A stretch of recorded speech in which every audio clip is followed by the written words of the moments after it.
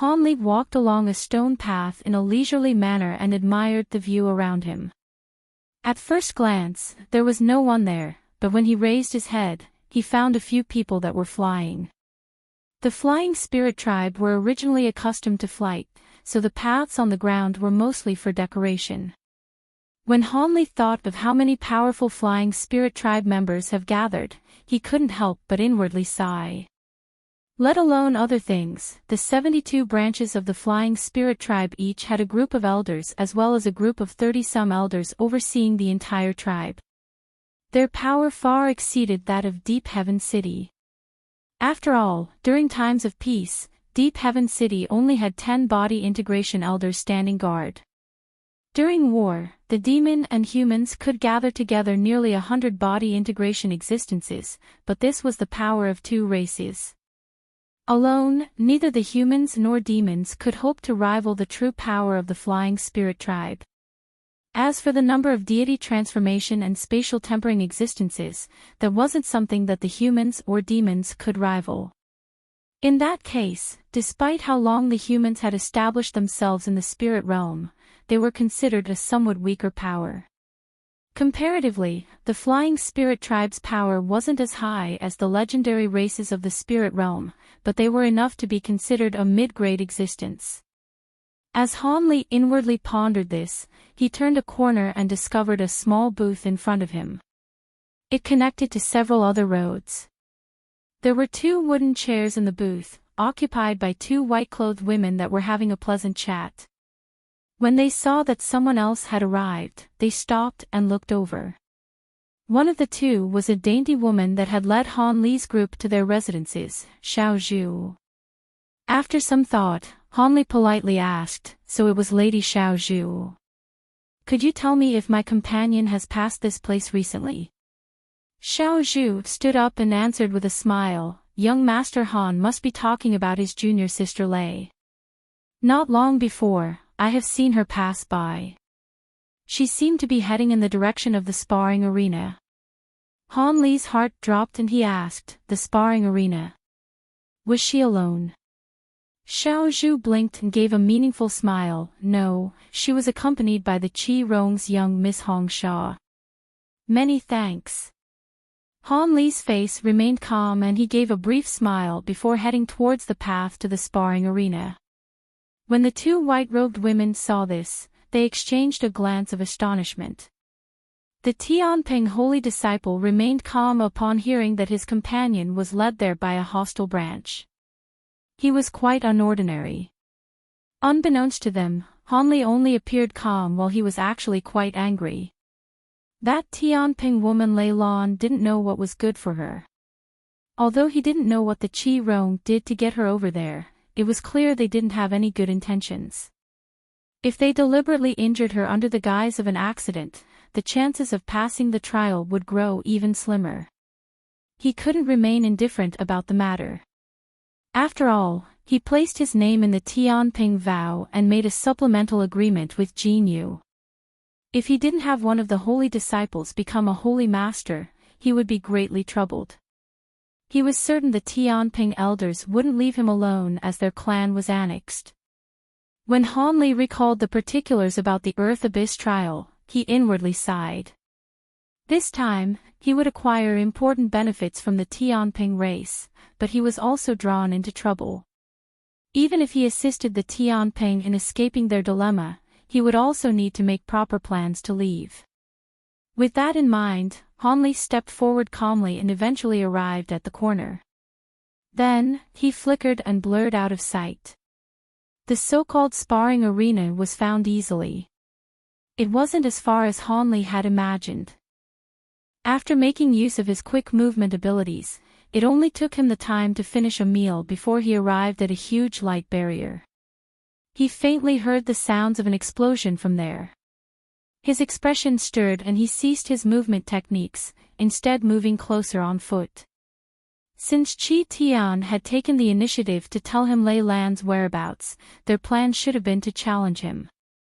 So long as he doesn't appear, the Qi Rong won't immediately make trouble. Furthermore, even if they were impatient to act, it was too late for him to do anything, so there was no point in rushing. With that in mind, Han Li's eyes flickered with blue light as he gazed into the light barrier. It appeared people were making full use of their abilities in battle. Fortunately, those that were battling didn't use any transformation abilities. One of them was controlling fire and the other breathing blue icy chi. Han Li was relieved that neither of them was Lei Lan. The woman controlling the fire should be the Qi Rong's holy disciple Hong Sha. Feeling somewhat baffled, Han Li suddenly sensed someone looking at him with icy eyes from a distance. As Han Li possessed sharp senses, he immediately looked back to find this person. However, Han Li only felt his heart tremble. The glance immediately disappeared and he couldn't find the person in the crowd. Han Li's expression sank and he pondered for a moment. He gave up on his search and quickly made his way to the sparring arena. But before he arrived, the raging flames and icy chi fiercely flashed, instantly deciding the outcome of the battle. The blue-winged man instantly was repeatedly pushed back by the raging flames and he eventually conceded and dropped to the ground. Hong Sha, a beauty to begin with, wore a seductive smile and said, "Junior Sister Lei, I've already dealt with him. If you want the lightning star stone, I'll hand it over to you if you defeat me. I definitely won't break my promise." Many of the Flying Spirit Tribe's men felt their minds roil when they saw her face. Han Li inwardly shouted no, but at this distance, there was nothing he could do. A ball of white light flashed and floated to the sky. They had a slender figure and silver wings. She was Lei Lan without a doubt. Han Li's face sank. The Qi Rong woman had instantly defeated an opponent in an instant and was now challenging Lei Lan. It clearly wasn't a coincidence. It was clear someone had spotted him and secretly informed her, thus setting their plan into motion. However, he took several breaths and his expression became calm once more. He rushed forward to the side of the stage and looked for a nearby area before standing still. Lei Lan expressionlessly said, "You used the lightning star stone to drag me here from my residence. You've wanted to fight me in any case. Regardless of your intentions, so long I can acquire the stone, I won't hold back." She spread her silver wings and bolts of silver lightning appeared in the air. They quickly spread across her body as if she were a spirit of lightning. Hong Sha paid no mind to this and giggled, shooting a glance in Han Li's direction. "So it turns out that junior sister has some skill. I'll definitely present the lightning star stone to you." A few of the branches below knew of the resentment between the Qi Rong and Tianpeng and began to whisper to another. They planned to enjoy the drama that would ensue. Han Li stood in place with his hands behind his back without any intent to interrupt them. Hong Sha giggled, but she inwardly felt somewhat anxious. If Han Li didn't stop them, then she wouldn't be able to use the tricks she prepared. It appeared she would have to change her plans. The woman pondered for just a moment and didn't hesitate any further. She formed an incantation gesture and red light brightly glowed from her body. Bowl-sized red fireballs began to appear around her, filling the sky with red lights. The temperature in the arena massively rose and became difficult to endure. Those with lesser cultivation among the spectators were forced to take several steps back before they could endure the heat. Han Li's brow stirred when he saw this, but he remained in his original place. When Lei Lan saw this, she wordlessly spread her wings and cast a spell. Thunder rang from the air and the lightning wrapped around her grew several times thicker. From a distance, it looked as if a huge silver python was coiled in the air before it scattered into countless silver threads in an attack. Each of the silver threads flashed, drilling holes through the fireballs. In the blink of an eye, thunder clapped to no end. Countless fireballs erupted and turned into scattered embers. The ability to control strands of lightning not only surprised Han Li, but it also turned the spectators restless. Hong Sha also revealed a trace of surprise, but soon, she sneered. With a shake of her sleeve, she released a red mist and had it dance around her. As the red mist brushed through the air, the embers gathered to the red mist and concentrated towards Hong Sha. In the blink of an eye, a huge fire cloud appeared in the air, completely hiding Hong Sha from view. The fire cloud roiled without end and a series of waves rushed outward. But soon, it condensed back to the center into a giant 30-meter-wide fireball. The fireball turned in the air and let out a fearsome hum before flying in Lei Lan's direction. Lei Lan's face slightly changed and she raised her hand. Silver light erupted, followed by a clap of thunder. Her entire arm was wrapped in countless thin arcs of lightning. In a silver flash, they fused together. With a loud eruption, a huge arc of lightning shot out from her arm to directly meet the giant fireball. With a clap of thunder, a thick bolt of silver lightning entered the huge fireball. Just as most of the crowd believed the silver lightning penetrated the fireball, the lightning disappeared in a flash as if it were consumed. In her alarm, the fireball quickly arrived before her with astonishing momentum. After some brief hesitation, Lei Lan shot backwards and folded her wings around her. Suddenly, layers of lightning began to form around her. In the shining light, she transformed into a silver-white ping bird. Silver lightning jumped across her body and an odd necklace appeared around her neck. A dazzling golden gourd several inches tall floated on top of it. She finally decided to use her last trump card and strike down her opponent. When the huge fireball saw the ping bird, it immediately stopped its tracks. As a muffled explosion boomed, the fireball suddenly transformed into a scarlet firebird. The firebird was several times larger than the ping bird, but the ping showed no fear. With a clear sound, its entire body massively surged in size, rivaling that of the firebird. Afterwards, countless bolts of lightning shot out from its mouth. The firebird was fearless as well and surged its flames. It clawed at the air, releasing 10 crimson claw streaks. The huge wingspan of the birds along with the increasing chaos of the battle concealed nearly half of what was occurring inside the light barrier. Blood and feathers occasionally fell from the air. But an instant later, whatever fell to the ground would instantly disappear. This was expected by the crowd. After an early-grade spirit general like Lei Lan transforms, they wouldn't continue to stall the battle while at a disadvantage but aggressively attempt to turn the tide. The lightning surrounding her entire body turned from silver-white to a faint purple and its might greatly increased. Han Li stared at the lightning bird with his bright-eyed spirit eyes and an odd expression appeared on his face. The others only believed that the lightning bird used a technique on itself to increase the might of its lightning. But with his spirit eyes, he could clearly see that the purple lightning wasn't something that was produced from the bird's body. It came from the small golden gourd that floated around its neck. When a spark of purple lightning from the gourd touched the bird's silver lightning, they seamlessly fused together, turning her silver lightning to a faint purple. The purple lightning sparks also seemed to have quite a background. Hong Sha was caught off guard, furious at having lost control of the battle.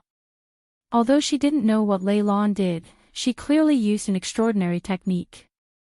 Otherwise, Lei Lan wouldn't prove to be her opponent, given her cultivation. At that moment, Hong Sha heard several male voices in her ear. Although their voices weren't loud, they caused her heart to tremble. She promptly discarded her last trace of hesitation and spread her wings in preparation of using her killing move. A strangely long feather shot out from the top of Firebird's head. Then in a burst of flames, the feather turned into an exact copy of the Firebird. It opened its mouth and immediately spat out a chain of fireballs, creating a wave of roiling flames inside the arena barrier. The ping bird was immediately overwhelmed by the attack from the second Firebird. Seeing that she wouldn't be a match, Lei Lan let out a furious shriek. Fire and lightning collided. The light barrier shuddered and the nearby air began to faintly warp. This also blurred the battle between the Firebird and the silver ping. However, it was clear that the silver bird was facing imminent crisis and wouldn't hold out for much longer. Perhaps she would soon be defeated with heavy injury. Han Li observed this in silence for a moment longer before he suddenly spread out his wings. In a clap of thunder, he turned into a bolt of white azure lightning. Meanwhile, a black silhouette flickered from another point in the crowd and also silently vanished. Bang! A 30-meter-long golden sword light appeared in the air, cleaving through the clashing fire and lightning as soon as it appeared. But before the sword light reached the battle, a faint white arc suddenly appeared in front of it, producing a sharp metallic shriek. Fire, lightning, and the white arc collided, destroying all trace of one another. When the two firebirds and the silver pink saw the flash of golden light, an incredibly sharp attack had arrived above their heads and swung down. The three birds had no way to block it. In their alarm, they couldn't continue the battle. They immediately withdrew their attacks and retreated. The huge sword light harmlessly fell between the two sides. As for the white arc, it remained in its original place but soon released enormous energy. A windstorm was conjured near it. A large quantity of worldly essence chi gathered at the white arc as if a spatial tear was about to open. The spectators of the battle were thrown into chaos. The lightning bird in particular withdrew her lightning and turned back into her young woman form with an expression of bewilderment on her face. You aren't a match for her. Don't continue to struggle. A faint voice sounded from behind Lei Lan as if the speaker was right behind her. The silver-clothed woman's face changed and she hastily turned around to find a youth standing there, Han Li, so it was Han Li who had taken action. Lei Lan said with bewilderment. The power of the sword light was something she had expected from a great spirit general. The fearsome sword light and the white scar it produced had disappeared. The worldly essence chi turned calm as well. But at that moment, Han Li wasn't looking at Lei Lan but was staring across from her. Startled, Lei Lan followed his eyes. She discovered that Hong Sha also returned to her human form and withdrew her doppelganger. She looked over at them with a mysterious smile. After Han Li separated them, a red-clothed youth with a harsh expression had appeared at her side. The youth was Zhu Yinzi, the Qi Rong holy disciple Lei Lan was most wary of. Lei Lan couldn't help but feel a chill over her heart. Zhu Yinzi smirked and said, Brother Han, I heard that you've been cultivating overseas all this time and have only recently returned to the Tianping race. I am quite curious about your abilities. Could you teach me a thing or two? The strike Han Li had just released caused his heart to sink. From that display, he knew Han Li's abilities were quite powerful. But in order to take measure of Han Li's true power, he calmly challenged Han Li in accordance with their original plan. Zhu Yinzi's reputation far outshined the likes of Hong Sha and Lei Lan. With his appearance, the spectators immediately recognized him. With news that Zhu Yinzi had challenged someone else, the crowd grew excited. It was rare to see two equals of great power face one another. The difference in fame was clear, but the other was a high-grade spirit general. The fight was likely to display things that were rarely seen. Lei Lan frowned when she heard this, but a flash of realization suddenly appeared on her face. It appeared she finally saw that the Qi Rong's objective was her senior martial brother Han standing behind her. She was only bait. I have no interest in fighting you. Han Li smiled and spoke with a casual tone. He, since you've already entered the restriction, you cannot refuse. Brother Han, please take my attack. The youth raised his hand. With a red flash from his palm, it turned into a scarlet claw, revealing 5 sharp points that glistened like red gems. Han Li frowned. Without another word, the youth swiped his scarlet claw through the air. Space ripped as the 5 scarlet talons shot forward. They instantly vanished after a flash of red light. Han Li's expression stirred, suddenly raising his arm, spreading out his pitch-black fingers in front of him. Suddenly, the air 30 meters in front of him violently shook where 5 claw streaks appeared and blurred towards him. Han Li's expression faintly changed when he saw the scarlet streaks appear. They were originally only a foot long, but when they reappeared, they were 3 meters long. The attacks were continually absorbing nearby spiritual chi and surging in size. But before the streaks grew close, Han Li already sensed an astonishing spiritual pressure directly approaching him. If his cultivation was weaker, the claw streaks would have froze his body and mind, preventing him from reacting as the streaks overwhelmed him. As Han Li felt completely aghast, his pitch-black fingers suddenly flashed with light, producing a small black mountain in the air. In a flash, it immediately turned 30 meters large. Han Li was now securely protected with the black mountain in front of him. Red light flashed, followed by successive muffled bangs. A burning heat drifted towards Han Li, causing him to feel slight burns, but the mountain remained floating in the air, completely unharmed. Zhu Yinzi was shocked by this result. Han Li's spiritual sense quickly brushed past the Ascensius mountain and his face sunk. Bang! He slapped his palm on top of the small mountain. The mountain promptly spun in the air, now pointing the side that was struck in Han Li's direction. On the mountain's black surface, there were partially melted 5-inch deep claw marks. Han Li coldly snorted and pressed his black hand on the mountain. Black light roamed across the mountain for a spell, mending all the damage that it had incurred. Since Brother Zhu wants a lesson, I'll have to provide instruction. With that said, he blurred, appearing at the side of the mountain. He flapped his wings, revealing an azure pink phantom from his back. Meanwhile, a chain of booms sounded as 4 azure tornadoes soared to the sky around him, filling the air with their screams. Zhu Yinzi glanced at the azure pink phantom from a distance as it spread out its wings. Suddenly, the 4 tornadoes ruptured, sending countless azure wind blades in Zhu Yinzi's direction. For a time, only glaring azure light and tearing winds could be observed from the light barrier. When Zhu Yinzi saw the ferocious might of Han Li's attack, his expression froze. However, his fame was well earned.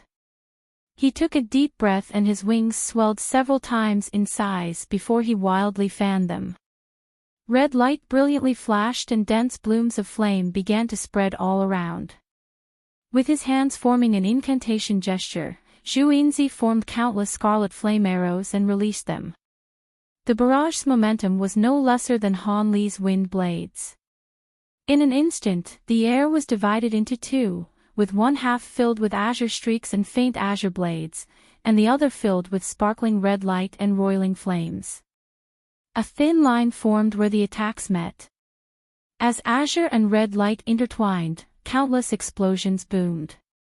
For a time, the 2 sides found themselves in deadlock. Han Li remained expressionless, but his incantation gestures changed and the sound of thunder faintly sounded from his sleeve. With 2 claps, 2 bullthick bolts of golden lightning shot out of his sleeve, fusing in midair to form a dense golden lightning WIRM.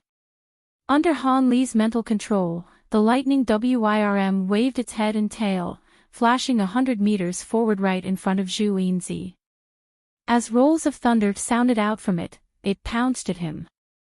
The lightning WIRM's incredible speed frightened even Zhu Yinzi. Without another thought, Zhu Yinzi spat out a scarlet ball gleaming with light. Boom! The ball and the flood dragon collided, resulting in a blinding light. Soon after, the spiritual chi roiled and turned into a 10-meter-wide fire tornado that soared to the sky. The tornado was mixed with sparks of golden lightning and thunder repeatedly clapped from it. A burning wind spread out in every direction. Under the pressure, Zhu Yinzi unconsciously took several steps back and turned to look in Han Li's direction. Startled, his face vastly changed. Han Li was no longer standing in his original place. Rather, he brought Lei Lan near the ground at the edge of the light barrier as if they were about to leave. In his fury, Zhu Yinzi raised his arm and pointed at him. With a rustle of wind, red line briefly flickered and shot forward. However, Hanli was already prepared. With a raised brow, he pointed back. Red light flashed and a similar red line was launched. It was a fire spirit thread. A crackle sounded. The two lines flashed in midair, accurately striking one another. As a result, Han Li's fire thread was repelled with slight damage, while Zhu Yinzi's line was disappeared entirely. A short moment later, Han Li and Lei Lan flickered, reappearing outside of the arena barrier. The nearby spectators took several steps back and looked at the two with astonishment. Seeing he could do nothing to prevent Han Li from leaving, he raised his voice and harshly shouted, "Brother Han, you fled without fighting. Do you not fear tarnishing your clan's reputation?" Han Li glanced back at him and indifferently said, "You should understand my thoughts. We can't determine an outcome in a short amount of time. I also carry a heavy responsibility, so will only be able to fight later." Soon after, he spread his wings and soared to the distant sky without care. Lei Lan's expression wavered and she eventually followed after Han Li. When Zhu Yinzi saw Han Li bluntly depart, his expression sank. From the side, Hong Sha hesitantly asked, "Senior Marshal Brother Zhu, do you want to pursue them?" Zhu Yinzi snorted, "How would we? We can't fight outside the sparring arena." I didn't think that he would leave so quickly after fighting. Although we've only exchanged 2 blows, we discovered that he's proficient in wind and lightning, so it wasn't a wasted effort. Additionally, we've noticed his small mountain treasure, which blocked my scarlet flame claw. How troublesome. We'll have to go back and think of a way to destroy him. With a careful heart, the woman only uttered a word of acknowledgement. Thus, the two descended and gathered with the Qi Rong in the crowd before departing. The remaining Flying Spirit Tribe members then began to discuss the appearance of Han Li. Jin Yu stared at the pitiful silver-robed Lei Lan and coldly asked, "Did I not instruct you 3 times over to not travel alone? Why did you go and fight the Qi Rong at the sparring stage?" At that moment, the Tianping Grand Elder was sitting in the first-floor hall of their residence with an icy face. Elder Shi sat at her side. He also appeared displeased. Lei Lan appeared bloodlessly pale. Bai Bai and Han Li stood at the side. Bai Bai was silent, restless, and hung his head while Han Li appeared calm. Not long after Han Li brought back Lei Lan, the 2 elders immediately discovered what happened and rushed over. They were giving a harsh rebuke to the 2 holy disciples. Although the one to blame was Lei Lan, Bai Bai hadn't done anything to stop her and shared responsibility. Lei Lan eventually muttered, "Grand Elder, that Qi Rong disciple Hong Sha had a lightning star stone.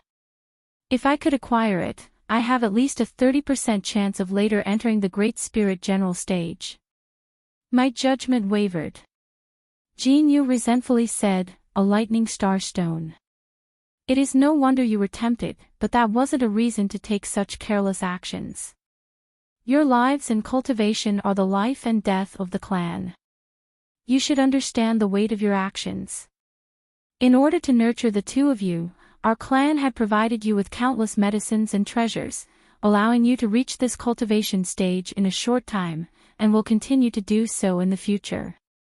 If this were not the case, you wouldn't have reached Spirit General stage, no matter your talents." Lei Lan didn't reply and simply wore a face of shame. As she thought of something to say, Elder Shi smiled and said, "All right, Elder Jin. Although Lei Lan has been rash, fellow Daoist Han managed to arrive in time and nothing of consequence occurred. Fellow Daoist Han, how do you see the situation?" "The Qi Rong most likely had doubts about me and wanted to test my skill," Han Li replied with a smile. Elder Shi chuckled and said, "I heard that you stood on equal grounds with Zhu Yinzi and even withdrew yourself. A very wise decision." "I understand how important this matter is," Han Li replied. Jin Yu pondered for a moment and spoke with unquestionable authority, "From this day, none of you three will take a step outside this building. You may only rest and cultivate. For other matters, hand them over to us to deal with. Yes, Grand Elder. Bye-bye, and Lei Lan respectfully answered. Han Li offered a salute to express his agreement. To this day, Han Li's identity in the Tianping had been odd. He was a holy disciple in name, but in truth, he was closer to a guest official. And with Tianping making demands of him, he could only be polite in return. Once Jin Yu and Elder Shi left, Han Li and the three entered and remained in secluded cultivation. 2 weeks later, Jin Yu and the other Flying Spirit Tribe elders assembled on top of Jade Emperor Peak, discussing something. 2 months later, several thousand huge birds and flying insects rushed past a desolate yellow plateau. Mounted on top of the birds and insects were winged beings. They had set off from Jade Emperor Peak and were on their way to the entrance of the Earth Abyss. Han Li and the Tianping were saddled on white huge birds at the center of the group. Although the group was large and they'd been flying for quite some time, very little was said on the trip. Han Li also sat cross-legged on his bird and was silently looking around him. The entrance to the Earth Abyss was much farther from Jade Emperor Peak than he imagined. Suddenly, there was an uproar from the Flying Spirit Tribe members from the front, and a few of them shouted in alarm. The group suddenly flowed down. Han Li's expression stirred and he immediately sent his spiritual sense to the front. 500 kilometers in front of them, a huge wall had suddenly appeared before them. It was azure gray and was over a kilometer tall. The wall spread to either side as far as the eye could see. Every 300-meter segment on the wall, there stood a pure white jade pillar. The pillar was only 30 meters tall, but its surface gleamed with azure light and was covered in mysterious talisman markings. To the side of the huge wall, there was a dense gathering of round buildings that were 100 meters tall. There seemed to be several thousand in number. Above these buildings flew a myriad of Flying Spirit Tribe beings that were awaiting them. The holy disciples and the elders gradually drew closer before coming to a stop. Greetings, elders. An azure-armored middle-aged man flew out towards them and saluted them from a distance. So this year, my old pal Jean Fong was on duty. How fortunate. Brother Jean, you should have received the information we've given you. From Han Li's side, several people flew out. This included an old woman with a cane, a middle-aged man with snow-white hair, and an old man with azure thorns on his face. They were the most influential of the Council of Elders and were speaking to the middle-aged man. Even they appeared very respectful when facing this azure-armored man. Han Li glanced at the azure-armored man and felt his heart tremble. His cultivation was unfathomably deep, no lesser than the 3 grand elders that have rushed to meet him. It was no wonder they were so polite. Furthermore, this person's azure armor was somewhat particular. Its designs were quite simple and its surface was a dull gray, but it has its talisman characters similar to decorative patterns. But when Han Li brushed his spiritual sense past the armor, it gave him a familiar sensation. He took another glance at it, then suddenly widely opening his eyes as if he saw something inconceivable. If he was correct, the so-called azure armor should have been something condensed from extremely concentrated baleful qi. This explained why the aura gave him a familiar feeling. Despite the amount of baleful qi on his body, he appeared well and was able to use it to create armor. This ability was truly outrageous. In his alarm, he looked around and noticed others that were wearing azure armor among the Flying Spirit Tribe. Each of them wore armor of varying colors. Blue light flashed from Han Li's eyes and he narrowed his sight. Their armor was also formed from baleful qi. But because of their weaker cultivation or lacking baleful qi, their armor appeared vague as if they weren't as condensed. When Han Li saw the different armors formed by baleful qi, he was deeply shocked and began to ponder about them. At that moment, the azure-armored man looked at the crowd behind the 3 grand elders and wore a smile. How could I forget about our tribe's 300-year trial? However, the demons in the closest earth abyss are agitated. If you wait another 2 years, I wouldn't agree with having the trial. The old man chuckled. That is why we moved the date of the trial earlier when we heard your news. There shouldn't be a problem starting now, right? The azure-armored man indifferently answered, no. Although the dark chi is more dangerous than usual, an official eruption will take a year at least. However, the dark demons underground will not stay in the nest levels, so I can't guarantee that the demons on the first 3 layers will be spirit general grade. The chances of encountering high-grade Earth Abyss demons will be much higher, but those at Demon King level won't likely appear. As the dangerous ones, if you find them to be too harmful, don't blame me for not warning you. So long as no Demon King grade existences appear, the trial will go on, the white-haired man said with a firm voice. The old woman frowned and slowly said, I have no objections. If we miss this opportunity, we won't be able to conduct the trial for at least another 100 years. Many of our branches cannot wait that long. The tattooed old man muttered to himself for a moment and nodded with a sigh. The azure-armored man chuckled at their approval and raised his hand to the air. A fist-sized azure light ball shot out. In a flash, it strangely appeared a kilometer in the air. Following the explosion of the light ball, a huge world-shaking boom shook the air and a halo of azure light rushed out from the result. Soon after, a 10-meter-wide azure sun rose to the sky, shining with a blinding light.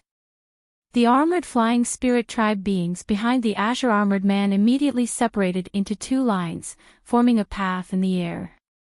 Their cultivation all differed, but their silent and disciplined movement produced a formless pressure. When the others saw this, the various elders were better off, showing only a brief change in expression, but Hanli and the other holy disciples became restless with most wearing expressions of astonishment. The 3 elders in front then waved their arms behind them before moving forward together. Suddenly, the entire group went ahead and slowly passed through the armored soldiers in the air. Mounted on top of a huge bird, he narrowed his eyes as he looked at the armored soldiers to either side. He found that most of them wore cold, indifferent faces apart from occasionally looking at them with curious eyes. There were also those that were younger and possessed lesser cultivation. The lowest cultivation among them was at core formation level. And there were many from higher cultivation levels, many of which included those at Great Spirit General stage. Hanli felt apprehension. The Earth Abyss guards that are stationed here were about the same as the guards of Deep Heaven City. However, their numbers were far less than the Deep Heaven guards. But their elites were at a level far beyond those from Deep Heaven City. And considering the people stationed here often fight the demons that emerge from the Earth Abyss, they have richer combat experience than other Flying Spirit Tribe members. From the buildings constructed here, it also appears that Earth Abyss guards live here as well. As Hanli's thoughts churned in his mind, the group of holy disciples and elders arrived in front of the span of buildings. The group of elders separated and started guiding the disciples to nearby residences to rest. The trial would soon begin on the morning of the next day. The Tianping also entered one of the residences. Jin Yu and Elder Shirk guarded the first floor, while the holy disciples were each given their own floor so they could rest without disturbance. Hanli frowned. Although he was happy there was a night of rest, Jin Yu and Elder Shir had ordered them to remain inside and stay on different floors. It would interrupt his earlier plans. Hanli sat cross-legged on his bed, but he didn't meditate. Instead, his eyes wandered as his mind began to sink into thought. Not long after, he seemed to have thought of something and chuckled to himself. He then stood up and went to the first floor. When he appeared at the bottom of the stairs, he saw Jin Yu and Elder Shir with their eyes closed as they sat down. But immediately after, they opened their eyes at the same time and looked over in his direction. Hanli felt his heart tremble. Fellow Daoist Han, why aren't you getting proper rest? Could it be that you have something urgent to attend to? Rather than Jin Yu, it was Elder Shi who spoke. I have something I wish to do and I want to take a trip outside, Han Li calmly stated. What is it? Jin Yu said with a trace of dissatisfaction. With the trial right around the corner, she hoped that Han Li would obediently rest in his room, rather than be distracted by other things. Han Li smiled and gave an honest answer. In truth, it isn't much. I found that the Earth Abyss Guard's armor was quite peculiar as it was formed from baleful qi. I was hoping of finding someone that could explain the mysteries behind it. Jin Yu paused and then said with an odd expression, You mean the Four Fiend armor technique? The technique requires an immense amount of baleful qi to use. Otherwise, the technique would be too weak. What do you plan to do with it? Elder Shi also felt somewhat surprised. Han Li smiled and formed an incantation gesture. Golden light shined from his body, emitting an astonishingly deep aura. A dense wave of baleful qi soon burst out from the depths of his body. The baleful qi he refined with the Vajra arts began to concentrate all over his body. Both of the elders were astonished by the display of baleful qi. With such dense baleful qi, it is no wonder you're interested in the Four Fiend Amour technique. Hee, but you don't need to go outside. The technique isn't kept secret, and I'm proficient in it as well. I can hand over the entire cultivation art to you. With the immense baleful qi on your body, you may even use the technique tomorrow during the trial. As Elder Shi heartily laughed, he spoke the words that Han Li already anticipated.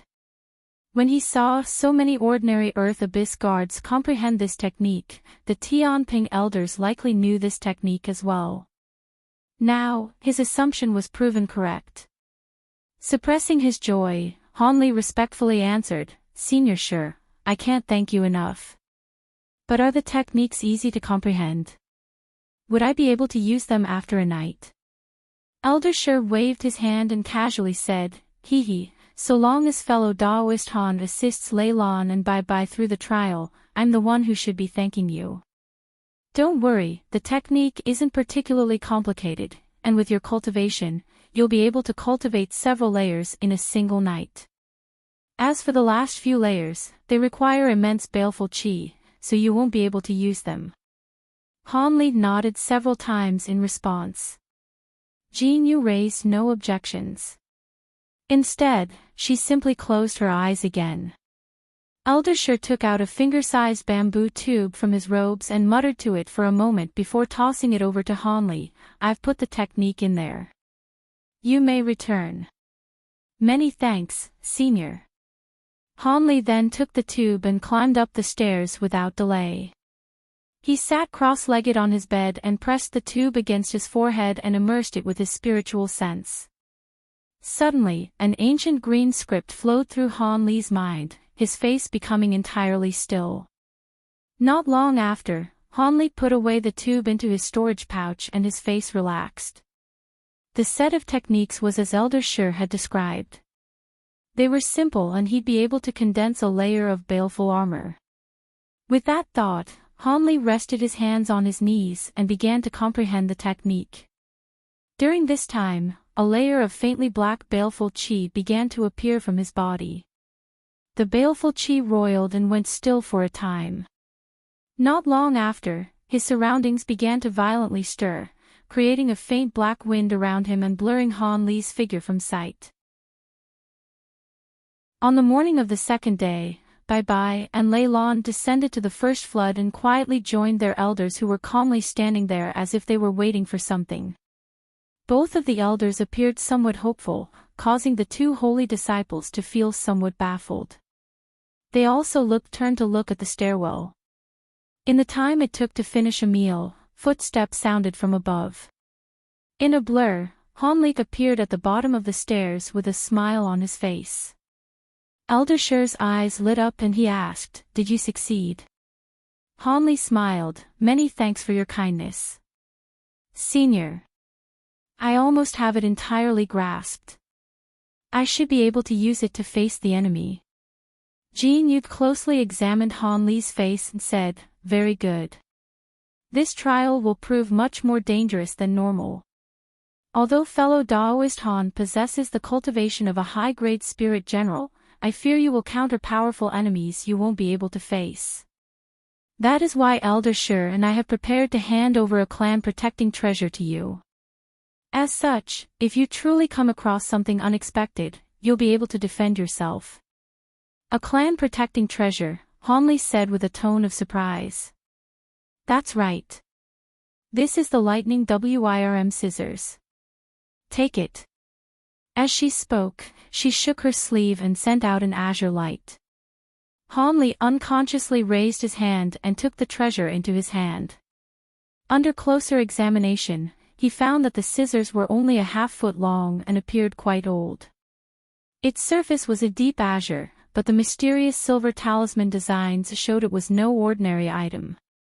Hanli stroked his hand across it and sensed a deep icy chi.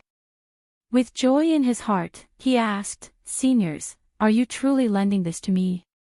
In truth, there were several other treasures in the tribe that are more suitable for use in the earth abyss, but I fear those treasures will take up too much time to refine. These lightning WIRM scissors aren't nearly as troublesome. So long as you infuse it with spiritual power, you will be able to use its awesome power to strike down your enemies.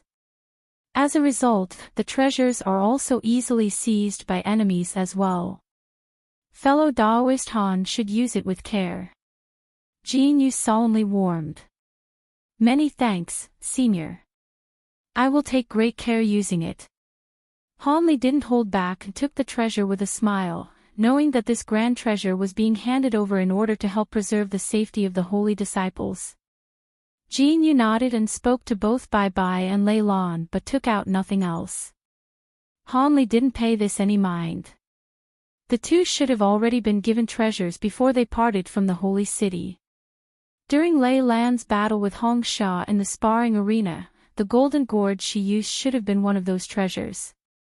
A short moment later, the five walked out from the building and soared to the sky. There were various other branches that had gathered there earlier. This time, none of them were mounted on birds or flying insects. They were all floating with their wings. Also, the holy disciples of the flying spirit tribe's various branches were gathering together, separated from their elders. The holy disciples were now much different than the day before. They wore solemn expression and were whispering to one another. Hanli blinked, simply bringing his fellow holy disciples to the corner of the group and remaining silent. But not long after, Hanli sensed people looking at him. As his heart stirred, he looked back in their direction. 300 meters away, there was a short skinny girl examining him. Her skin was dark, but strange black tattoos were drawn on her neck. When she saw Hanli looking at her, she smiled, revealing a mouthful of pure white teeth. Hanli felt his heart tremble. He quickly swept his spiritual sense over to her and found that she was also a high-grade spirit general. The strange aura on her body faintly gave him a sense of danger, as if she cultivated a peculiar technique. Hanli showed none of this on his face, instead merely moving his lips. Standing at the side, Bai Bai with his eyes shut suddenly heard Hanli's voice transmission. He opened his eyes in a start and glanced at the skinny short girl. His face greatly changed and he hastily lowered his head. With a voice of awe, Bai Bai replied in a voice transmission, "Brother Han, that is the 7 Pass Race's Ao Qing. She is even more famous than Zhu Yinzi and is one of the most capable disciples of our generation. However, she is incredibly ruthless and her temperament is odd. She'll take the lives of others without provocation. Brother Han had best avoid her attention." Hanli frowned. Just as he thought why that woman was examining him, he suddenly sensed a gloomy look aimed at him. This time, he felt genuine hostility. Hanli's expression sank. He looked to the side. At another corner of the crowd, he saw Zhu Yinzi and the other Qi Rong disciples look at them with hostile expressions. Hanli coldly returned a glance and expressionlessly looked away. Given the Qi Rong's attitude to the Tianping, they were certain to be up to no good. Hanli felt ill at ease over the matter. Because Hanli and company had come somewhat later, they didn't have to wait for much longer. An hour later, the 3 grand elders from the council and the azure-armored man appeared in front of the crowd. The entire group then began to move forward and arrived at a small mountain in front of a huge wall. For some unknown reason, the wall was completely barren. There weren't any patrols or watches above the wall. The azure-armored man then walked in front of the elders and spoke a few words, pointing at the wall. A huge rumbling sounded and the wall stirred. In a flicker of rainbow light flashed, a faint silver spell formation appeared. When the azure-armored man saw this, he immediately opened his mouth and spat a purple wooden badge. The badge brightly lit up and released a purple beam of light. It flickered several times before striking the heart of the formation. Suddenly, the silver spell formation roiled and beaming light roamed. The formation suddenly vanished, but a huge silver gate appeared underneath the wall. The door was 100 meters tall, gleaming with an icy light. From appearance and weight, it appeared to be formed from pure silver. The azure-armored man wordlessly put away the wooden badge and swept his sleeve to the huge door in the distance. Suddenly, a purple light mist swept out and struck the huge gate. A huge gong sounded as the silver gate slowly opened. A gray demonic wind immediately blew out from the gate. As it passed, the holy disciples shuddered, feeling as if knives were being pressed against their skin. It was a truly odd sensation. When Hanli felt how odd the wind was, blue light shined from his eyes. The huge gate opened. Without any hesitation, the holy disciples began to walk through the gate. When Hanli saw what was behind it, he felt his blood run cold. As far as the eye could see, there was only black land, completely lacking light and even a single blade of grass. Be it stone or sand, it was only black as well. The sky was covered in a gray mist that appeared quite dense. It was impossible to see through from below and seemed to have no end. There were cracks in between the mist and the earth about 100 meters tall, but one could hear winds harshly whistled without end as if the cracks would consume everything. Everyone that heard this couldn't help but feel a chill. So this is the Earth Abyss Gate. It looks dangerous as expected, Hanli muttered to himself. The old woman with a cane then said, "All right, we've arrived. Apart from holy disciples, no one else will take a step forward. The Earth Abyss Gate is a myriad kilometers outside the mist." Although her voice wasn't loud, everyone could clearly hear it. Those that were restless immediately calmed down. The white-haired man chuckled, "Since we're here, you all must be anxious. Let's begin making the details clear." The old woman glanced at the white-haired man and calmly said, "The Council of Elders would like to inform you that the demons marked for this trial will be different from the past few. If you bring back an infernal flame fruit, you will have passed. This spirit fruit is different from the others in that it is found in the areas that are darkest and filled with filthy chi. The fruit needs to be about 500 years of maturation and each tree only bears one fruit. The darkness on the first level won't be enough for the fruit to grow. Of course, if you're lucky, you could find it there. On the second floor, they may grow there in a small number, but we don't guarantee anything. The third floor is where it is guaranteed that the fruit will grow and in great numbers as well. Act in accordance with your judgment. You have 3 months. After those months, the gate will open again to receive you, regardless if you've succeeded. I hoped you listened well." The old woman's voice was powerful.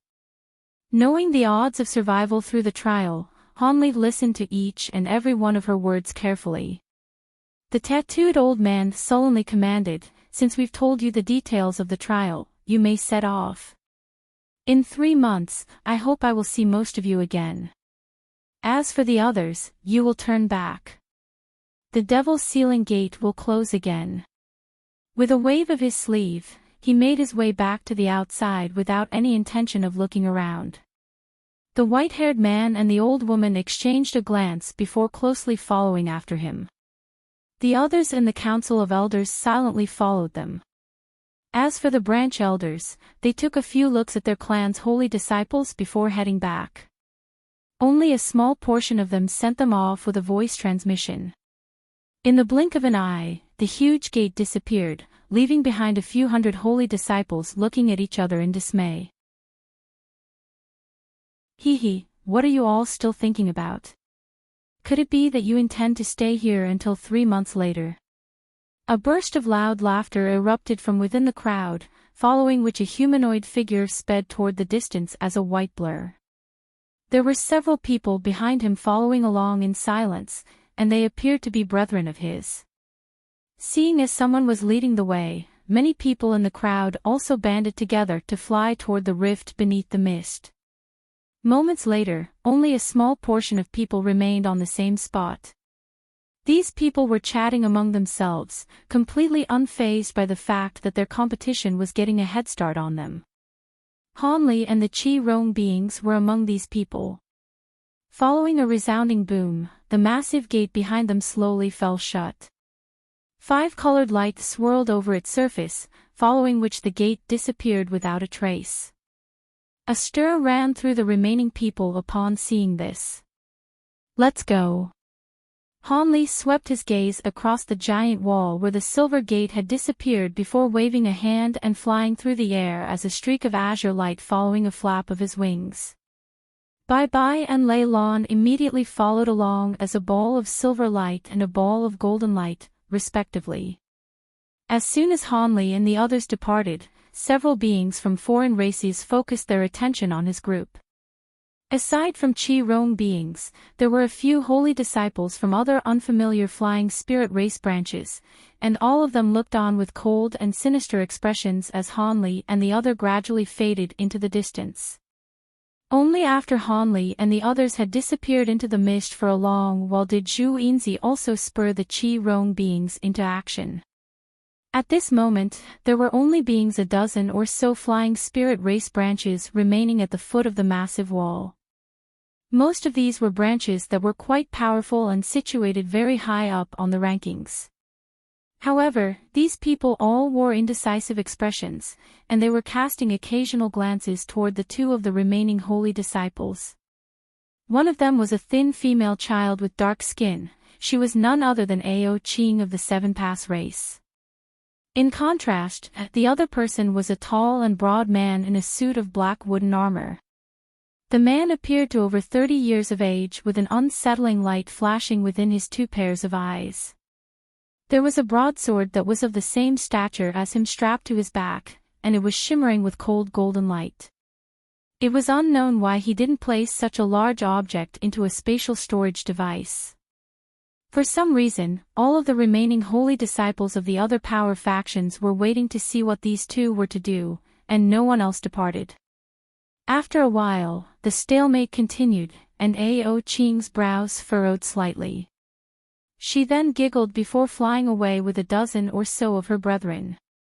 A cold light flashed through the eyes of the 4-eyed man upon seeing this, and he strode forward, covering a distance of several tens of feet with a single step, pursuing Ao Qing as he also departed. 3 men from the same race who were just as imposing as he was followed along behind him in silence.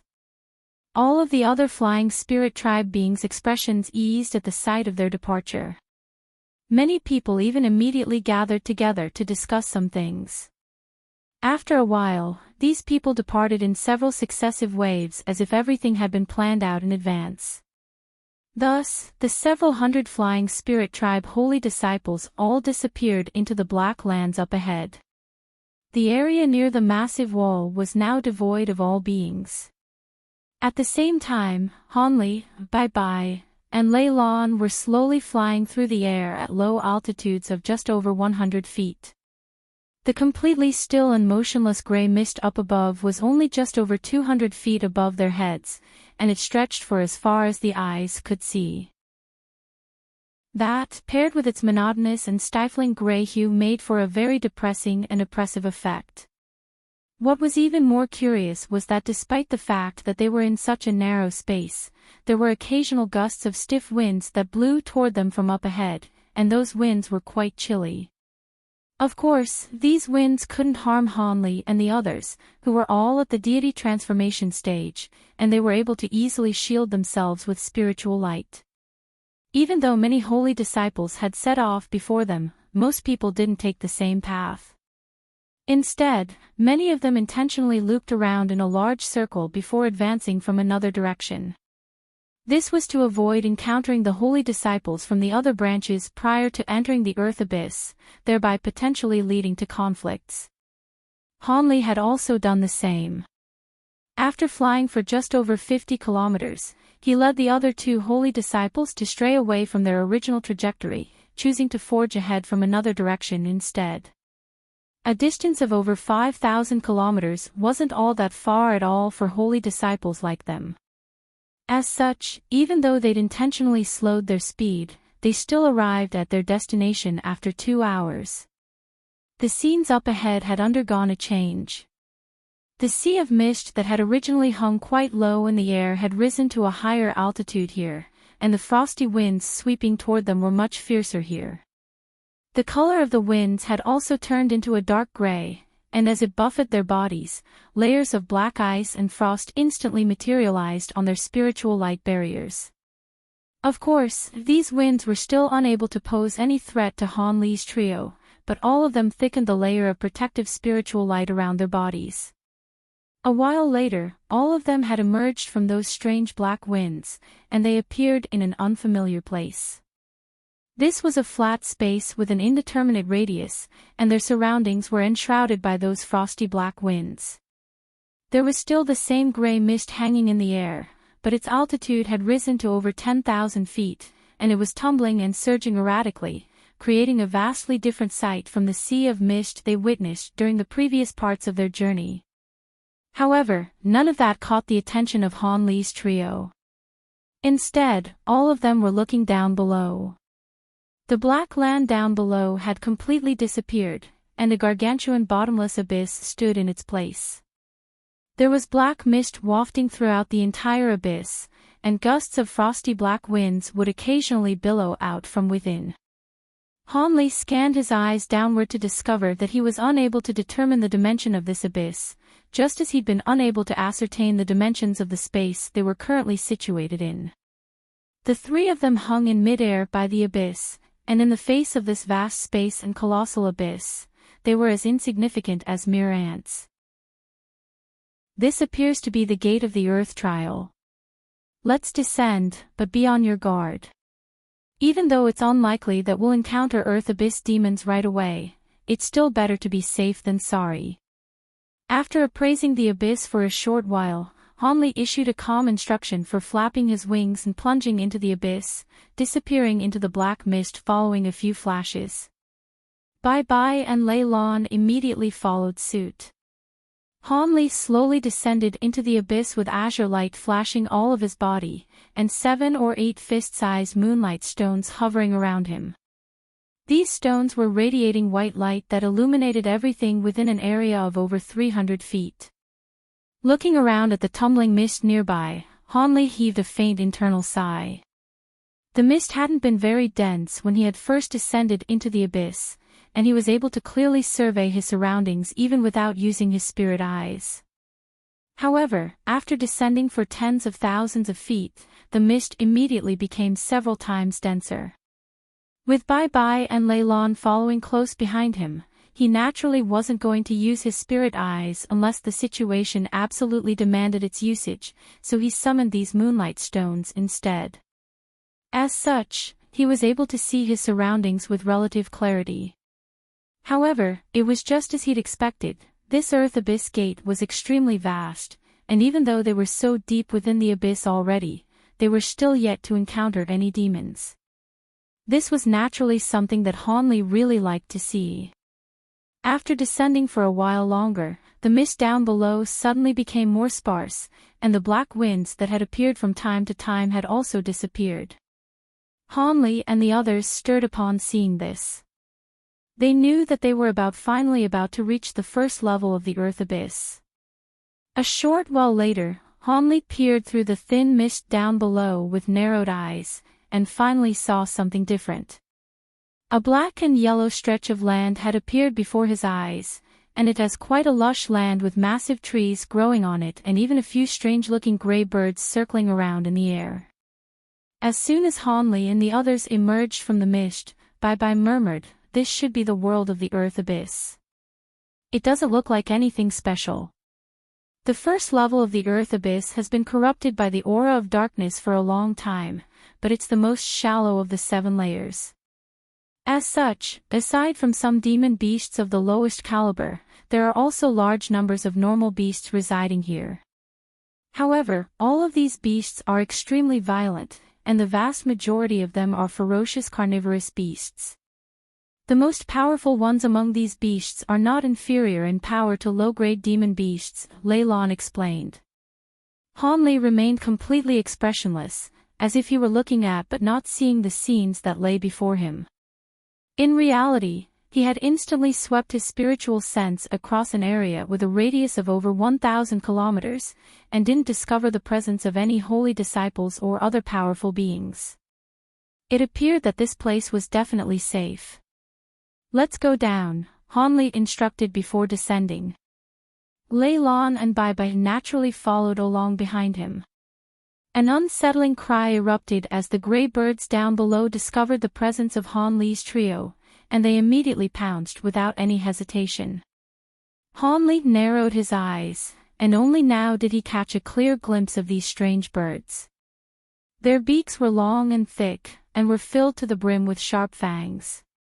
There wasn't a single feather to be seen on their bodies, and all of them had strange gray skin as well as a bent single horn growing on each of their heads. Hanli harumphed coldly as he flicked a few fingers through the air.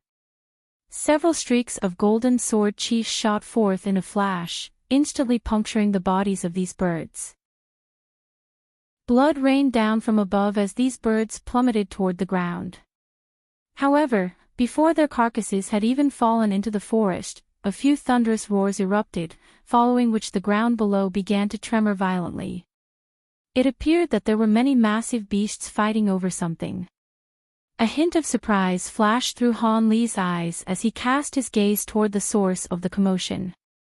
He then descended to an altitude of just over 1,000 feet and flew toward a direction that he'd decided on in advance. According to the holy disciples who'd participated in these trials in the past, there are many entrances from the first to the second level. However, there are only a dozen or so entrances among those that are relatively safe. It's almost impossible to find infernal flame fruits on the first level, so let's head straight to the second level. The entrance that I've chosen is one that's quite secluded. Even though it'll take us more time to get there, we'll be able to avoid the ambushes set up by the enemies of our race, Hanli explained as he flew through the air. Bai's brows furrowed slightly, seeming opposed to Hanli's proposed course of action, but refrained from saying anything. Meanwhile, Lei Lan simply didn't really care. Hanli smiled upon seeing this, and he didn't say anything further. Just because he was providing an explanation didn't mean he was discussing the matter with them. Seeing as the Tianping race had asked him to protect these 2 holy disciples and ensure their success in this trial, then he naturally had to lead the way.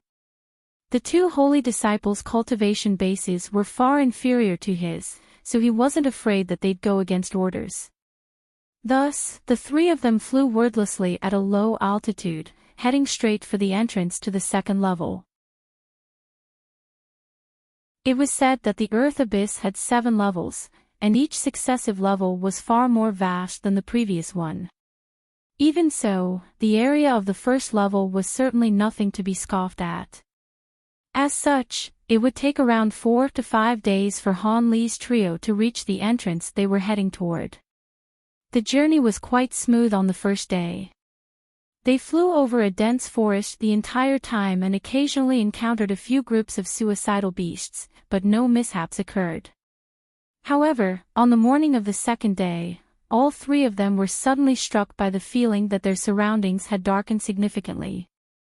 Hanli looked up with a surprised expression to find that the gray mist in the air above, which had been emanating faint light, had disappeared. It had been replaced by a vast expanse of black rocks that were situated in the air at altitudes of over 100 feet, and there were stalactites hanging from them. There were even some lush patches of moss and vines growing along the surface of these rocks. They'd flown out of the area encompassed by the gate of the Earth Abyss and finally officially arrived in the first level of the underground world. Thankfully, the trees here all glowed with a faint light, perhaps due to the fact that they'd been growing in darkness for long periods of time, and there were unknown minerals on the ground that were also shimmering faintly. As such, their surroundings weren't entirely pitch black, and they could still see many things even from a distance. It was just that the feeling in the air had completely changed and that surroundings seemed to have become more sinister and menacing. Furthermore, the occasional clouds of black mist and gusts of frosty winds that swept toward them further contributed to this harrowing sensation. However, what was especially worthy of note was that not long after they'd flown into this dark area, Hanli felt his spiritual sense being restricted, and he could only release it out of his body for several hundred feet. He had mastered the Great Development technique, so his spiritual sense was far superior to cultivators of the same cultivation base. As such, Bai Bai and Lei Lan were most likely only able to release their spiritual sense for several tens of feet at most. With that in mind, Hanli cast his spiritual sense behind him, and sure enough, both of the holy disciples were wearing grim expressions on their faces. However, none of them were all that surprised by this occurrence. Prior to departing from the holy city, the Tianping race elders had warned them about this. Not only did intruders like them have their spiritual sense handicapped, even the native dark demon beasts of the Earth Abyss were also afflicted by this. However, these demon beasts had been dwelling in the Earth Abyss for a long time, so they were already accustomed to this handicap. In contrast, the beings of the flying spirit race were naturally yet to acclimatize to this, and it was quite an unsettling experience for most. In spite of this, Hanli remained completely unfazed. After all, it wasn't the first time that he'd encountered a situation where his spiritual sense had been restricted, so he was quite experienced. After flying onward for several more hours, Hanli's brows suddenly furrowed. He raised a hand and quickly pointed a finger toward the moonlight stones hovering up ahead. All of these moonlight stones immediately exploded and disappeared into nothingness. The azure light flashing from Hanli's body also faded as he came to an abrupt halt.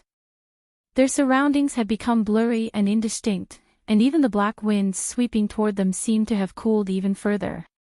Bai Bai and Lei Lan had also reflexively faltered in their flight, but neither of them knew why Hanli had stopped.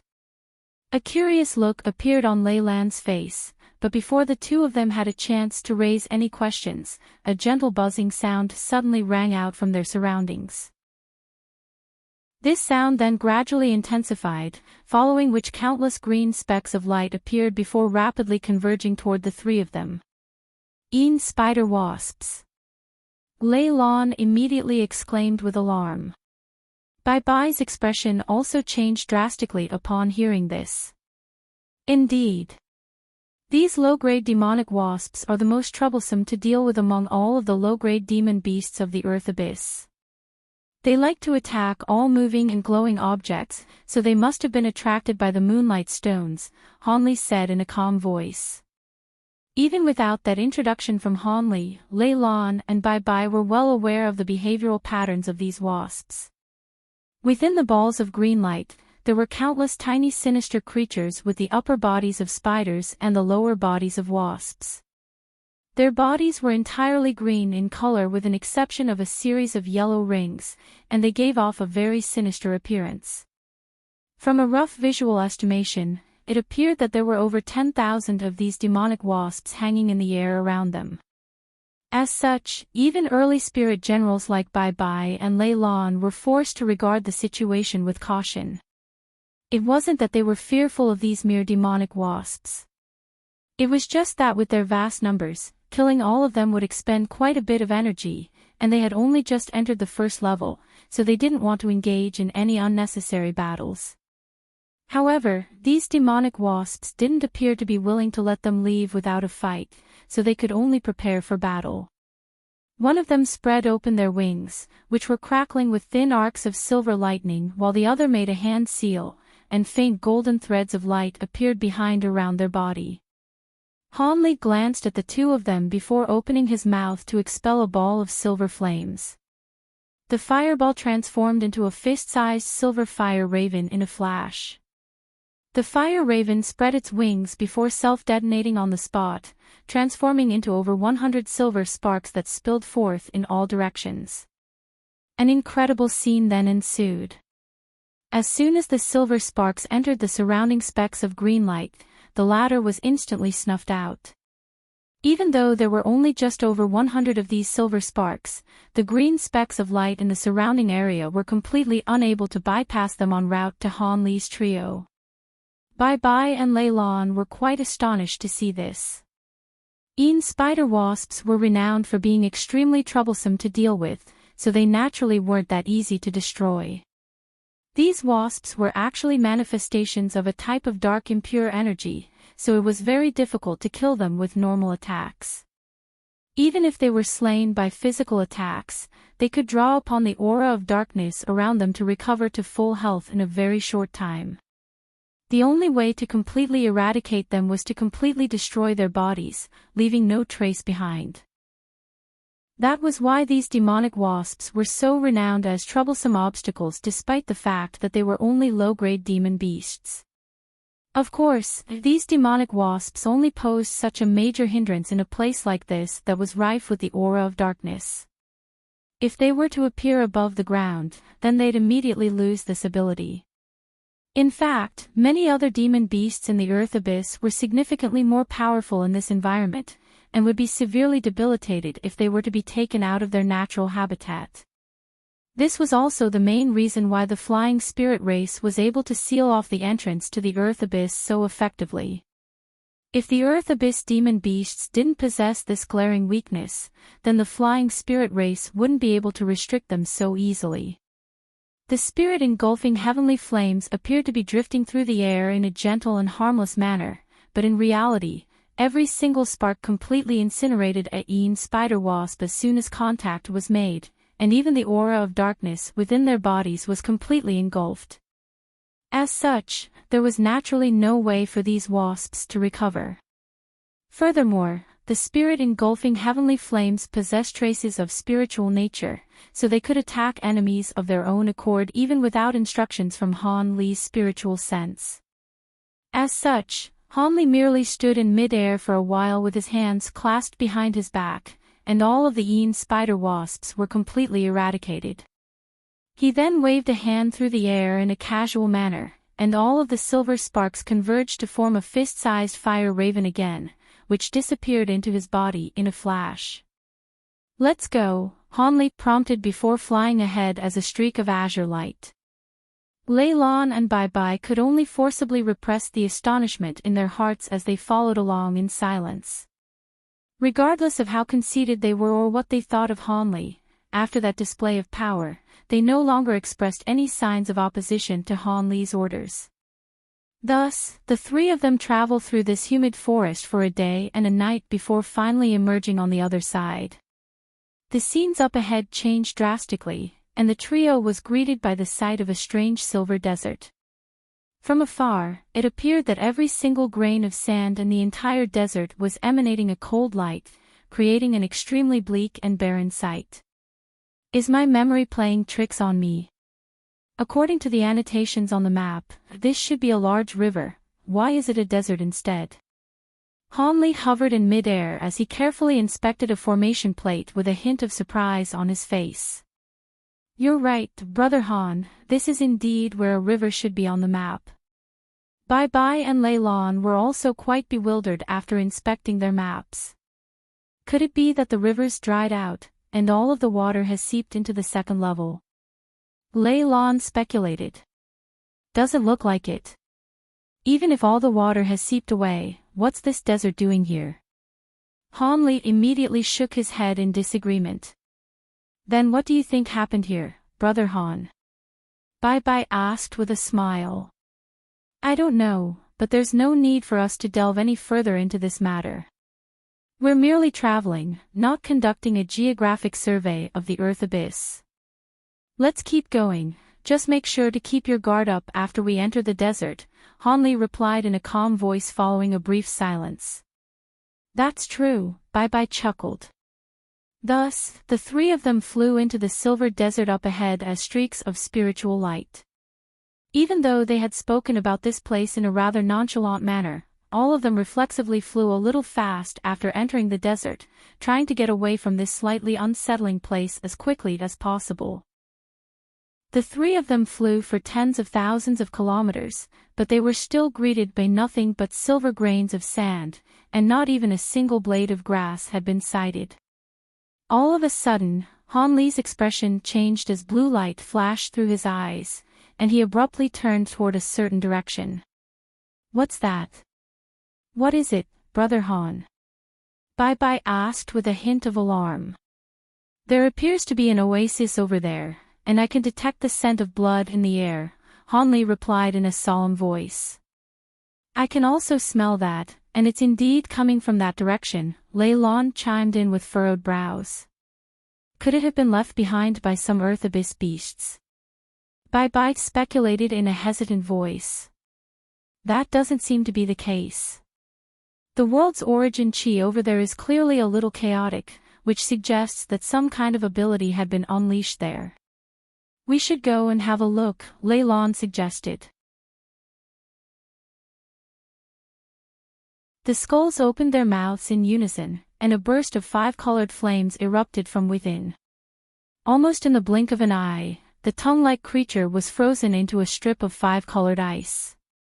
Han Li immediately swatted the frozen creature, and it shattered amid the sound of cracking chinaware before disintegrating into a swath of light. A thunderous demonic roar erupted from the ground below, and it seemed to be filled with pain and fury. Crimson light swirled within the pond, and the blood water vanished in the blink of an eye. The entire oasis then crumbled amid a resounding boom, revealing a massive object. The top of the object was absolutely gargantuan, while its bottom was extremely thin. It was a massive demonic flower of a similar size to the oasis that had been present until a moment ago. The petals of this demonic flower were of the same silver hue as the sand in this desert, but the core of the flower was as crimson as blood and was formed from the blood pond. The tongue-like creature that had just attacked Han Li was only one of its thick filaments. Not only that, but several tens of those so-called resentful ape beasts were standing atop the flower's gigantic petals, and all of these beasts were looking upward with sinister expressions. At the same time, they made hurling motions with the spears in their hands, and several tens of foot-long stone spikes appeared before flying toward Han Li's trio. So this is a giant spirit flower. It is indeed quite interesting, but isn't this flower a mid-grade demon beast? Aren't there supposed to be very few mid-grade demon beasts on the first level? Han Li mused with a faint smile. On this occasion, there was no need for him to do anything. Lei Lan and Bai Bai raised their hands in unison, sending for a vast expanse of silver lightning and golden threads that intertwined to pulverize the oncoming stone spikes. Just because there are very few of them doesn't mean that they won't appear, Brother Han. On top of that, we chose to commence the trial at a very bad time as this is the exact time period before the demon beast torrent of the Earth abyss. Hence, it's not all that strange to see mid-grade demon beasts appear on the first level, Lei Lan explained with furrowed brows. Even though this was a mid-grade demon beast, it was far less troublesome of an opponent than those spider wasps from before, so she remained completely unfazed. Is that so? I've heard that this flower's nectar is an exceptional pill refinement ingredient. Seeing as we've encountered one, why don't procure some of this nectar? Han Li suggested with a smile as he suddenly flicked his 10 fingers downward. 10 small golden swords shot forth from between his fingers, hurtling downward as 10 streaks of golden light. A loud roar erupted from the core of the flower, following which countless red shadows shot forth, attempting to strike down the flying swords. If a normal flying spirit race being were to encounter such a ferocious attack, it would be quite a headache for them to deal. However, Hanli merely pointed a finger toward his flying sword, and brilliant golden light erupted from the swords, completely vanquishing the oncoming red shadows. The golden light then swayed once again to manifest several tens of streaks of identical sword chi that came raining down from above. The resentful ape beasts seemed to be aware that they were facing a crisis of life and death upon seeing this, and they let loose sharp screeches as they hurled forth their stone spears. All of the spears also transformed into tens of streaks of white light mid-flight as they flew toward the streaks of sword chi. However, these crude stone spears were naturally no match for the powerful azure bamboo cloud's warm swords. As such, they were immediately reduced to powdered stone in the face of the sharp flying swords. Immediately thereafter, the streaks of golden sword chi merely flew around the resentful ape beasts, and all of them were sliced in half. At the same time, the streaks of sword chi sliced viciously into the demonic flower, instantly shredding it into countless pieces. The massive flower crashed heavily onto the ground with large volumes of green liquid flowing from it all over the ground. The giant spirit flower and those resentful ape beasts had been slain by Hanli in one fell swoop. Lei Lan and Bai Bai were left with nothing to do, and they could only glance at each other with wry smiles on their faces. "All right, I'll go down and get some nectar, and we'll continue in our journey after that," Hanli instructed as he withdrew his flying swords. He then descended toward the ground before flipping his hand over to produce a small green vial, which he pointed toward the now incomplete core of the flower. A burst of azure light immediately shot forth, sweeping over the flower's core and extracting balls of pink liquid that entered the vial. Hanli shook the small vial, and a peculiar fragrance wafted toward him. A smile appeared on his face, and the small vial disappeared amid a flash of azure light. Lei Lan and Bai Bai also descended before producing containers to extract some nectar for themselves. "Let's go." Hanli spread his wings and rose into the air again. Bai Bai immediately followed suit as a streak of golden light.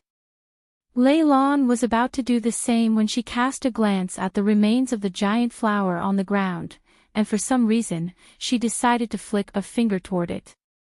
A loud thunderclap erupted as an arc of silver lightning shot forth, striking and destroying the yellow branch that remained connected to the demonic flower.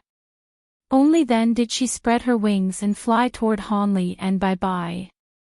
Thus, the three of them disappeared in the blink of an eye, and peace and quiet returned to the area. 2 hours later, the ground nearby suddenly tremored, following which several massive black tendrils abruptly emerged from the ground amid a resounding boom. Immediately thereafter, a black demonic flower that was several times larger than the giant spirit flower that had just been destroyed appeared from the ground below. The flower was like a gigantic mountain, and the tendrils connected to it slapped onto the ground, thereby allowing it to stabilize itself. Right at this moment, an enraged voice sounded from atop the flower. Who would dare to destroy the spirit flower? At the center of the giant black flower, there was a silver wooden chair, atop which sat a slender figure holding a green leather whip with a set of blurry facial features. Yellow light flashed, and a furry figure suddenly appeared before the silver chair. It immediately half-knelt onto the ground in an extremely respectful manner as it said, "There's no need to be enraged, mistress. The flower appears to only have been destroyed recently, so the perpetrators couldn't have gotten far away. Allow me to do some investigating first." "All right, then. I still have to conduct the sacrificial ceremony, so I'll leave this to you. Regardless of who it is, make sure that they die for what they did," the woman said in a cold voice before cracking her whip into the empty air. A white rift appeared in a flash, and spatial fluctuations erupted nearby. Immediately thereafter, boundless black mist erupted from within the white rift, and it appeared that space had been torn open by the whip. "Yes, mistress. The short furry figure shuddered as it ducked its head even lower. "Go, now. I'll be returning to the third level on my own," the woman instructed before tapping a foot on the massive black flower beneath her. Black light immediately flashed from the gigantic flower as silver formations of different sizes appeared over its surface. Silver light then flashed and bursts of inky black mist billowed out from these formations, forming a sea of mist that enshrouded the entire giant flower in the blink of an eye. A rumbling thunderclap erupted from within the mist, following which the sea of mist was dispelled by gusts of fierce winds amid a few arcs of flashing silver lightning. The flower and the slender woman abruptly disappeared on the spot, and only the furry figure remained, still half-knelt on the ground. After around the 5 minutes, the short humanoid figure finally rose to its feet and slowly raised its head, revealing a set of ape-like facial features and 2 pairs of ears. Its green eyes were quite small, but they were shimmering with a cold and sinister light. This was a resentful ape beast with dark yellow fur, and it seemed to have attained intelligence. The demonic ape appraised its surroundings before abruptly opening its mouth to expel a burst of yellow mist that enshrouded the remains of the giant flower. An incredible turn of events unfolded. Within this yellow mist, the giant spirit flower quickly disintegrated into a vast expanse of viscous green liquid.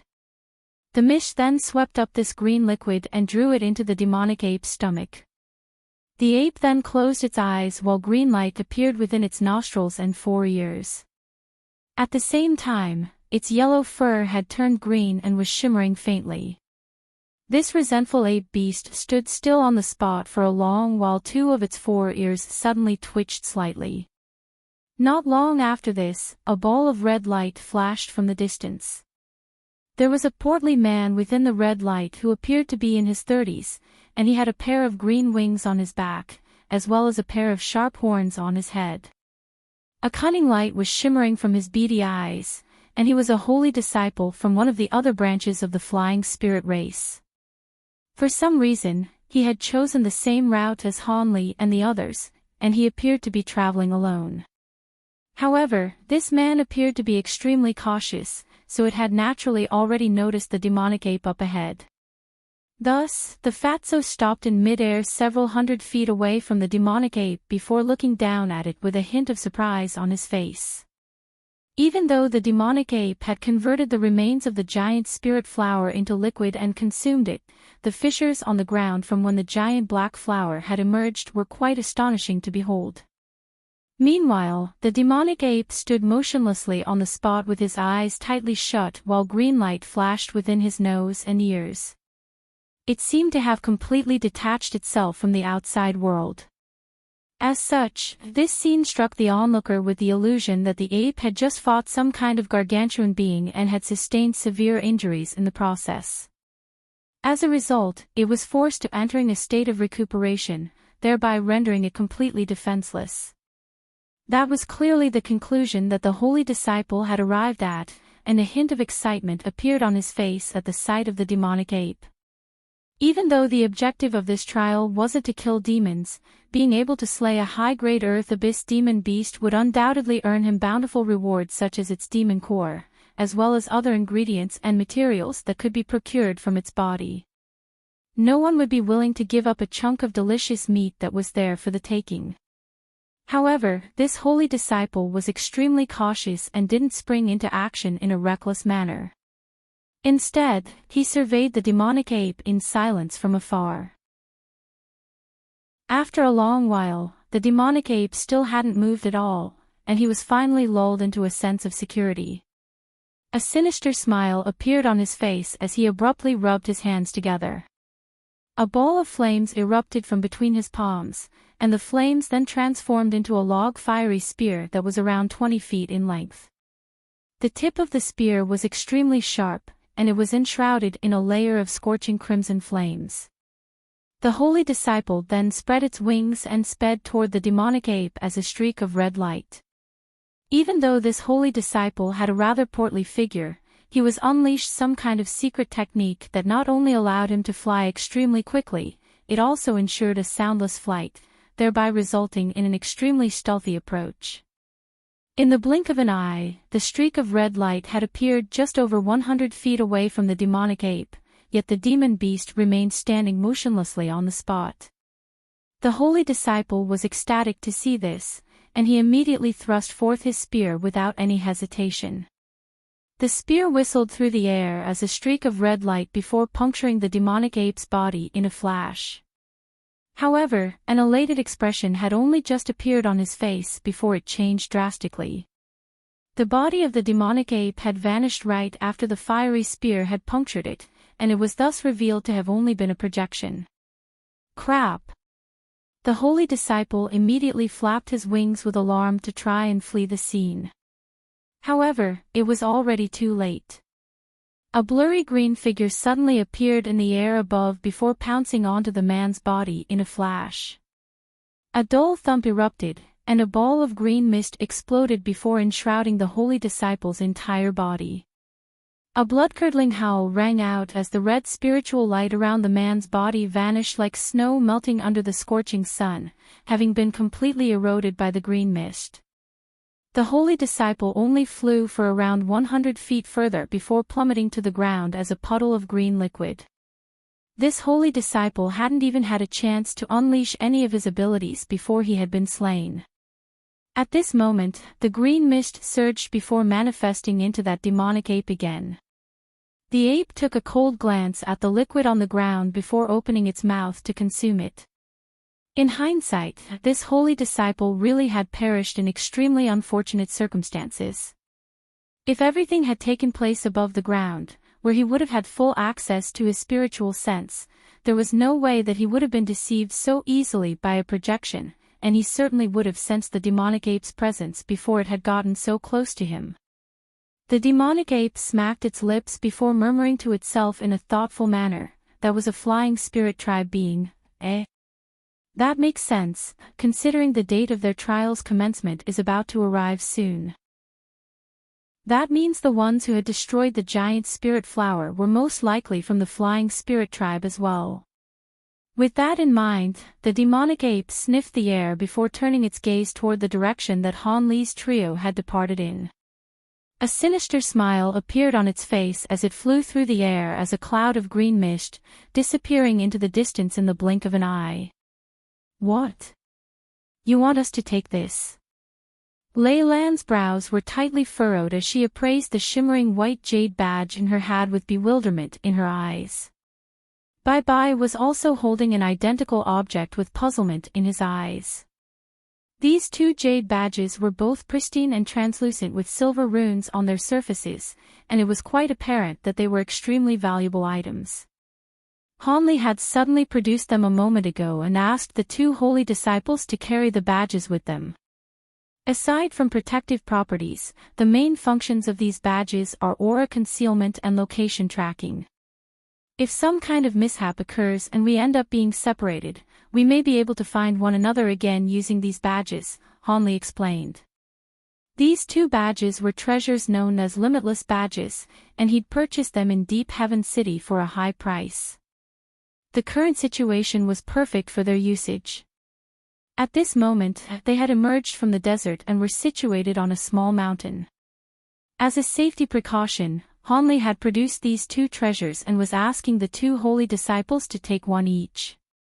"Thank you for your kind offer, Brother Han, but I don't have a habit of carrying other people's treasures," Lei Lan refused with a dark expression. Bai Bai also shook his head with a faint smile on his face. Han Li didn't force the issue, he merely stowed the jade badges away with a faint chuckle. "Seeing as you're unwilling to carry the badges, then so be it. However, seeing as mid-grade demon beasts have appeared even on the first level, it appears our journey won't be devoid of risk as we'd initially thought. I have a flying treasure with concealment abilities. If we continue in our journey using it as a transportation device, it could spare us a lot of trouble," Han Li suggested. "I'm fine with flying treasures," Lei Lan agreed with a smile on this occasion. Bai Bai also nodded in response. Han Li smiled as he swept a hand over his storage bracelet, upon which a yellow flying carriage that was narrow up front and wider at the back appeared before them. The carriage appeared to have been refined from some kind of spirit wood and seemed to be very light. However, it also appeared to have been very intricately constructed, and many formations seemed to have been set up on it. The carriage was around 70 to 80 feet in size, so it was more than enough to house the three of them. This was one of the flying carriages that Hanli had collected prior to departing from Deep Heaven City, so he had a variety to choose from depending on the situation.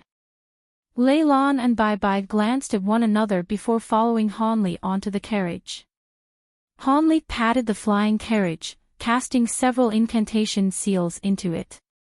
The carriage immediately tremored before a white barrier of light appeared over it, enshrouding the entire flying carriage within. As the barrier of light swirled, the entire carriage gradually became transparent until it was virtually invisible. The carriage then sped into the distance. "Brother Han, why didn't you use this treasure from the start?" Bai Bai asked with a smile after inspecting the carriage for a while. "This carriage is very useful, but it has a flaw," Hanli replied in an ambiguous manner. "And what flaw is that?" Lei Lan was also getting rather curious. If I want to use this carriage's concealment ability, I have to power it with high-grade wood attribute spirit stones, and the expenditure is quite high. Furthermore, aside from having decent concealment abilities and speed, this carriage's defensive properties are quite lackluster, so it can easily be destroyed by attacks. As such, I wouldn't normally use it unless it was necessary to do so, Hanli explained. Bai Bai and Lei Lan nodded in response and didn't make any further inquiries. Thus, the flying carriage whizzed through the air, disappearing into the distance in the blink of an eye. Unbeknownst to Hanli's trio, in the extremely far distance behind them, a ball of green mist faltered in mid-air before a low roar of rage erupted from within it. Immediately thereafter, it also accelerated as it hurtled ahead. Within a canyon that was closest to the gate leading to the first level of the Earth Abyss, there was a group of 7 or 8 flying spirit tribe beings advancing in a cautious manner. The being leading the way had red skin and dark expression on his face. These were none other than Zhu Yinzi and the Qi Rong race holy disciples.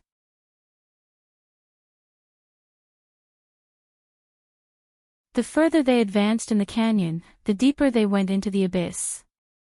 The entire space up ahead was completely pitch black without even the slightest hint of light, as if they'd made their way down into an infernal hell. However, all of the Qi Rong beings' eyes were shimmering with piercing red light, allowing them to see in the darkness, so all of them remained quite calm. Not long after that, a strange cry erupted from the darkness up ahead, and a vast flock of bird-sized bats with purplish-red eyes pounced toward them while letting loose sharp screeches. Zhu Yinzi was flying at the forefront of the group, and he merely looked on with expressionlessly at the menacing oncoming bats before abruptly flapping his wings. Countless feathers shot forth amid a flash of red light before transforming into countless streaks of fire that passed through the flock of bats in the blink of an eye. A series of loud explosions erupted, and all of the bats plummeted from the sky as fireballs with not a single one surviving that attack. Thus, the Qi Rong beings continued onward without even being slowed down at all, and quickly disappeared into the darkness. As long as they kept flying along this canyon, they'd be able to reach the second level of the Earth Abyss after a day and a night. On a vast stretch of red land, a massive black shadow flashed through the air, seemingly fleeing from something in a panicked manner. Not long after the black shadow flew past, spiritual light flashed in the distant sky, and a dozen or so streaks of spiritual light of different colors emerged, flying toward the same direction. All of these beings had different types of wings growing from their backs, but they all had black tattoos on their faces. They were the beings of the Seven Pass race, the number 1 branch among the flying spirit race. The thin female child flying at the forefront of the group was none other than Ao Qing, whom all of the holy disciples were wary of. Ao Qing looked on at the fleeing black shadow up ahead with a cold smile on her face and pursued it in an unhurried manner. After a while, a burly man among the Seven Pass Race holy disciples couldn't help but suggest, Senior Marshal Sister AO, the direction that this golden tusk beast is escaping is diverging away from the entrance to the second level that we're heading toward. Wouldn't it be best to kill it now rather than continue to follow it? Where's the hurry? It's very rare to encounter pack-dwelling mid-grade demon beasts like the Golden Tusk Beast on just the first level of the Earth Abyss, so we naturally have to kill all of them at once. Are you doubting my ability to complete the trial just because we have to slightly delay our descent into the next level? Ao Ching asked in an emotionless voice. The burly man was given a fright upon hearing this, and he hurriedly explained, "Of course not. I wouldn't dare to think such a thing. I'm just afraid that the infernal flame fruits will be taken by the holy disciples from the other branches. If we really do get there too late, then we can just take other people's fruits. If that doesn't work, we can always go to the fourth level of the Earth Abyss. There'll definitely be a vast quantity of those fruits down there." Ao Ching chuckled coldly in an implacable manner. The burly man didn't dare to say anything else upon hearing that. Thus, they continued to pursue the fleeing black shadow in an unhurried manner like a pride of lions toying with their prey. Amid a vast expanse of rugged rocks, 3 flying spirit race beings with blue feathered wings on their backs and scales all over their faces had surrounded a demon beast of darkness, and had launched a ferocious assault against it. This demonic creature had the head of a deer and the body of a human, and it was around 20 feet tall. Black chi was swirling around its body, and it held a massive black trident in its hands, managing to hold its own even in the face of several holy disciples. Furthermore, it seemed to only be growing more powerful as the battle wore on, and it was instead the 3 holy disciples who were slowly being forced onto the back foot. This was only the first level of the Earth Abyss, so they had no idea how a high-grade demon beast like the deer-faced demon had ended up here. However, seeing as this carnivorous demon beast was trying to prey on them, they had no choice but to fight for their lives. Elsewhere, most of the flying spirit race holy disciples on the first level had encountered unexpected troubles. However, there were also some holy disciples who had enjoyed remarkably smooth journeys, and were entering the second level as the Chi-Rong beings had. Meanwhile, in order to avoid the antagonistic flying spirit race branches, Hanli had no choice but to head toward the most secluded entrance, and the flying carriage had flown for over half a day with the trio inside it. Perhaps it was because this carriage's concealment restriction really was working, or because there weren't many demon beasts on this route to begin with. In any case, they encountered no further complications during the rest of their journey, and after flying for 2 days and 2 nights, they had passed through 2 forests and a set of mountain ranges, arriving in a place deep within the first level of the Earth Abyss. At this rate, it would only take them another day to arrive at the entrance to the second level. Lei Lan and Bai Bai were quite elated by their progress. However, after flying for several tens of thousands of kilometers further, a vast expanse of black mountain ranges suddenly appeared up ahead. The 3 of them immediately stopped the carriage in alarm. According to the map, there should be a set of plains here. Why are there mountain ranges instead? Bai Bai murmured as he looked at the massive mountains up ahead. Lei Lan was also rather dumbstruck. Even from a distance, they could tell that all of the mountains in the mountain ranges were extremely tall. Some of them had extended to the very top of the underground world, leaving only small gaps between mountains through which one could pass, and that presented quite a daunting prospect. No one knew just how long these mountain ranges extended for, nor whether there were any hazards awaiting them inside. Han Li's eyes narrowed as suddenly exited the flying carriage, then descended onto the nearby ground to carefully inspect something. Lei Lan and Bai Bai were rather surprised by what Han Li was doing, but after exchanging a quick glance, they also flew out of the carriage and landed beside Han Li. From the signs nearby, it appears that this set of mountain ranges has only appeared here in the past century. It was most likely moved here by someone with unfathomable power, Han Li said in a slow voice. Lei Lan's face paled upon hearing this, and Bai Bai's expression was also rather disgruntled. There's no need to panic. Even the demon monarchs in the deepest level of the earth abyss aren't capable of such a monumental feat through their own power. This was most likely done through the assistance of some kind of treasure or formation. The only alternative possibility is that a true spirit-level demon beast has appeared in the deepest level of the abyss, Hanli said with a smile. I see. As a holy disciple of the Tianping race, Bai Bai was no ordinary being, and he quickly realized that Hanli was right. Even so, the situation here isn't quite right. The desert that we passed through earlier also appeared out of nowhere. Why are the demon beasts of the earth abyss doing this? What could their intentions be? A concerned look appeared on Lei Lan's face. Perhaps this is all due to the beast torrent.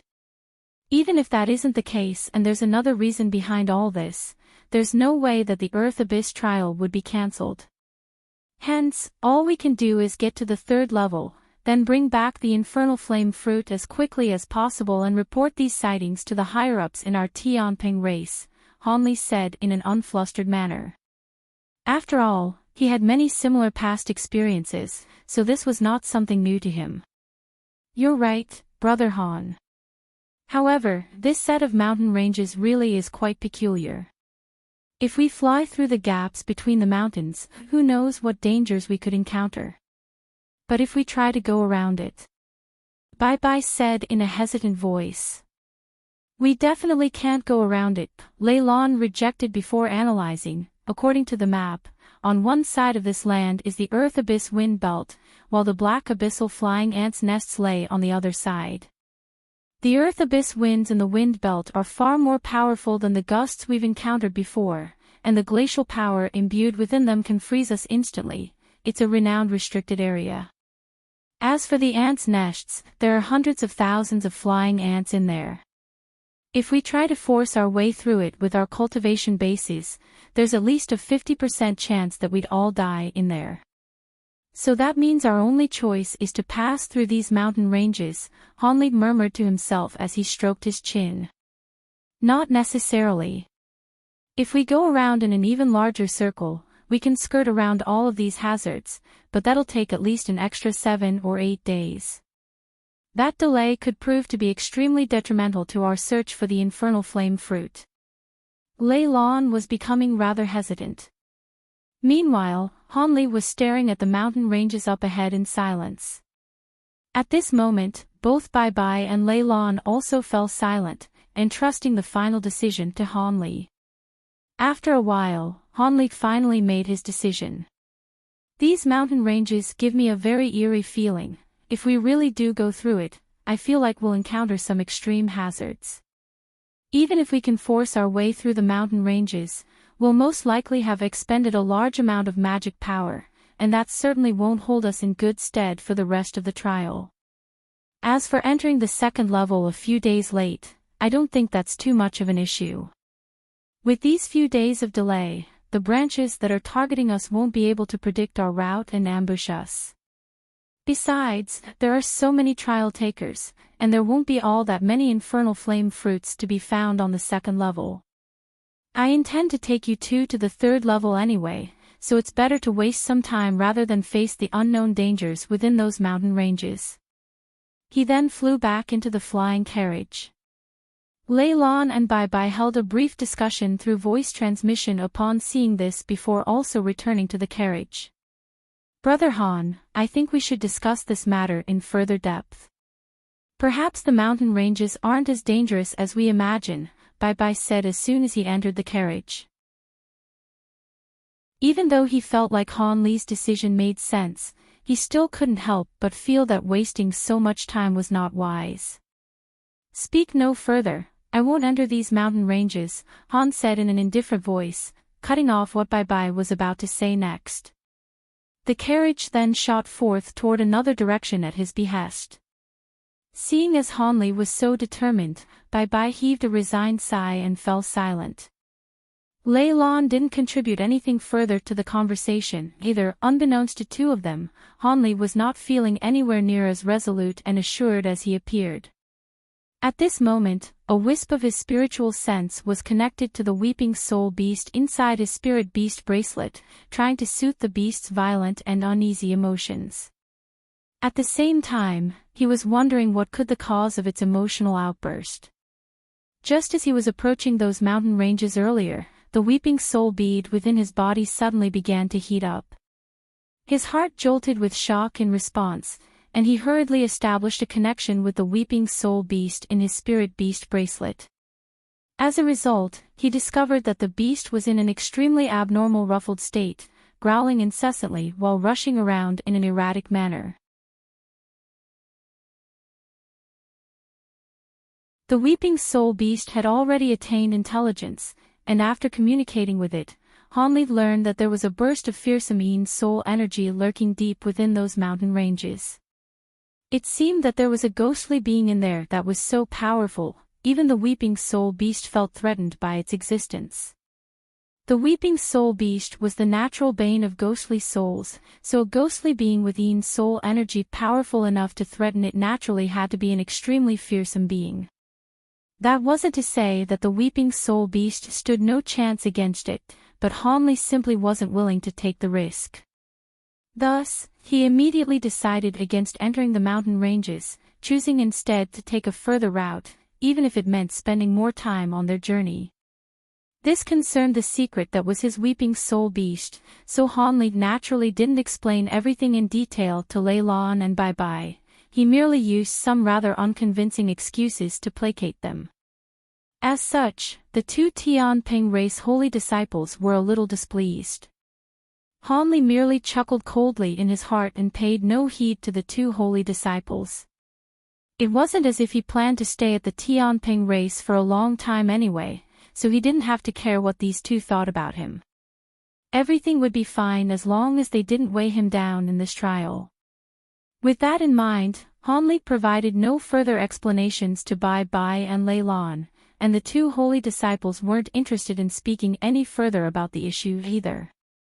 Thus, the interior of the carriage became very quiet. Among the three of them, Hanli stood at the front of the carriage and looked out into the distance. Bai Bai had his head lowered in deep thought, and Lei Lan had her eyes closed as she entered a seated meditative state. Hanli spurred on the carriage to full speed, and it departed from the mountain ranges in moments, flying into the barren landscape again. After a while, Hanli's expression suddenly changed slightly as he withdrew his gaze, then turned his attention to the direction behind the carriage with narrowed eyes. Hanli's actions naturally attracted the attention of Lei Lan and Bai Bai. The two raised their heads in unison, and Lei Lan opened her eyes to assess the situation. They cast their gaze toward the direction that Hanli was looking in, only to discover a vast expanse of murky grayness everywhere they looked. Due to the restrictions on everyone's spiritual sense present within the earth abyss, neither of them were able to release their spiritual sense to survey the situation, so they could only turn to Hanli with curiosity in their eyes. Hanli stood expressionlessly at the front of the carriage without saying anything, but there was blue light faintly shimmering within his eyes. Brother Han. Bai Bai was finally unable to repress his curiosity any longer, but in the instant that he opened his mouth to raise a question, Hanli suddenly swept two fingers gently through the air. A streak of golden light shot forth like lightning, and the scenes that unfolded next gave Bai Bai and Lei Lan a massive fright. As the golden light flashed through the air, green cheese suddenly flashed, and a cloud of green mist appeared out of thin air, only to be sliced in half by the golden light. A roar of shock and fury rang out from within the mist as the two halves of the green mist combined as one again. The green mist then surged and transformed into a strange demonic ape with yellow fur all over its body. It was none other than the resentful ape beast that had just slain a flying spirit race holy disciple earlier. It had finally caught up to the flying carriage not long ago, and in its elation, it had attempted to sneak over to the carriage, then enshroud it with poisonous mist to kill Hanli's trio.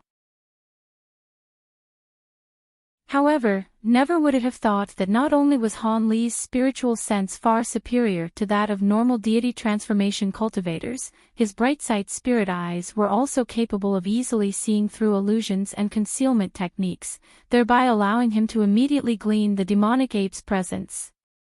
Lei Lan and Bai Bai's hearts jolted with shock at the sight of the demonic ape, and they immediately sprang to their feet before flying out to either side of the carriage. Even though they were unable to release their spiritual sense, it was still a testament to this demonic ape's concealment and illusionary abilities that it was able to get so close to them without their detection. However, that begged the question of how Han Li had managed to discover them, given that he was also a spirit general. The two of them fixed their eyes on the demonic ape with wary expressions on their faces and befuddlement in their hearts. At this moment, the flying carriage slowly came to a halt at Han Li's behest, and he appraised the demonic ape in an expressionless manner. "Are you three the ones who ruined my mistress' sacrificial ceremony?" the resentful ape beast asked in a cold voice. Bai Bai's heart stirred upon hearing this, but he put on a smile as he asked, "Sacrificial ceremony? What sacrificial ceremony?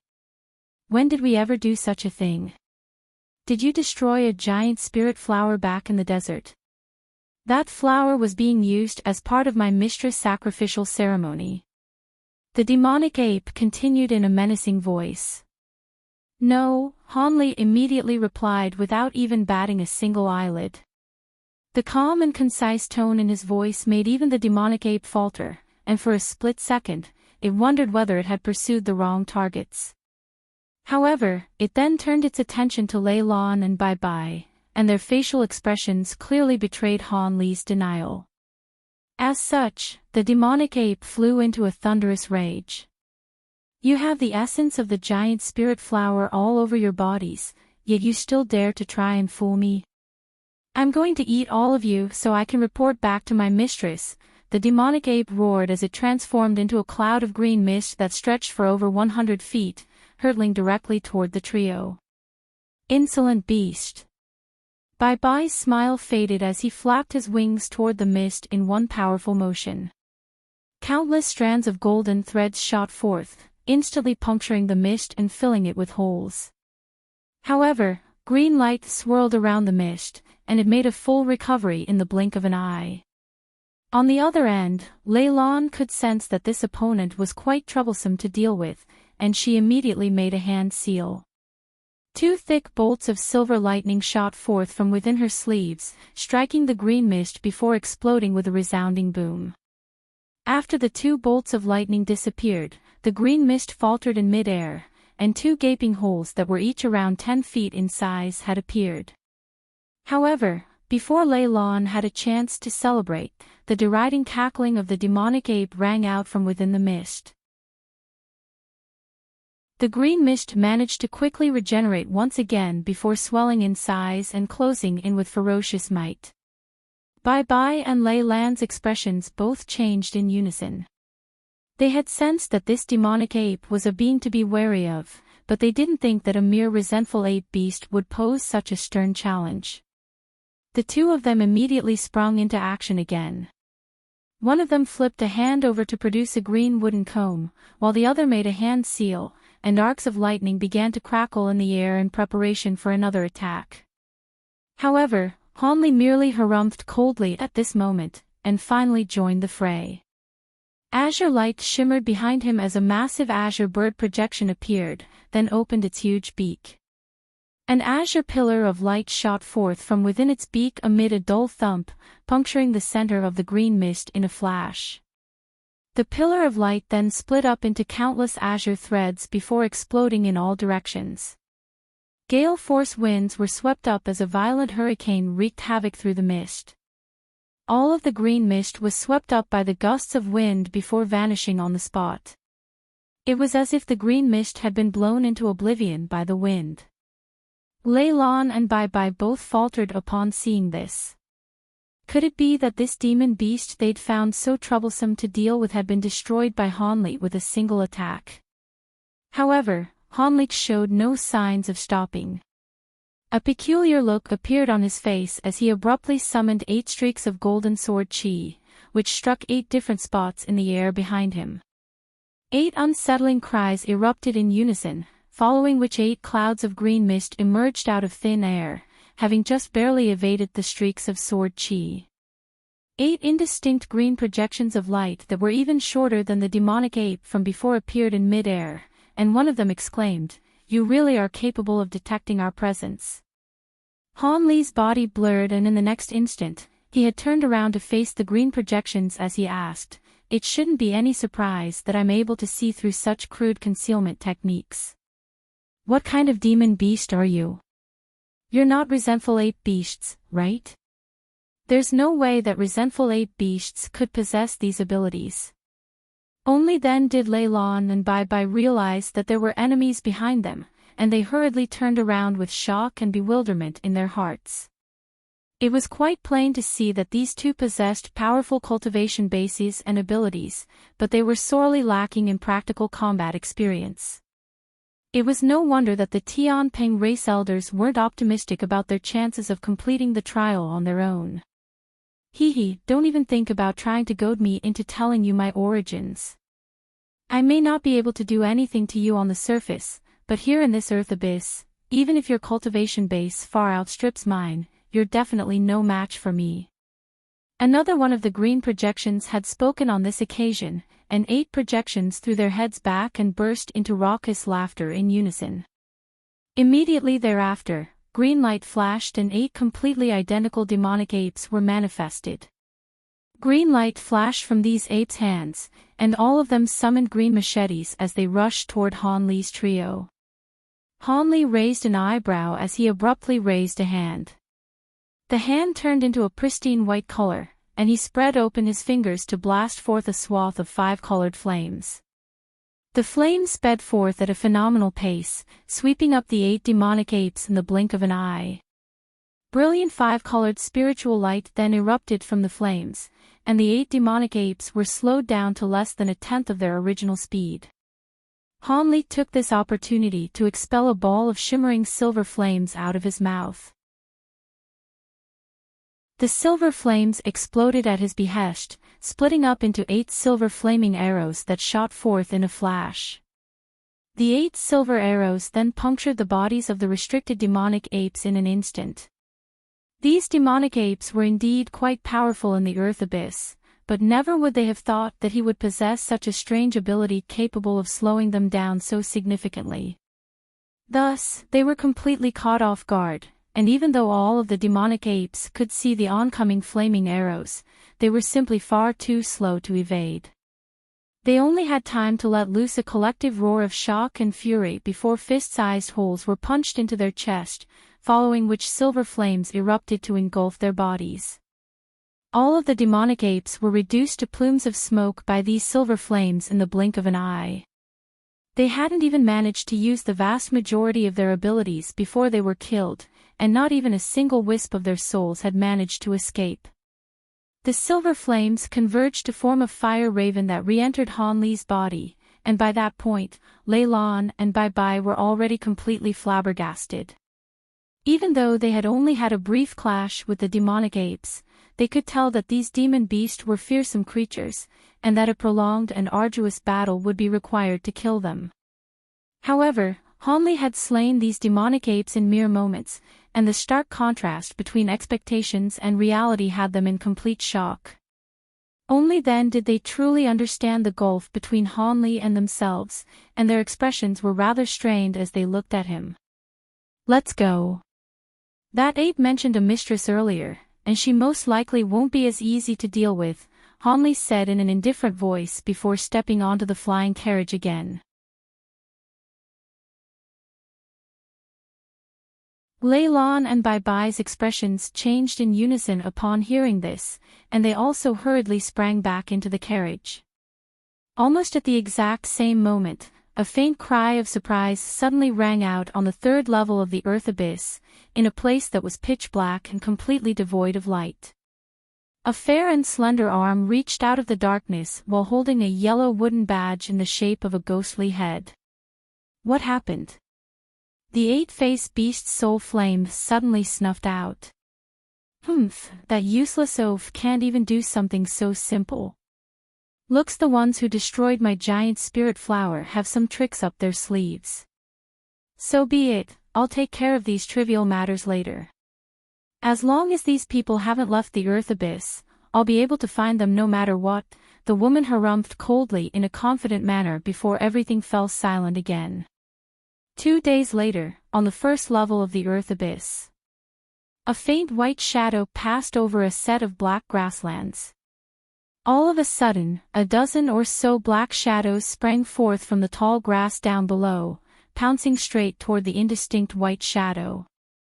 These were a dozen or so massive praying mantises with green eyes and sinister facial features. They were each around 3 feet tall and pitch black in color. Bursts of rumbling erupted from within the carriage, following which a dozen or so arcs of silver lightning flashed forth from within the white shadow, striking these praying mantises with unerring accuracy. The praying mantises didn't even get a chance to utter a single sound before they were reduced to dust and blown away by the wind. 4 days later, a spirit carriage flew through the air in a careless manner, flying over a vast expanse of rugged rocks. There were several rock demons with bodies constructed from loose rocks down below, galloping as quickly as they could in pursuit of the carriage.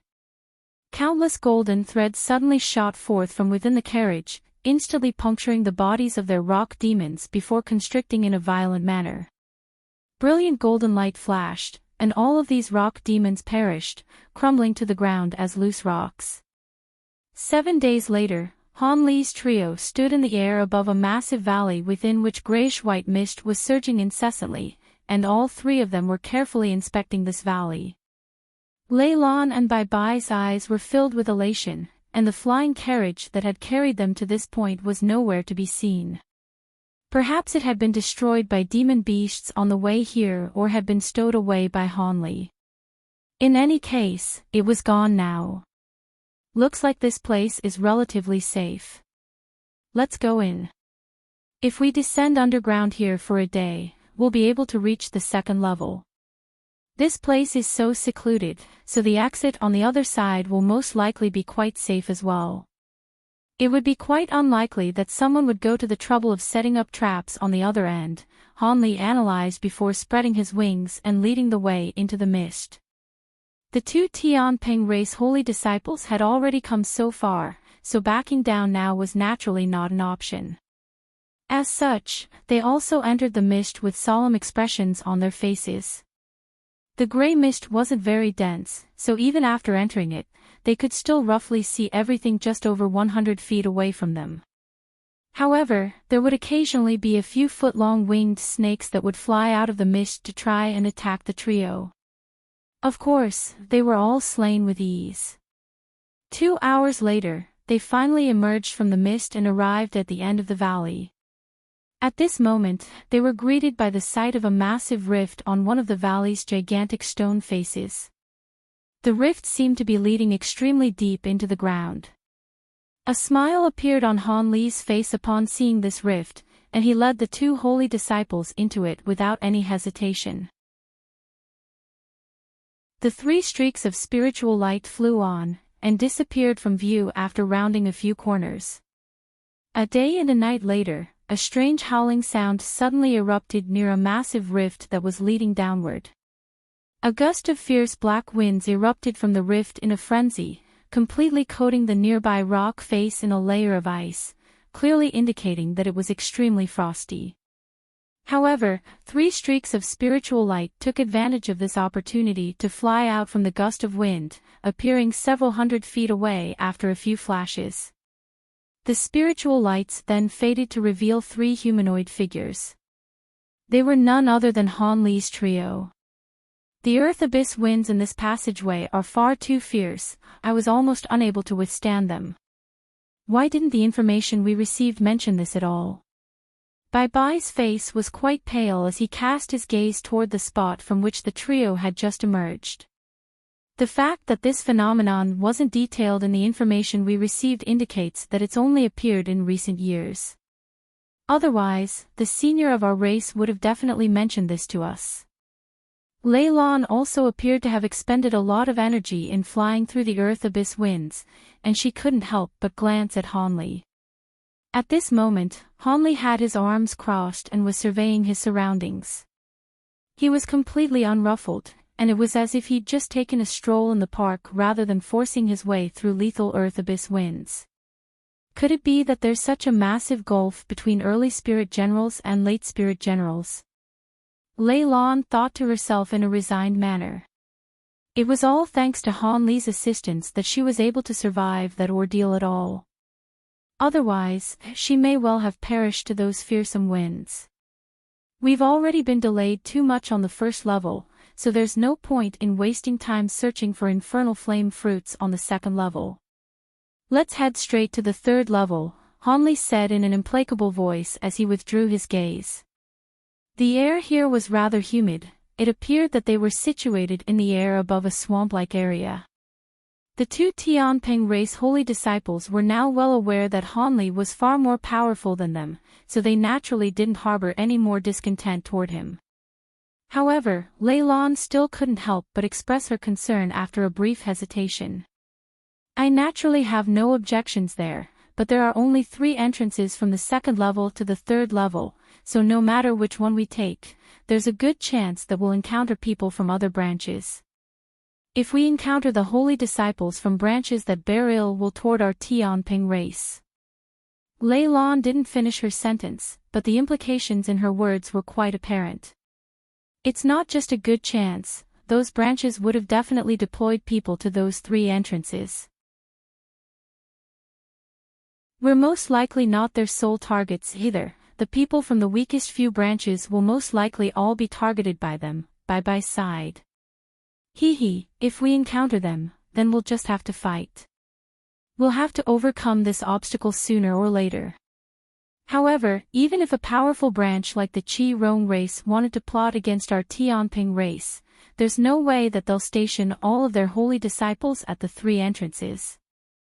The Earth Abyss trial takes place once every 300 years, so it's just as important to them as it is to us. As such, they could only have stationed a half or even less of their members at the 3 entrances. In that case, it may not be easy to defeat them, but forcing our way through their barricade certainly won't be impossible, Han Li analyzed with a cold chuckle. If that really is the case, then we've got some chances after all.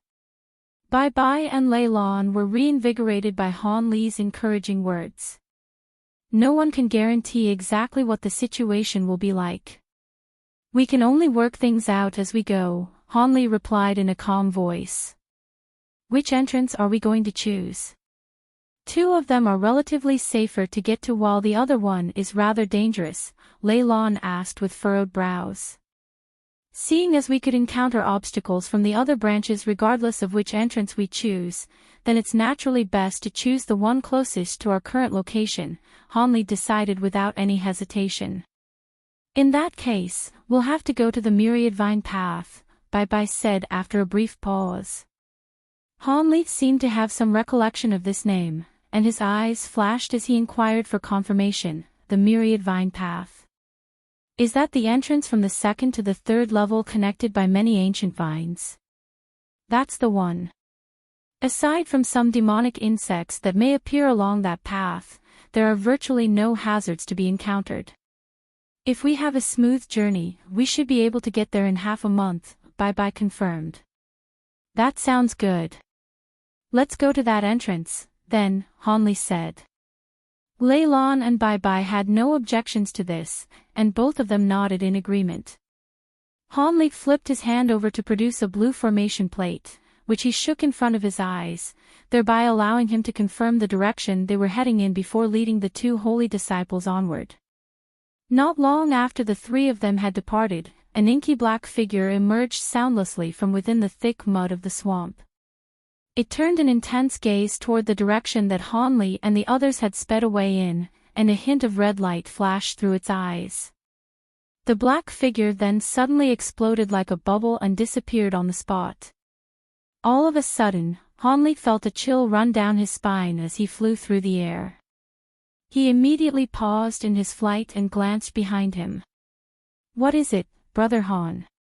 At this point, Bai Bai had complete trust in Han Li's abilities and judgment, and he also stopped in a wary manner. Blue light flashed through Han Li's eyes as he scanned his gaze across the ground behind them. Only after a while did he reply, "Nothing. Perhaps it was my imagination."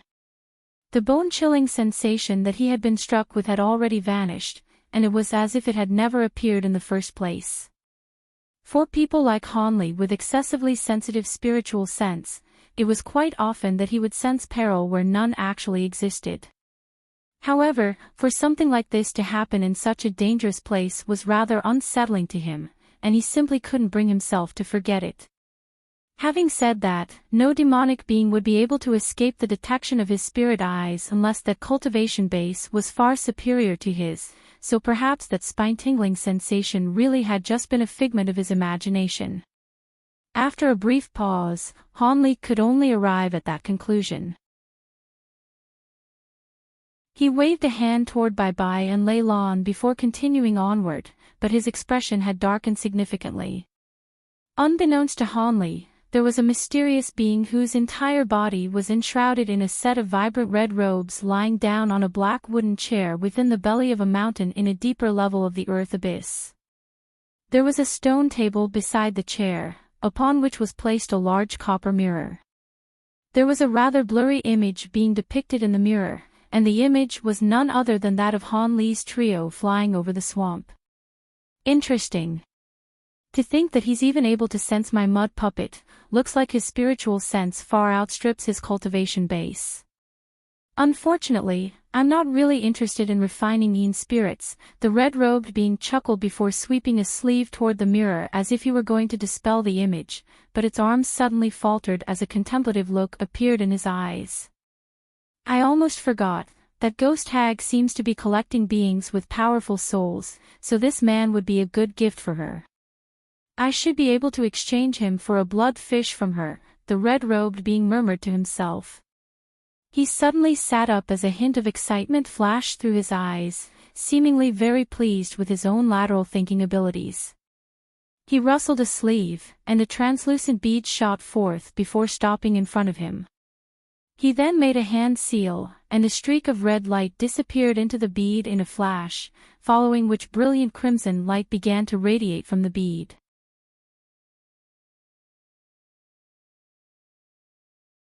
After about 5 minutes, the crimson light radiating from the beads suddenly receded, and the voice of an elderly woman sounded from within.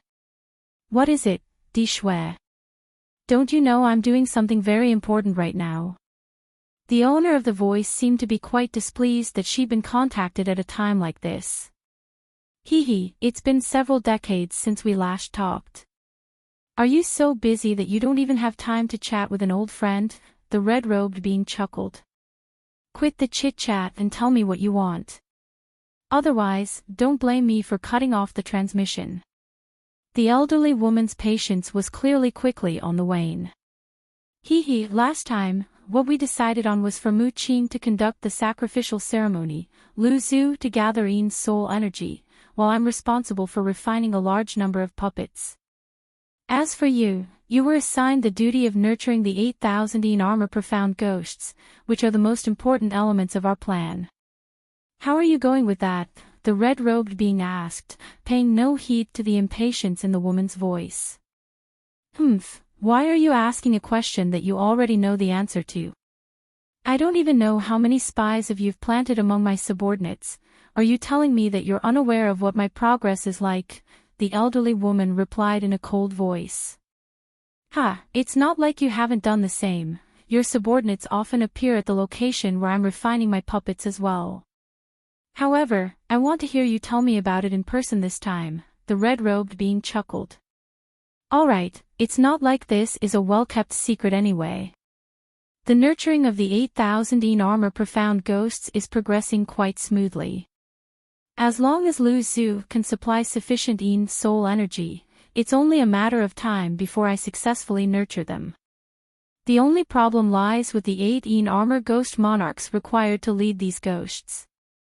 I can only successfully refine them if I can obtain the soul of a being with a powerful spiritual sense. Such premium soul materials are not that easy to find, the elderly woman said in an indifferent voice. Oh. How many of those ghost monarchs have you managed to refine? The red-robed being asked. Only 3 at the moment. The success rate is quite low, the elderly woman replied in a slightly awkward voice. Hee, that's why I've contacted you, fellow Taoist. I want to provide you with that premium soul material you're looking for. The red-robed being rubbed his hands together with glee.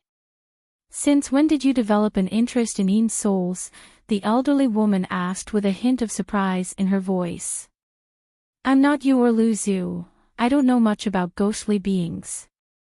However, I just discovered a flying spirit race being who was able to detect a wisp of my spiritual sense that I injected into a mud puppet.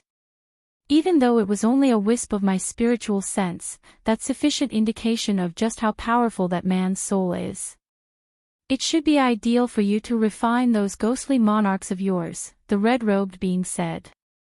Is it time for the flying spirit race's Earth Abyss trial again? For one of them to be able to detect your spiritual sense, could it be that one of those old monsters came down in person?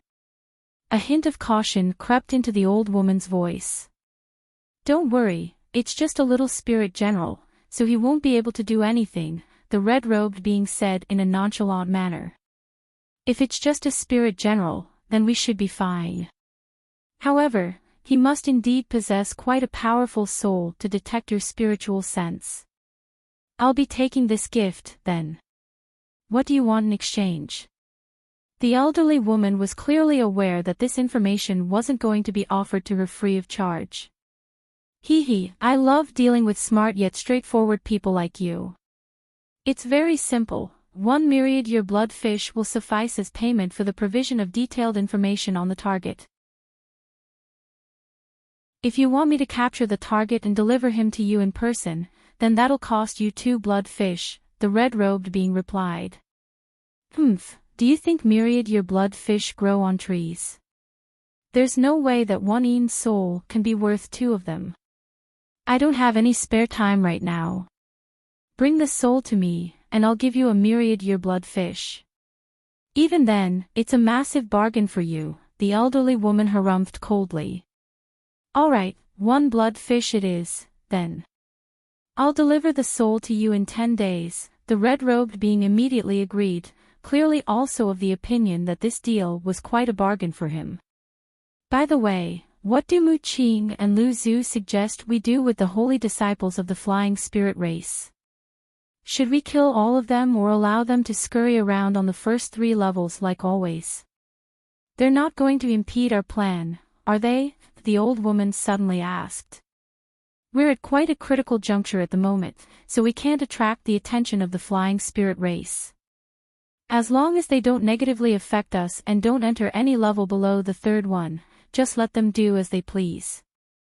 I'm sure Mu Qing and Lu Zhu think the same, the red-robed being immediately replied. We'll do as you say, then. After an indifferent reply, the old woman's voice abruptly cut off, and the crimson light radiating from the bead also disappeared. The red-robed being made a grabbing motion, and the bead instantly flew into his grasp before disappearing. Their group consists of a mere late spirit general and a couple of early spirit generals, so 3 early great spirit general bloodwood puppets should be more than enough, the red-robed being murmured to himself before rustling a sleeve. 3 crimson shadows flew out from within his sleeve before landing on the ground before him. Thus, 3 blurry crimson figures of different forms appeared in a half-knelt position. Brilliant crimson light erupted from the eyes of the red-robed being as 3 crimson threads that were barely detectable to the naked eye shot forth from his glabella, then disappeared into the 3 blurry crimson figures in a flash. The crimson figures immediately raised their heads, and at the same time, eerie green light appeared within their eyes. Go and kill those 3 and bring their souls back to me, the red-robed being said in an emotionless voice as he pointed toward the copper mirror. Crimson light flashed and the 3 puppets disappeared into a nearby wall as 3 streaks of crimson light. The red-robed being then lay back down in his chair and closed his eyes again as if everything he'd just done was completely inconsequential. Within a mysterious set of mountain ranges on the first level, there was a sacrificial altar that was over 1,000 feet tall, situated at the summit of a massive mountain that was enshrouded under graying chi. Both of the holy disciples were holding spirit stones in their hands to absorb the spiritual chi within in order to recover as quickly as possible. Thus, they flew for an entire day without encountering any troubles. On the second day, Lei Lan and Bai Bai had completely recovered their magic power, yet there was still nothing happening, so Han Li decided to stop his frequent usage of his spirit eyes. The three of them sped onward and entered a set of dark green mountain ranges. During the afternoon of the second day, right after they had passed over a large mountain, a mishap finally occurred. Spiritual light suddenly flashed in the distant sky, following which a sharp cry rang out. A streak of green light then appeared before hurtling directly toward them. In the next instant, 3 balls of yellow light appeared behind the streak of green light in hot pursuit. Han Li and the others immediately tried to take evasive measures, but it was also already too late. As such, Han Li furrowed his brows and came to a slow halt.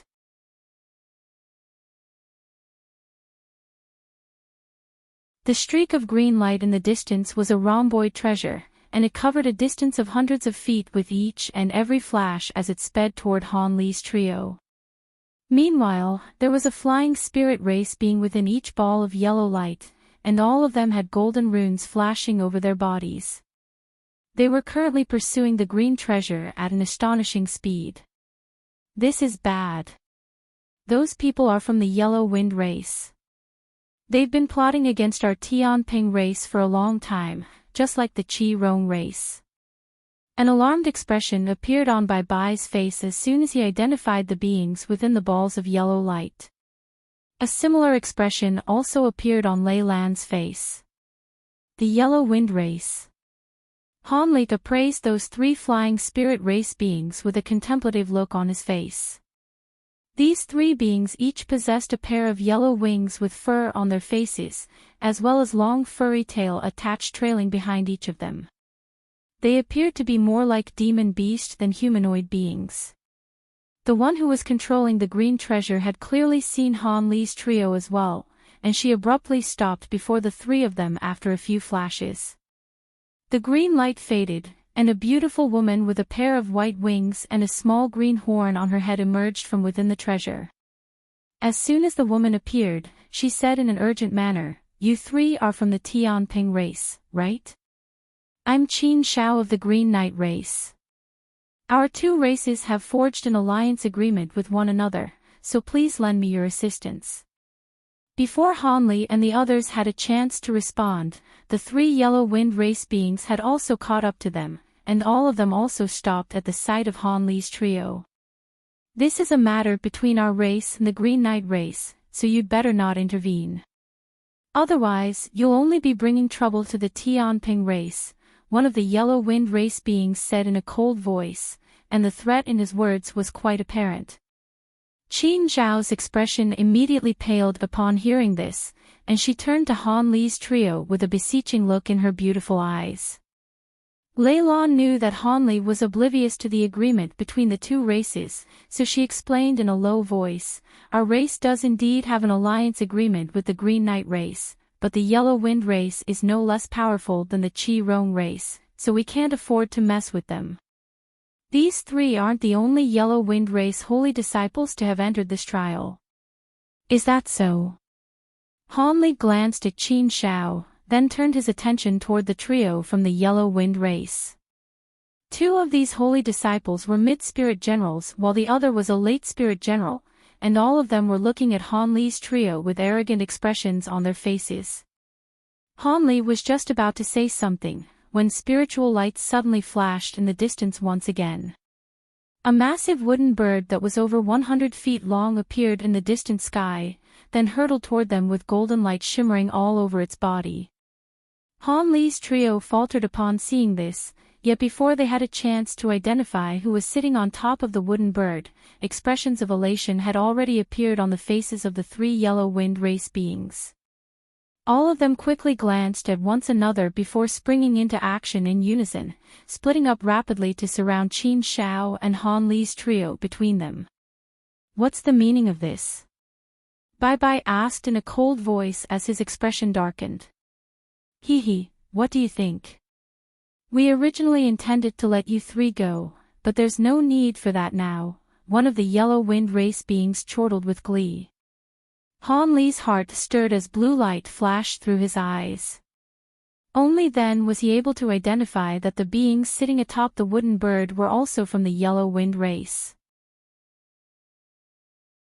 There were 3 of them, 2 male and 1 female, and they also consisted of 2 mid-spirit generals as well as a late spirit general. It was quite clear that these 3 had originally intended to only kill Qin Shao, but with the arrival of reinforcements, they no longer had any qualms, and intended to kill Han Li's trio as well. Lei Lan, Bai Bai, and Qin Zhao's expressions also changed drastically as they finally identified the beings on the wooden bird. A series of thoughts flashed rapidly through Han Li's mind before he heaved a faint sigh. "In that case, all of you can die." A loud thunderclap erupted as Han Li disappeared amid an arc of azure and white lightning. Han Li was the Tianping race holy disciple with the highest cultivation base, so the late spirit general among the yellow wind beings was naturally focusing most of his attention on him. As such, he was able to immediately react and let loose a loud roar. In the next instant, spatial fluctuations erupted above his head as Han Li emerged within a flash of azure light. He swept an arm through the air, and an inky black palm was thrust toward the yellow wind being from above. A small black mountain appeared within a swath of gray light, and it instantly swelled several times in size to over 100 feet tall, then came crashing down with ferocious might. The yellow wind beings were initially surprised that Han Li had chosen the most powerful being among their trio to attack, but a sinister smile then appeared on his face as he opened his mouth toward the small mountain up above. A burst of yellow light shot forth from within his mouth, sweeping directly toward the small mountain. At the same time, white light flashed from his hand and he summoned a silver disc treasure. Just as he was about to unleash this treasure, a hint of wariness flashed through Han Li's eyes, and he let loose a cold harumph. The harumph wasn't very loud, but the yellow wind being felt as if an earth-shattering thunderclap had exploded right within his ear cavity. His face was immediately twisted with agony, and he stumbled back reflexively, almost dropping the treasure in his hand in the process. A vast swath of gray light erupted from the small black mountain, sweeping aside the oncoming burst of yellow light with ease, then crashing down upon the yellow wind being with crushing brutality. The poor yellow wind tribe holy disciple didn't even get a chance to unleash any of his abilities before he crushed to the ground by the small mountain. Han Li quickly made a hand seal, and the divine essence fused mountain continued to expand at an alarming rate, transforming into a black mountain that was over 10,000 feet tall in an instant. The yellow wind being was a late deity transformation cultivator, just like Han Li, but his physical body wasn't much more powerful than that of an average human cultivator at the same cultivation base. As such, he had already been crushed into mincemeat by the divine essence fused mountain. His soul had also been completely eradicated by the divine essence fused light. It had only taken Han Li the span of a single breath to kill this late spirit general of the yellow wind race. The other 2 yellow wind beings, as well as Bai Bai, Lei Lan, and Qin Shao, were all flabbergasted at this point. However, the other 2 yellow wind beings quickly came to their senses, and golden runes flashed on their bodies as they transformed into a pair of strange yellow birds that attempted to flee into the distance. Han Li raised an eyebrow upon seeing this before sweeping a sleeve through the air, sending an arc of azure lightning hurtling toward one of the birds. The bird's heart jolted with shock, yet just as it was about to evade, a pair of foot-long azure scissors emerged from within the arc of lightning. Following a loud thunderclap, the pair of scissors transformed into a pair of azure lightning WIRMs that were each over 100 feet in length. The 2 WIRMs flew forth in a crisscross formation, instantly slicing the bird apart, and the two halves of its lifeless body were sent plummeting down toward the ground. The other bird was petrified upon seeing this, and its soul almost leaped out of its mouth in horror. It abruptly changed directions, trying to fly toward the oncoming giant wooden bird. However, it had only managed to flap its wings once before a male voice suddenly sounded from behind it. "Isn't it a little too late to be thinking about escape now?" Before the voice had even trailed off, a large hand that was as pristine white as jade locked around the bird's neck, sending a bone-chilling sensation surging into its body. Hanli had caught up to the bird using his thunderstorm wings, and attacked like lightning, locking his hand around the petrified bird's throat. The bird shuddered, but it reacted quite quickly as it flapped its wings, sending countless feathers surging through the air. All of these feathers transformed into blades of wind that hurtled toward Hanli, and at the same time, the small feathers around its neck suddenly reared up with a metallic gleam, attempting to cut into Hanli's hand like a series of sharp blades. Black chi flashed, and a suit of strange-looking armor appeared over Hanli's body. The wind blades struck the suit of armor amid the ear-splitting sound of metal grating on the metal, only to be repelled in the end. Meanwhile, the feathers around the bird's neck were unable to leave so much as a single scratch on Hanli's hand. Hanli chuckled coldly, and before the yellow wind being had a chance to unleash any further abilities, his 5 fingers clamped together with enormous force, crushing the bird's neck with ease. At the same time, 5 colored flames surged from his fingers in a frenzy, incinerating the bird to ashes in the blink of an eye.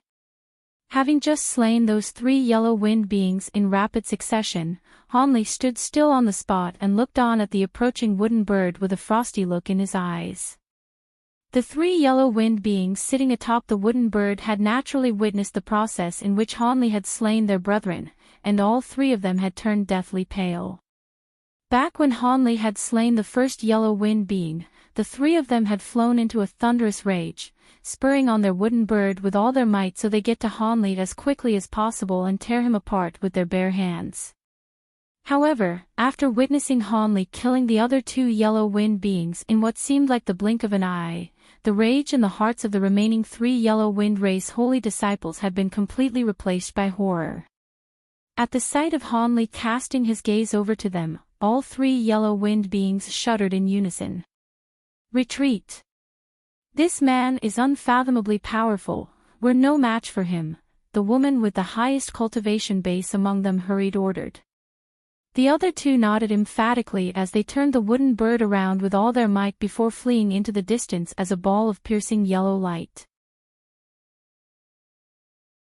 Hanli furrowed his brow slightly upon seeing this, but he showed no intention of giving chase.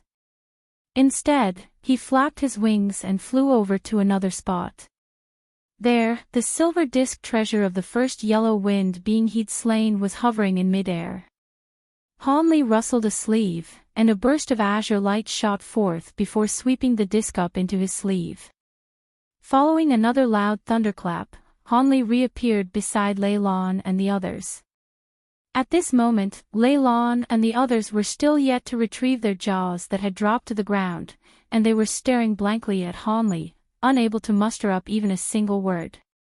With so many yellow wind beings arriving on the scene, they had thought that this was most likely going to be where they died. However, Hanli had taken care of 3 of them in mere seconds, and frightened away the remaining 3 with his devastating display of power. And to think that Hanli was only a spirit general as well, this was utterly insane. "Let's go. It wouldn't be wise to stay here any longer," Hanli instructed in a calm voice. Bai was the first to recover from his astonishment, and he hurriedly replied, "Yes, whatever you say, Brother Han."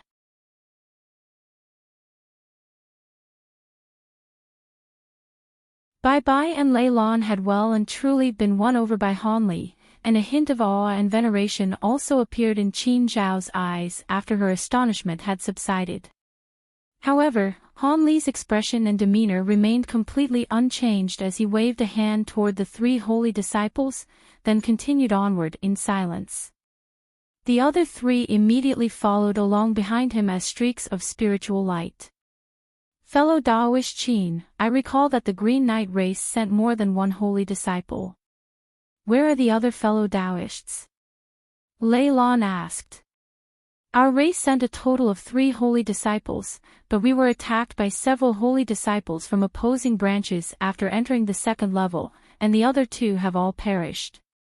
I originally intended to try and sneak into the 3rd level and perhaps obtain an infernal flame fruit by some miraculous stroke of luck, but I encountered those yellow wind beings along the way, and was hunted all the way here, Qin Shao replied with a bitter expression. Oh. 6 yellow wind beings were deployed just to hunt you down? Lei Lan asked with a meaningful look in her eyes. Qin Shao hesitated momentarily before elaborating in a careful voice, perhaps it's because I'm carrying several treasures from our race. I see. Lei Lan wanted to continue her line of questioning, but it didn't seem appropriate to do so. However, Bai Bai suddenly interjected, for the Yellow Wind race to expend so much manpower, could it be that you're carrying one of the 3 paramount treasures of your race? Qin Zhao's expression changed slightly, and she was silent for a moment before giving a resigned admission. I did indeed bring our race's chaotic flask with me. The chaotic flask. You mean the treasures capable of unleashing the power of chaos to combat enemies? Both Bai Bai and Lei Lan stirred upon hearing this. Indeed. Without that treasure, a mere mid-spirit general like me wouldn't have been able to escape from the yellow wind beings for so long. Unfortunately, every time I use this flask, it requires the expenditure of several chaotic crystals. Even though I took all of the crystals our Green Knight race had, I've exhausted the entire supply by now, Qin Shao sighed. Both Lei Lan and Bai Bai cast a glance toward Hanli upon hearing this. However, Hanli didn't turn back even once this entire time, as if he couldn't even hear their conversation. Seeing as Hanli was completely disinterested, Lei Lan and Bai Bai exchanged a glance before speaking no further on this matter. Instead, they began to discuss some other matters about the 3rd level of the Earth Abyss with Qin Shao. Qin Shao heaved a massive internal sigh of relief upon seeing this. The Green Knight race and the Tianping race did indeed have an alliance agreement, but that was only a verbal agreement with no way to actually bind the 2 parties to the agreement. As such, with Han Li's insane abilities, she would be completely powerless to resist if he decided to take her treasures.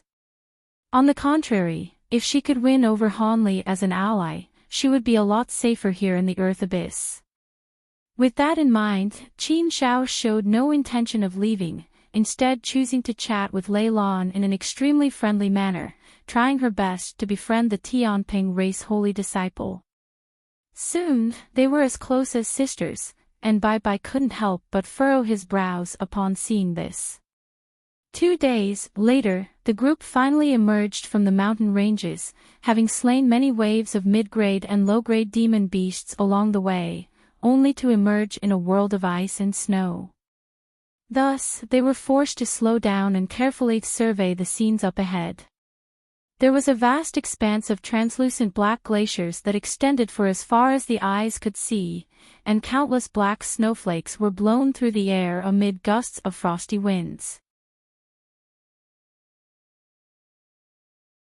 The Qi-Rong beings were situated near this hole, and that black rhinoceros had clearly emerged from the forest nearby before being slain by Zhu Yinzi. After a brief moment of contemplation, Zhu Yinzi said, stop trying to suck up to me. We've waited here at this entrance for 3 or 4 days already, but we've only killed the holy disciples of another minor branch. The Tianping race holy disciples still haven't turned up yet. It looks like they've either gone to one of the 2 other entrances or are still toiling away on the 2nd level. Most of the other holy disciples have most likely entered the 3rd level already. We have to kill these Tianping beings, but we can't give up on the infernal flame fruits either. How about this? Qi Tian, Hong Sha, you 2 follow me down to the 3rd level, everyone else, continue to stand guard here. I'll bring back your infernal flame fruits for you. Senior Marshal Brother Zhu, the holy disciple with the Han surname from the Tianping race, seems to be quite powerful. Will we be sufficiently equipped to bring them down if we split up? Qi Tian asked with a concerned expression. Zhu Yinzi seemed to have considered this already, and he immediately assured, don't worry about that. Junior Marshal Brother Yu's cultivation base isn't inferior to mine by much, and I'll leave our race's falling soul bell with him. This bell attacks in a completely soundless and untraceable manner, and even great spirit generals will be forced into submission if they were to be caught off guard. With Junior Marshal Brother Yu unleashing sneak attacks from the shadows, there's no way anything can go wrong. He then opened his mouth to expel a ball of green light, within which was contained an antiquated little bell that was around an inch tall. He pointed a finger at the bell, and it abruptly disappeared, only to reappear above the head of a burly Qi Rong being in the next instant. Thank you for entrusting me with this treasure, Senior Marshal Brother. I'll be sure to complete my assigned duty. The man with the Yu surname caught the bell expressionlessly, and his voice was oddly sharp, akin to the sound of metal grating on metal. Even though he was a man of few words, Zhu Yinzi seemed to be extremely confident in his abilities. As such, after a brisk nod, Zhu Yinzi waved a hand before entering the black hole with Qi Tian and Hong Sha closely behind him. Listen up. From now on, all of you have to conceal yourselves so you don't betray any signs of our presence here. I'll set up a concealment formation and hide in there. Once our targets arrive, I'll use the falling soul bell to unleash a sneak attack against them. You can all show yourselves after that, the burly man instructed. The man was clearly quite an authoritative figure among the Qi Rong race holy disciples, and none of them stated any objections as they made hand seals or summoned their concealment treasures. Everyone else disappeared in the blink of an eye while the burly man flew into the black hole. Thus, peace and quiet resumed, and it really was as if no one was present in the area. Elsewhere on the second level, deep within a dense forest filled with massive dark green trees, there was a massive black and yellow pillar that was visible even from 50 kilometers away, standing atop a tall hill. Upon closer inspection, one would discover that this so-called giant pillar was actually a massive plant with a diameter of around 500 meters. It was as if it had been constructed from countless vines twisted and intertwined together before extending all the way up into the sky. There was not even a single blade of grass growing within a radius of several tens of kilometers around this plant, as if it were situated in a barren desert.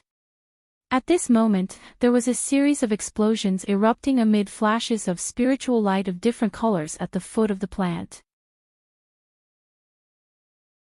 There were flying spirit race beings here, and they had been trapped at low altitudes nearby by tens of thousands of golden moths. There were two groups of flying spirit race beings here. One of them had a dozen or so members in each group, consisting of both male and female beings. However, all of them had black tattoos on their faces.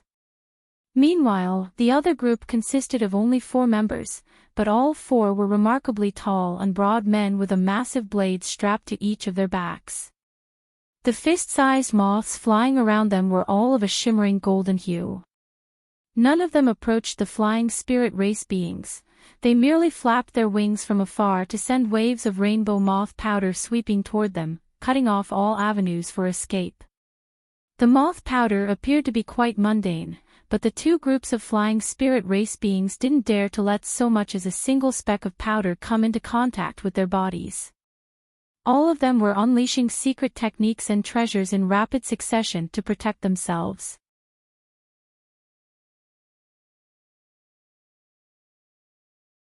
Of the flying spirit tribe beings, only 2 stood still in the air and showed no intention of attacking. One of them was short and skinny, the 7-pass race's Ao Qing. The other was a large dual-pupiled man. They both appeared quite indifferent and tightly frowned. Seeing the rainbow moth dust that surrounded the area and that their attacks were unable to affect it, the tall man slowly said, "Fellow Taoist Ao, this is the first time a demon insect like the gold abyss moth appeared on the myriad vine path. The insect should only exist on the fourth level of the earth abyss. There is something different about the earth abyss, causing these deeper level demons to appear here. Ao Qing coldly replied, I already knew that. Since mid-grade demons can be encountered on the first level, it isn't much of a surprise to find gold abyss moths here. Those old B** stards in the clan should be behind this, not us. But if you're still following me after we reach the third level, don't blame me if I cut you down.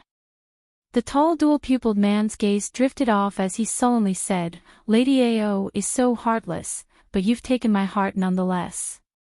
I've already proposed marriage to your clan 3 times, but each time, you refused. Would the marriage solidify our clan's strength? And from the rumors, you seem to only wish to wed the strongest holy disciple of the races. Could it be I still don't meet your standards?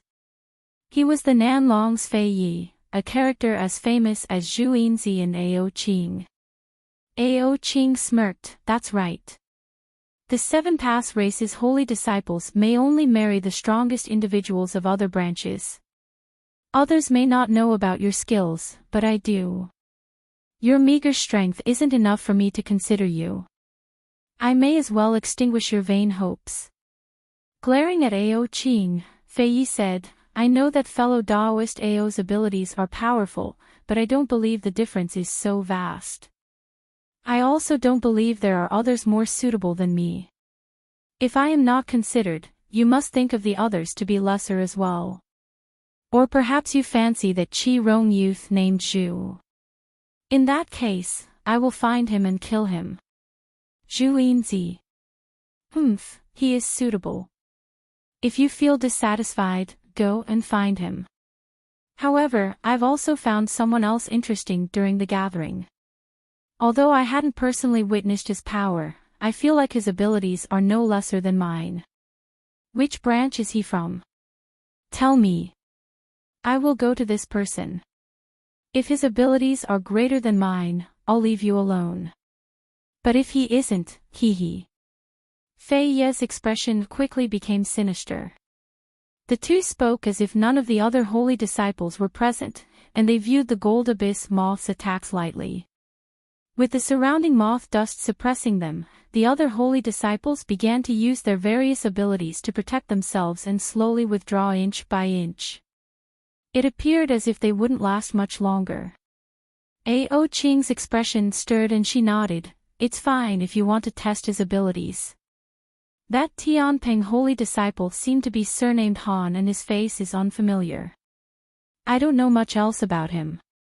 Amazed, Fei Yi said, the Tianping holy disciple? How could the holy disciple of that puny branch be so powerful? That is hard to say, Ao Qing indifferently explained, the Tianping are incredibly weak, but it's still possible for a genius to appear in their ranks. Don't forget that I've cultivated the most profound technique of the 7-pass race, the 7 apertures analysis arts. Its efficacy isn't something the other tribe branches can hope to achieve. Although I only looked at him from a distance, he gave me an unfathomable impression. If you truly pick a fight with him, try not to throw away your life. Fei Yi forcefully said, that's fine. But if you're mistaken, I'll be heading over to your clan when the trial is over and I'll ask again to wed you. Don't forget, your rite of transformation is only a few more years. This time, you won't have the opportunity to refuse me. Ao Qing raised her head and snorted, you actually know quite a bit. That's right, in 3 years I won't be able to delay my coming-of-age ceremony any further and my clan hasn't been able to find anyone in the same generation that is stronger than you. When we return, I will agree to your marriage proposal. Fei Yi wildly laughed and sneered, saying, then it's agreed. If I do encounter that Han fellow on the 3rd floor, it'd be for the best, but if I can't, I'll challenge him after we return. Since you have your sights on him, he shouldn't fail the trial. Do as you wish, Ao Qing glanced around and indifferently said, these insects are somewhat irritating. Will you get rid of them or will I? Leave it to me. It's only a slight effort, the large man smiled and suddenly pressed his hand against the back of the sword. Suddenly, the sword hummed and surged to the sky, turning into a mass of dense golden light as it circled in the air. Meanwhile, Fei Yi leaped forward, turning into a strange bird with a wyrm head and a whale tail. He unfolded his wings and shot straight up. In several blurs, the large bird arrived at the mass of golden light and fused as one. When the surrounding moths saw him emerge from their defenses, they let out cries as they directly swarmed towards him. But before they drew close, countless clouds of dust rushed to the golden light ahead of them. A deafening boom suddenly vibrated the air. Soon, the golden light surged several times in size and streaked downward in an expanding violent storm. Layers and layers of incredibly dense dust were scorched away by the golden lightning, piercing through the dust clouds. As for the large numbers of golden moths hiding behind the dust, they quickly perished as the light passed them by. In the blink of an eye, nearly half of the moths had died. The gold abyss moths shrieked as they were massacred and their remaining numbers scattered in every direction. When Ao Qing saw this, her expression sank and she muttered an incantation, summoning a huge black phantom behind her. The phantom was blurry but it faintly resembled 7 distinct heads, those from animals like apes and leopards, but each and every one of them appeared menacing. With an incantation gesture, Ao Qing commanded the 7 heads to slowly open their crimson eyes and widely open their mouths. A cloud of green mist violently streamed out of each of them, quickly spreading out to their farthest surroundings in the blink of an eye.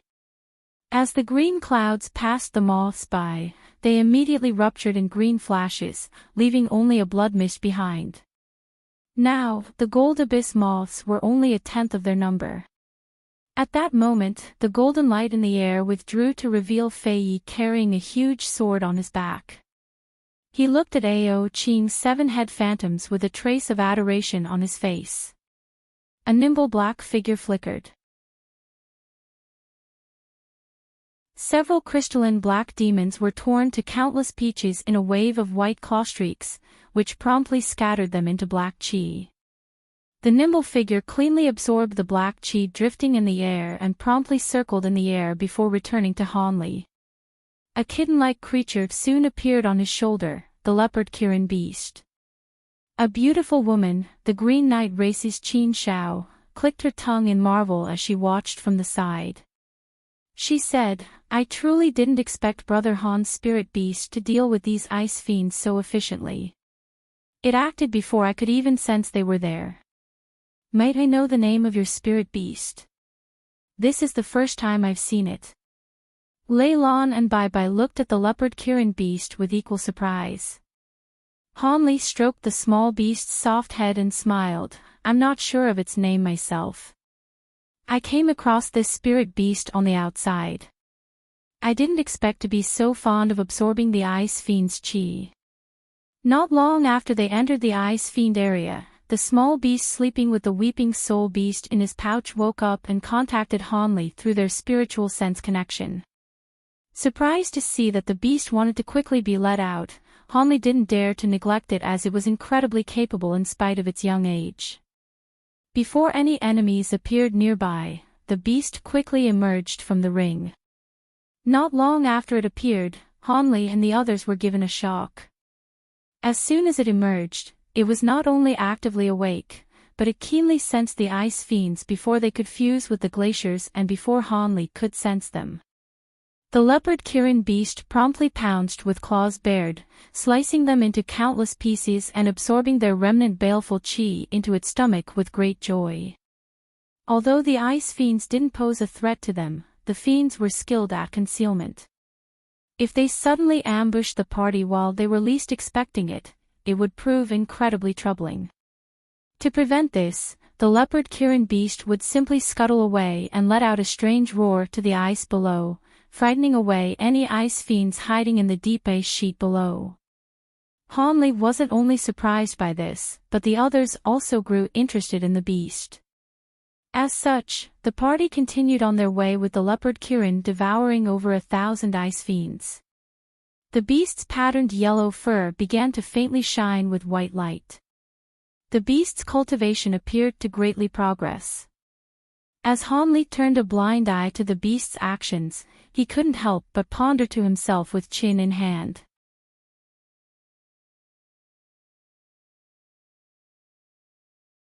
Because the leopard Kirin beast only had the strength of a nascent soul cultivator when he first tamed it, Hanli rarely sent it out against enemies.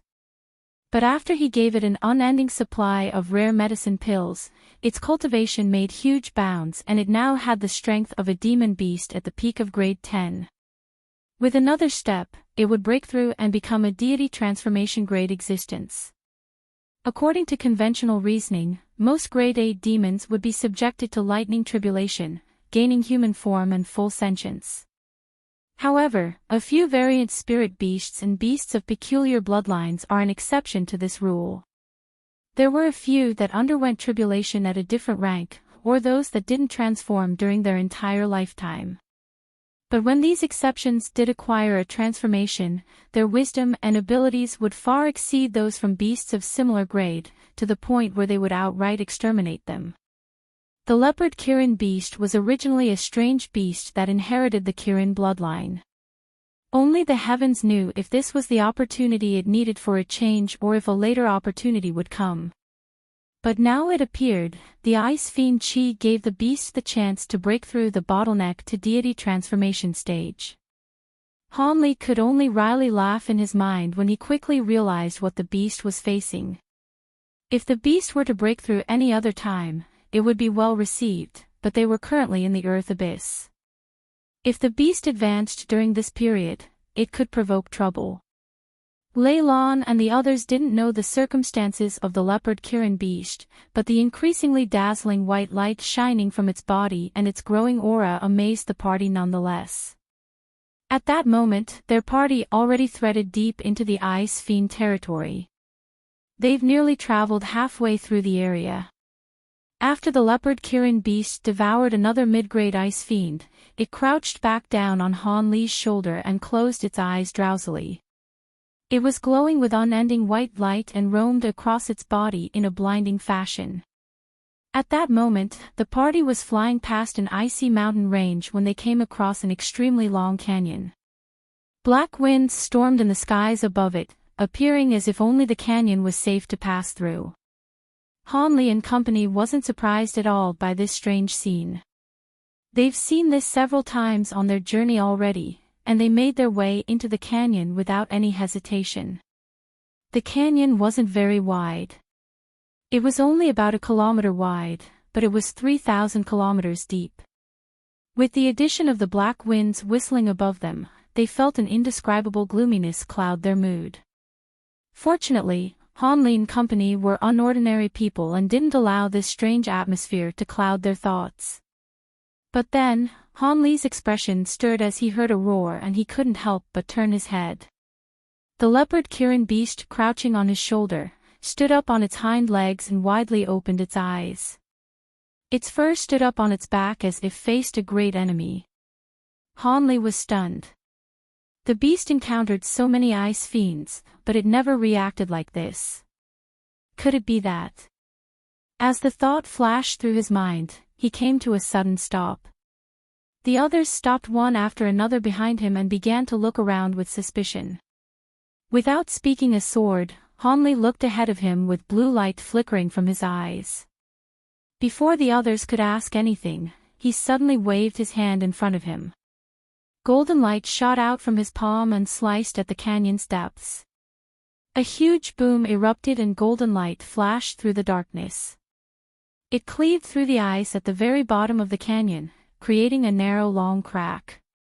A strange cry of pain sounded from underground, followed by a violent burst of black chi. In the blink of an eye, a 30-meter large ball of black mist had condensed. It's an Ice Fiend King. There is truly such a demon here. Bai Bai cried out. Lei Lan and Qin Xiao were immediately startled. At that moment, the huge ball of mist spun in the air, gathering up countless shards of ice towards it from every direction. Black light blindingly shined as a 60-meter-large black ice phoenix flew out from the mist. Its body was crystalline black and its eyes glared black, rigidly staring at Han Li. No, it was actually staring at the leopard Kirin beast on Han Li's shoulder as if it were its nemesis. The leopard Kirin beast snarled, excitement clear in its green eyes. Han Li raised his brow and pondered. Then he grabbed the small beast from his shoulder, and to the shock of everyone, he mustered his strength, throwing the beast high into the air. Han Li promptly spread his wings and disappeared in a flash of azure-white lightning, only to leave a clap of thunder behind. In the next moment, thunder rang above the ice phoenix, followed by Han Li's swift appearance. His shoulder blurred and a chain of afterimages passed by the phoenix as he made his way below it. The ice phoenix paused in surprise, soon letting out a cry of anger. It stretched out its claws to crush Han Li, a meager insect in its eyes. The black 3-meter-long claws immediately grabbed a hold of Han Li. However, Han Li didn't seem to care. His hands blurred as black-white fists left a torrent of afterimages above him. Booms deafened without end as black-white light erupted from the claws. The two huge claws began to break before shattering like porcelain. They crumbled inch by inch until they were no more. The black ice phoenix let out a world-shaking shriek. It opened its mouth and a black torrent of wind emerged. In the blink of an eye, the attack was about to submerge him from above. But Han Li only blinked as the black wind passed him by, and he suddenly vanished. The ice phoenix couldn't help but look around to see where he went. At that moment, a gentle wind blew from behind the black winds to reveal a silent figure. The figure stirred, arriving at the ice phoenix's back with ghost-like agility. His black-white fists flashed as he struck down ice phoenix's back with vicious power. Two huge explosions followed. Black-white halos of light ripped out from the impact, completely enveloping the phoenix's body. It didn't react in the slight. The huge phoenix began to crack like its claw and shatter in a rain of ice shards.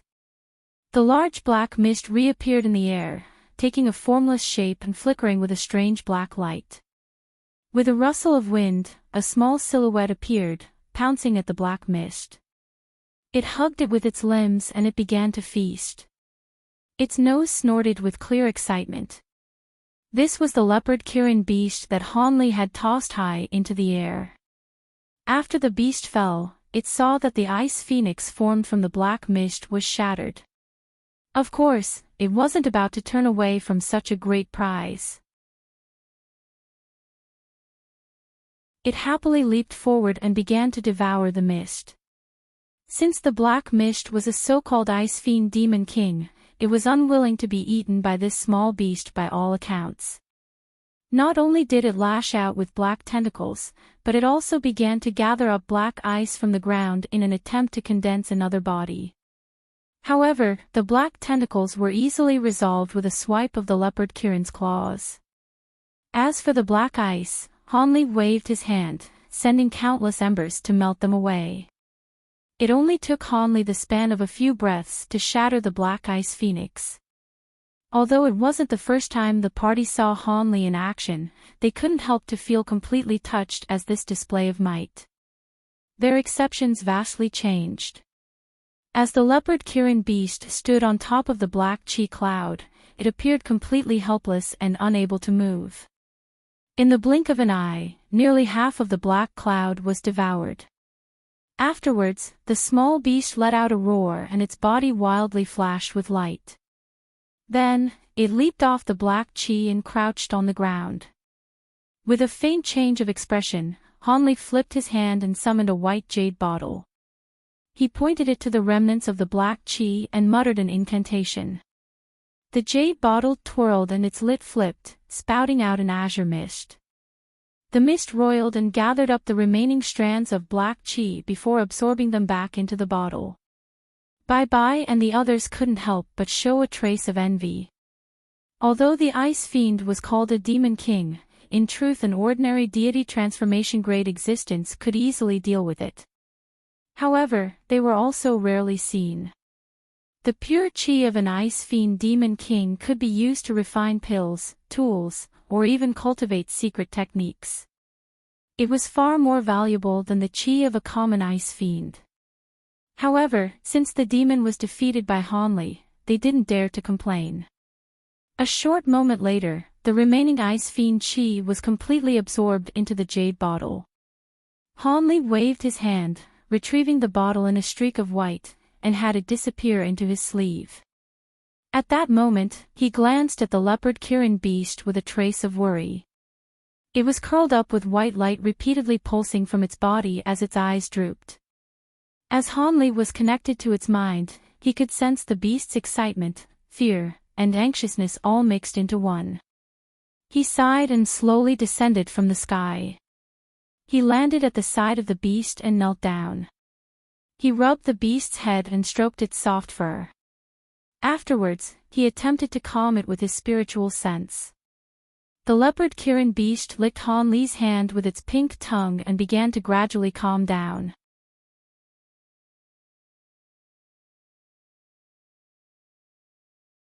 At that moment, the line of white light lit up from the pitch-black sky.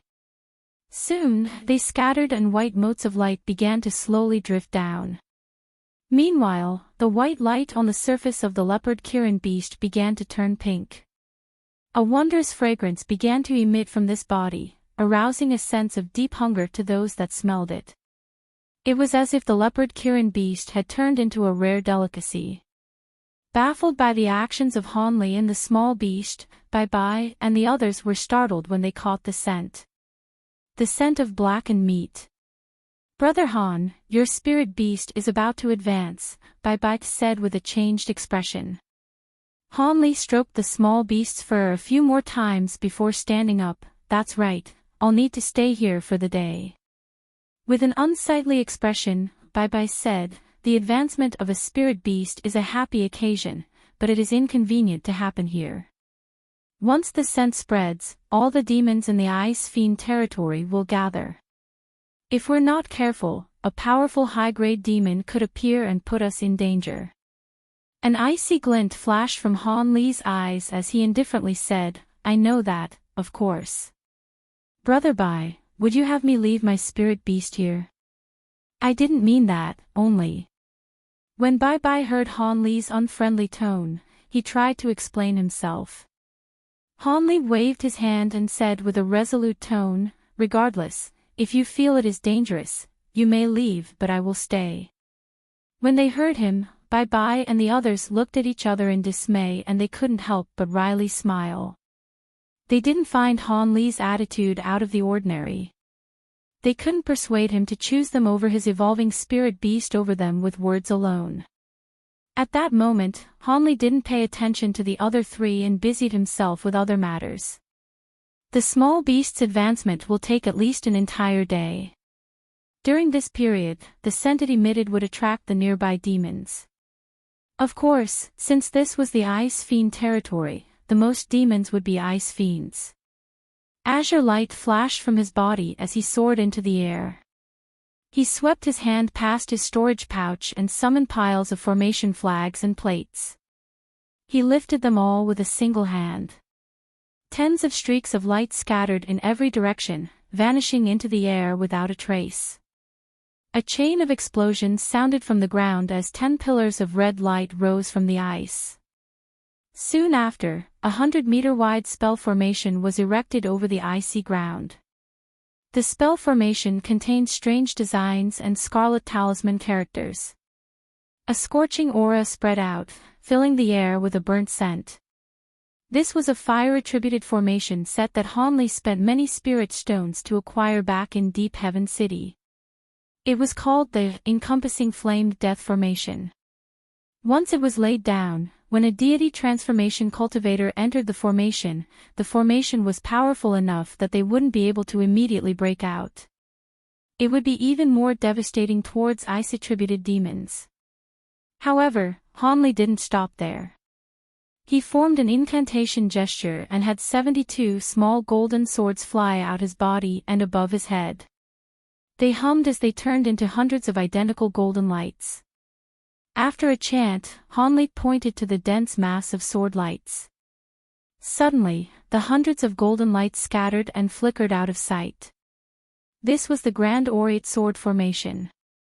With his cultivation at the peak of deity transformation, even a late spatial tempering cultivator wouldn't be able to escape unharmed. As for whether he'd be able to restrict a body integration cultivator, it'd be hard to say. He'd have to test it out first. With that done, Hanli floated above the spell formation and narrowed his eyes in through before shaking his sleeve. A ball of silver flame flew out, turning into a silver bird with a cry. It circled once into the air before diving into the ice. Hanli then raised his hand and summoned the triangular spirit carriage he used previously. The spirit carriage floated motionlessly above the spell formation and Hanli sat cross-legged inside it, resting his eyes.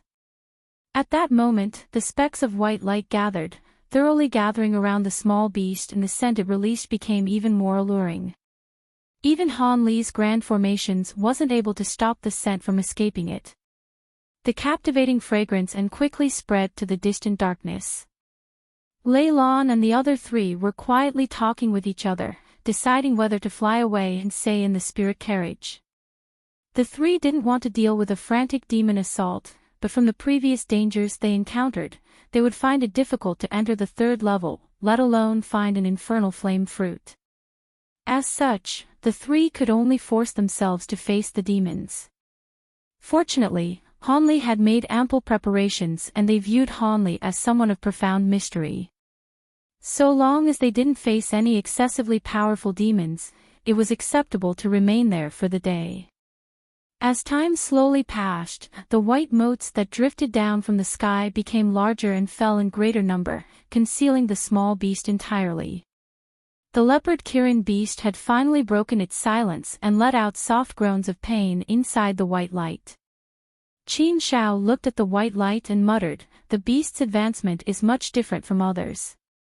Each time, its body will be greatly strengthened, unlike us from the flying spirit tribe." "That's true, but the pain of cleansing one's essence and meridians isn't something we can handle," Lei Lan added with a smile. Bai Bai then raised his brow, looking at the distant dark canyon with a solemn expression. At the moment, it was rather too peaceful. Apart from some faint whistling winds, they heard no other sounds. And the beast's fragrance had already spread far, at least 50 kilometers away. Bai Bai felt ill at ease and couldn't help to glance at Hanli. He had his eyes shut and appeared serene. Bai Bai blinked and he thought to say something when Hanli opened his eyes, revealing a bright crystalline glint from his eyes. Meanwhile, rustles began to sound from the darkness as if countless things were flocking in their direction. In that next moment, all of the other three ceased their whispering and watched what was happening. Countless red eyes were glowing through the darkness. A swarm of foot-tall black silhouettes began to pounce forward. Their bodies glowed back and they moved with great speed as their limbs rustled. This swarm of malevolent creatures were ice spiders. At a glance, the spiders seemed endless, filling the entire canyon in an instant. However, these were the lowest level of ice fiend demons. Since Hanli didn't need to deal with them, Qin Shao let out a shout and waved her sleeve, releasing a dozen green lights onto the spiders. Several booms later, a dozen 3-meter-tall puppets appeared amongst the spiders. These puppets appeared to be huge lizards. With only faint movements, the lizards began to release beams of green lights from their mouths. The spiders seemed to melt away like evaporating dew as the green light passed them by. The puppets were standing in a line and simply moved their heads as they launched their attacks, preventing the ice spiders from moving forward even a single step. In the blink of an eye, countless piles of dead spiders littered the ground. However, the spiders were truly too great in number. Even with the incisive beams of green light, they eventually began to advance slowly in complete disregard of their lives. Under this unceasing assault, the spirit stones and the puppets began to dwindle in power. Soon, the puppet's beams began to dim in light and could no longer hold the spiders back. As such, the spiders soon broke through the line and approached the puppets. Pooh! Pooh! Countless black threads shot out from the spiders and enveloped the puppets thoroughly.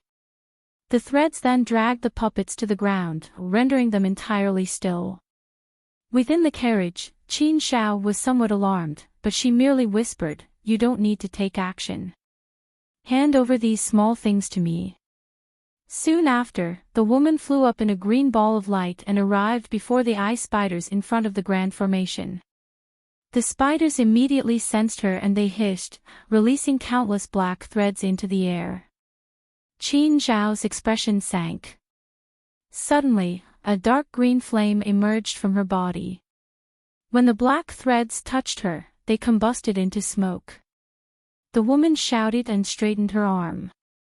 A green fire sword appeared in her hand and she swung down. A huge wave of flames suddenly spread out from the strike. With a huge explosion, a 3-meter-wide trench appeared in front of the spiders. Green flame still burned inside it, turning the spiders that touched it into ash in just a moment. Qin Shao faintly smiled at the sight, and just as she thought to expand the trench, furious cries sounded from the distance, followed by the appearance of several 3-meter-tall bodies. Under closer examination, the woman's expression changed. The huge figures were giant 4-headed spiders. Each one was covered in black fur with sharp fangs from each of their mouths, each of them roaring. Qin Shao raised her brow and bluntly waved her fire sword at them. In that instant, a series of black light roamed across their bodies, creating a pair of black cicada wings. With a tremble, their wings took them into the air. Qin Zhao's relaxed expression instantly changed when she saw this.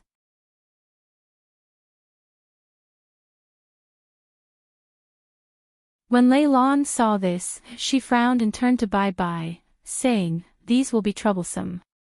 I'll lend older sister Qin a hand." With that said, golden light flashed from her body and she flew out of the carriage.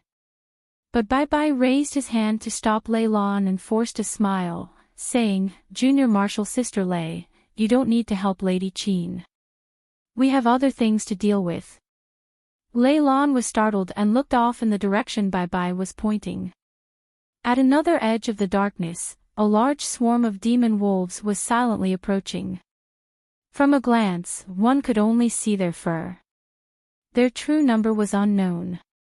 Meanwhile, cries sounded from a different direction.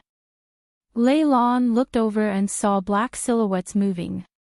They were a large group of 3-meter-tall ice apes. Their fur was extremely long and somewhat curled, but they held wood or stone clubs in hand. They also had menacing fangs hanging from their mouths. "I'll deal with the wolves. I'll leave the ice apes over to Senior Marshal Brother Bai." Lei Lan gave a quick response before hurrying off in a silver bolt of lightning. Thunder clapped above wolves as a dozen bolts of lightning struck down. The silver lightning swept past the wolves, leaving them scorched and trembling on the ground. Bai Bai shook his head and gave Hanli a salute before flying off in a streak of light. A short moment later, the apes became restless and a ball of golden light erupted from the sky. Countless golden threads spread downward. Miserable screams echoed. Golden light flashed across the apes, piercing holes through them and spilling blood across the ground. The wolves and apes were only low-grade demons and didn't prove a match to the two. But in a swarm, there were bound to be a few capable mid-grade demons. They could only slowly deal with them. Hanli watched this from the spirit carriage and his expression stirred. He pondered whether the three should return and he would deal with these demons using the might of the grand formation. But at that moment, a peculiar sound rang through the air, signaling that something has arrived. Blue light flashed from his eyes and he attentively looked in the distance and his expression sank. He saw over 100 ice fiends of varying form flying through the air. Their bodies were a sparkling black and ranged from 30 meters to only a foot in size. From their aura, they appeared to be mid-grade demons. These demons appeared excited and were rushing over to the grand formation, clearly attracted by the leopard Kirin beast's scent. Hanli coldly chuckled and stood motionlessly in place. The demons quickly arrived before the grand formation and they strangely buzzed as they rushed into the formation towards the small beast at its center. Hanli only took action when he saw nearly half of the flying ice demons enter the formation. He flipped his hand to produce a 3-inch large sparkling scarlet formation flag. He immersed the flag with the entirety of his magic power and quickly pointed downward. A crackle sound as a beam of red light disappeared into the spell formation. A huge rumbling sounded as the 10 pillars at the edge of the spell formation trembled. Once the talisman characters appeared, mists of red light began to gather around the formation and completely envelop the ice fiends. In their fright, the demons either spat out icy white winds or spread out their wings to summon black snow and hail. But regardless of their abilities, when red light swept past them, they turned to ash, melting away as if they were thawing ice. In the blink of an eye, the demons inside the spell formation vanished, leaving only clouds of ice fiend chi lingering in the air. The remaining demons outside the spell formation were alarmed. There were a few that didn't want to leave because of the scent and lingered outside the formation, but those that were smarter quickly took off. Hanli raised his brow and opened his mouth, spitting out a ball of azure light that contained a small azure cauldron. The cauldron spun in the air and pulsed with light, expanding to 3 meters in size. A bang sounded as Hanli slapped his palm on top of the cauldron. The cauldron droned, instantly shooting its lid into the air. A swarm of azure threads shot out from it and strangely vanished into space itself. A short moment later, space warped near the ice fiend demon lingering outside the formation, and countless azure threads shot out in every direction. The ice demons were skewered. Even those that fled earlier weren't able to escape the threads. Once the threads faded away, the corpses fell to the ground in fragments. With Hanli's increase in cultivation, the might of the Heaven Void Cauldron was also vastly different. The others also used their various abilities to slay the mid-grade demons and eventually repelled the swarm of demons. Lei Lan and Qin Shao returned to the carriage and clicked their tongues in wonder. I didn't expect there were so many demons in the Ice Fiend territory. Who knows what else is hiding? In a flash of golden light, Bai returned to the carriage. He chuckled and slowly said, "An area this large is bound to conceal much." However, these were only the nearby demons. Soon, demons from farther away will come. There may be a few high-grade demons among them. When Hanli heard this, he remained calm. Not long after, howls sounded from all around them. Various demons had appeared again and were rushing the formation. This time, Hanli didn't have the other three head out. Instead, he activated the restrictions of the Grand Formation. Any of the demons that entered the formation were given a painful death, turning to ash as red mist swept past them. Time slowly passed as they were besieged by waves of demons and half a day passed. During this time, only one high-grade demon appeared. However, Hanli decisively activated the Grand Aureate Sword Formation and made short work of it. After this, no other powerful demons had appeared for some time. Hanli and the others were happy to spend time peacefully.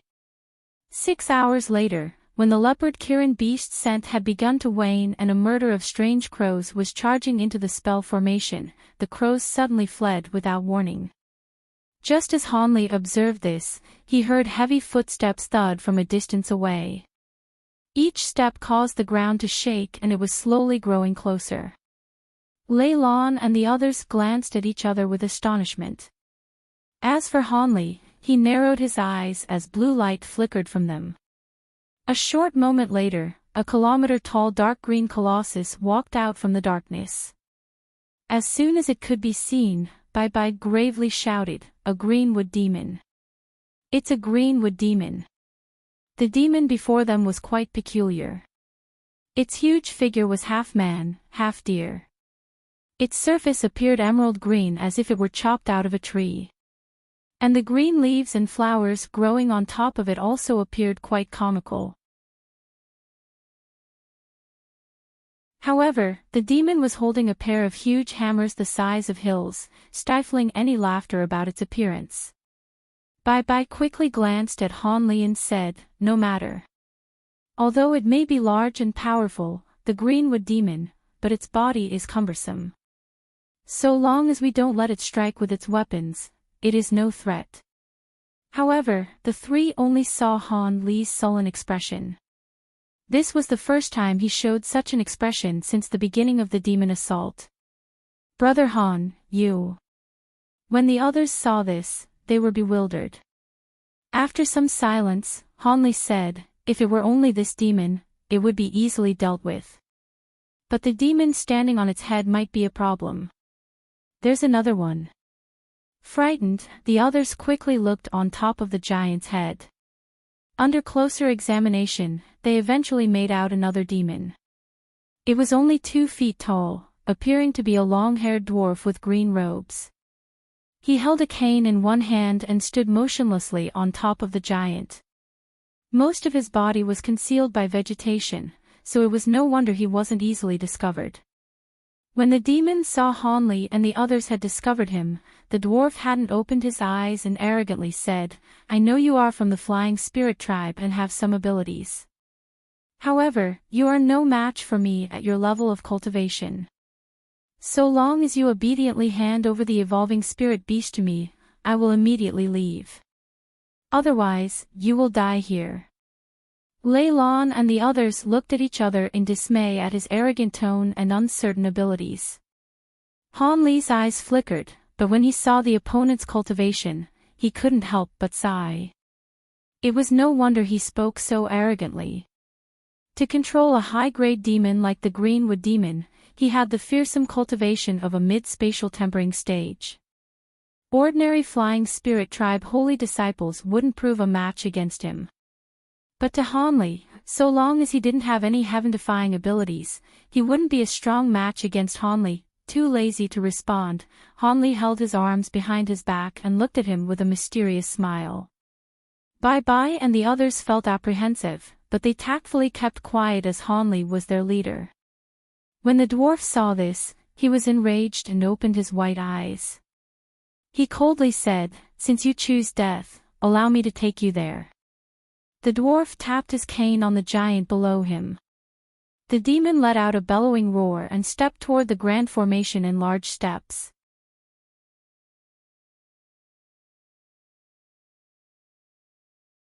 Han Li coldly watched as the huge demon took a few steps forward, betraying no emotion from his face.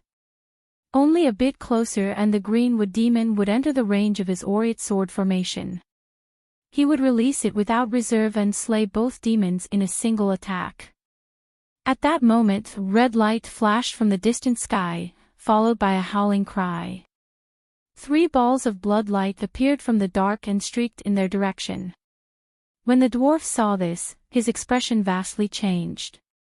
He tapped his cane on the wood demon and turned his head to face the crimson streaks. A trace of astonishment appeared on his face. After several thud sound, the Greenwood demon stopped right outside the aureate sword formation. Han Li frowned, but when he saw this new development, he also turned to look at the distance. The other 3 appeared apprehensive at the new demons that appeared.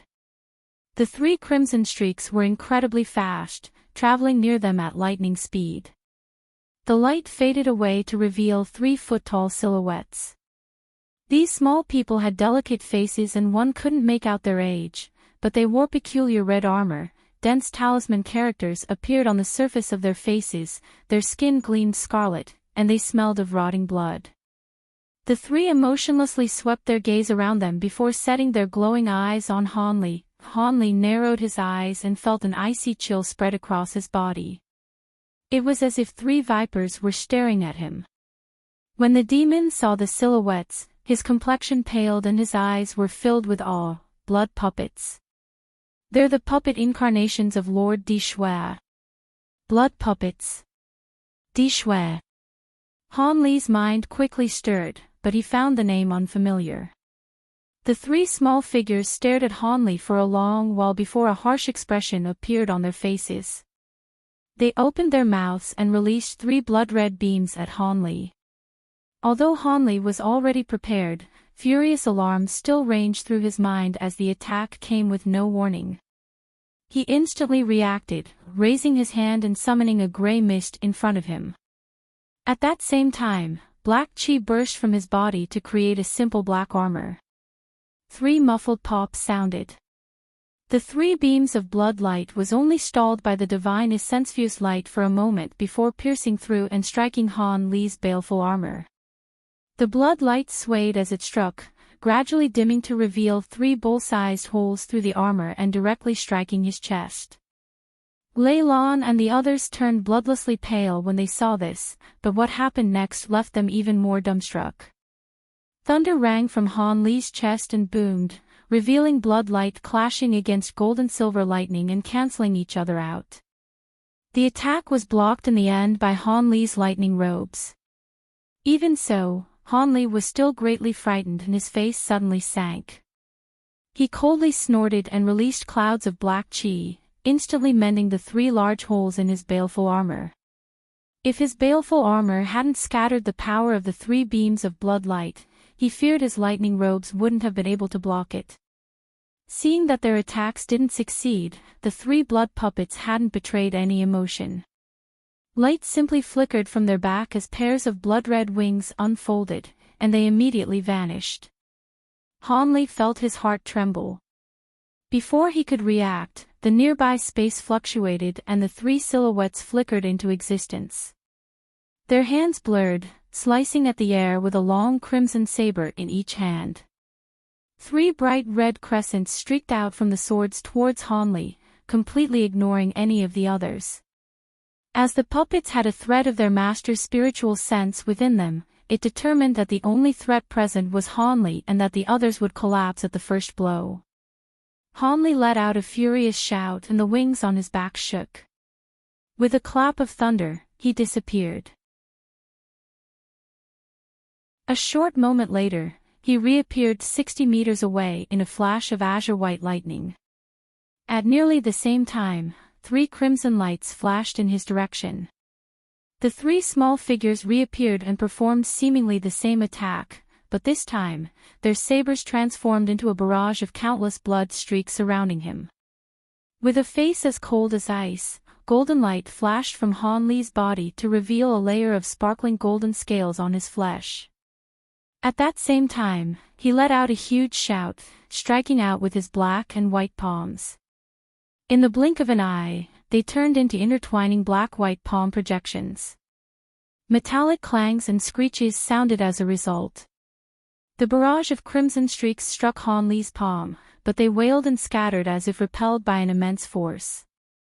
The three puppets felt pushback from the huge force through their blades and were each pushed back 10 meters. Crimson light wildly flickered from their bodies before they regained their balance, but when they raised their heads, they were stunned. Han Li had vanished from his original location.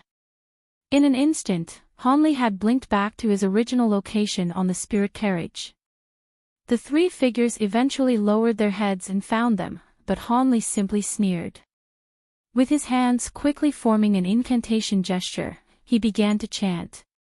The nearby space let out a loud clear cry as golden threads began to flicker and shine, surrounding the three blood puppets tightly.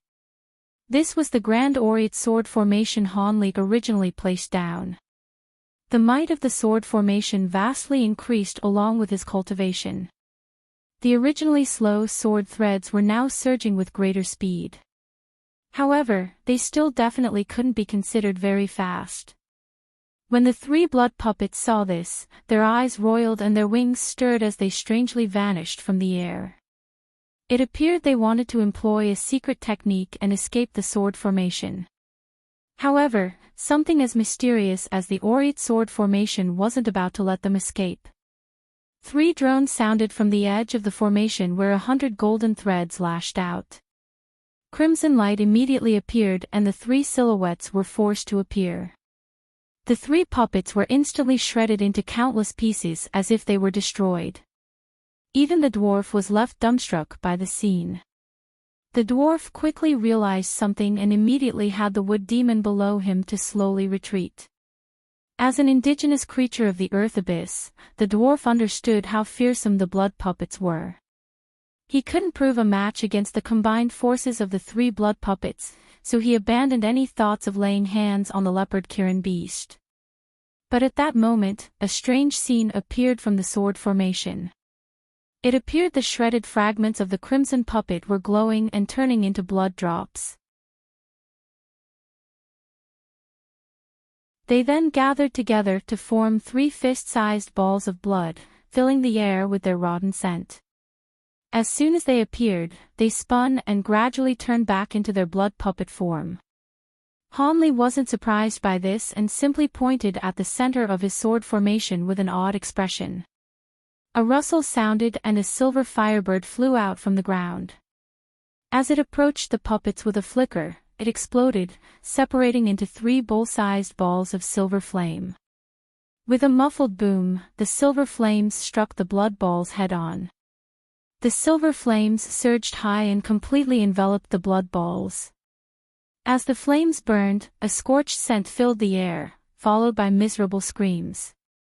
The balls of silver flames wildly knocked against the edges of the sword formation like a headless fly.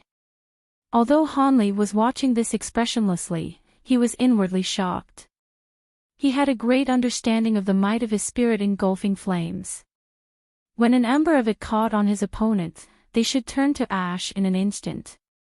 However, these blood puppets were able to endure. However, the flame's overbearing power became clear to see as the blood balls were soon thoroughly burned away. With their blood turning to ash, the puppets could no longer reform. Hanli waved his hand. The balls of silver flames fused back into one, returned to him as a firebird, and vanished into his sleeve.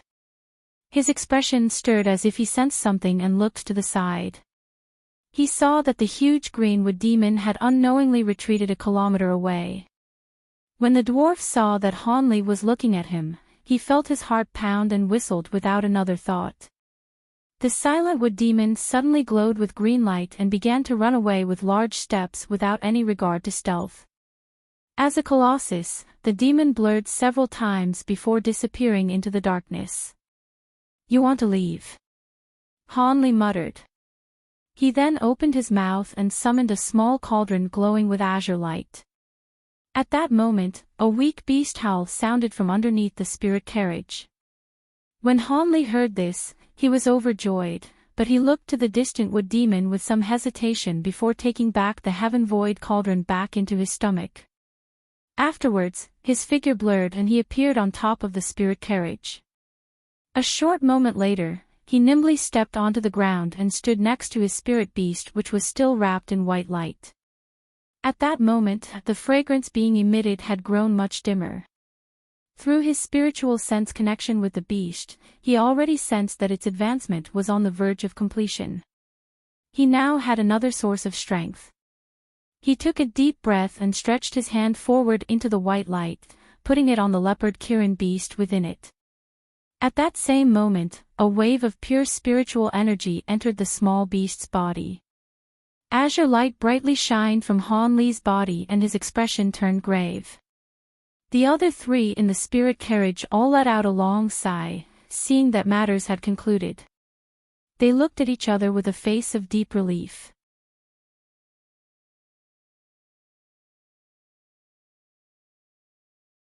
What shocked Lei Lan and the others the most was how Hanli faced 2 powerful enemies, slaying one with ease and sending the other running away in fright.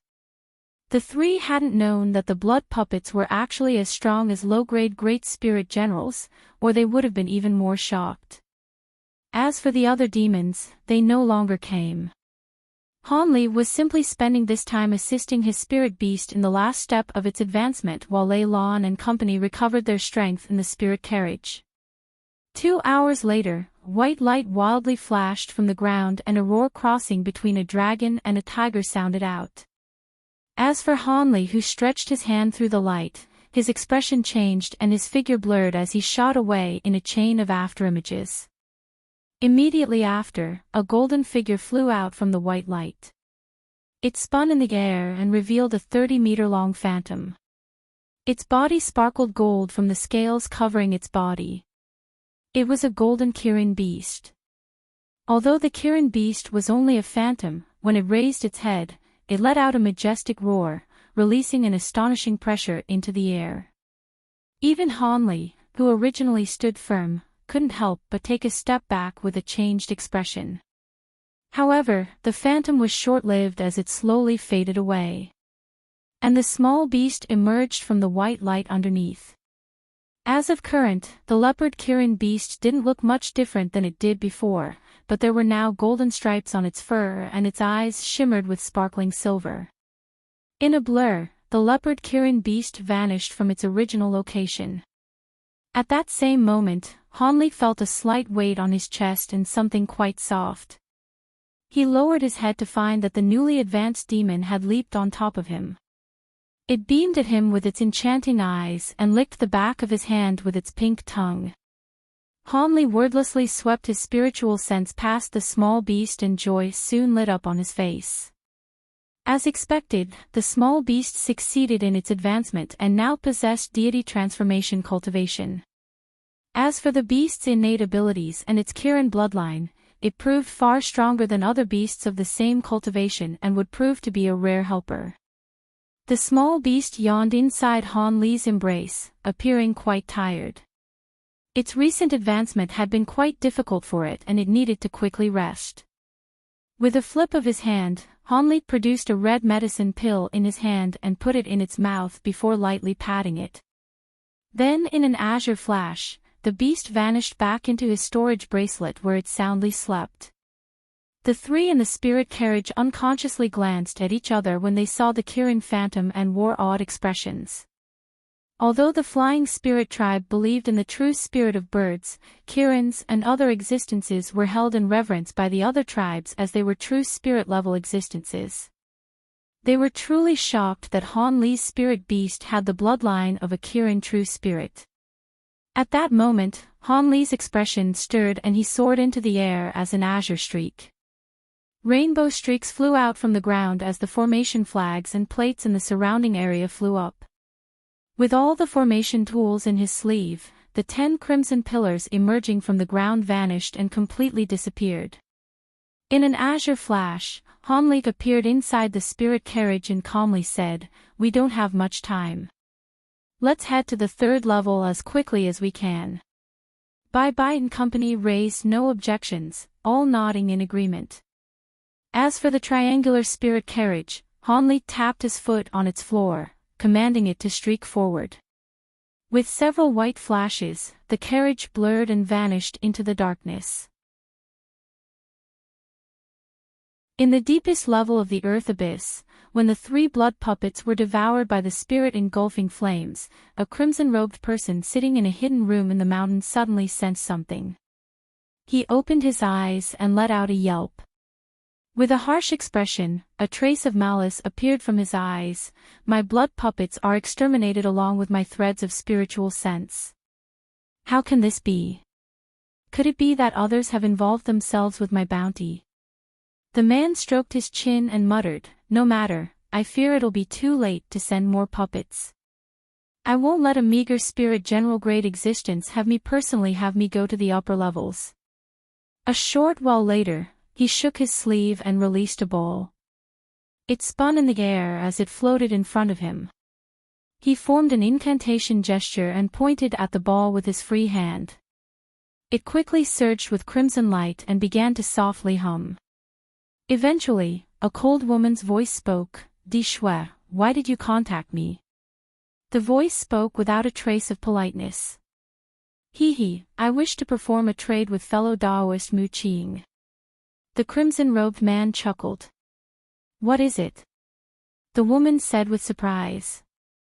"It's nothing," the man casually said. "I want to borrow your subordinates, the High Great Spirit General Grade Blood WIRM.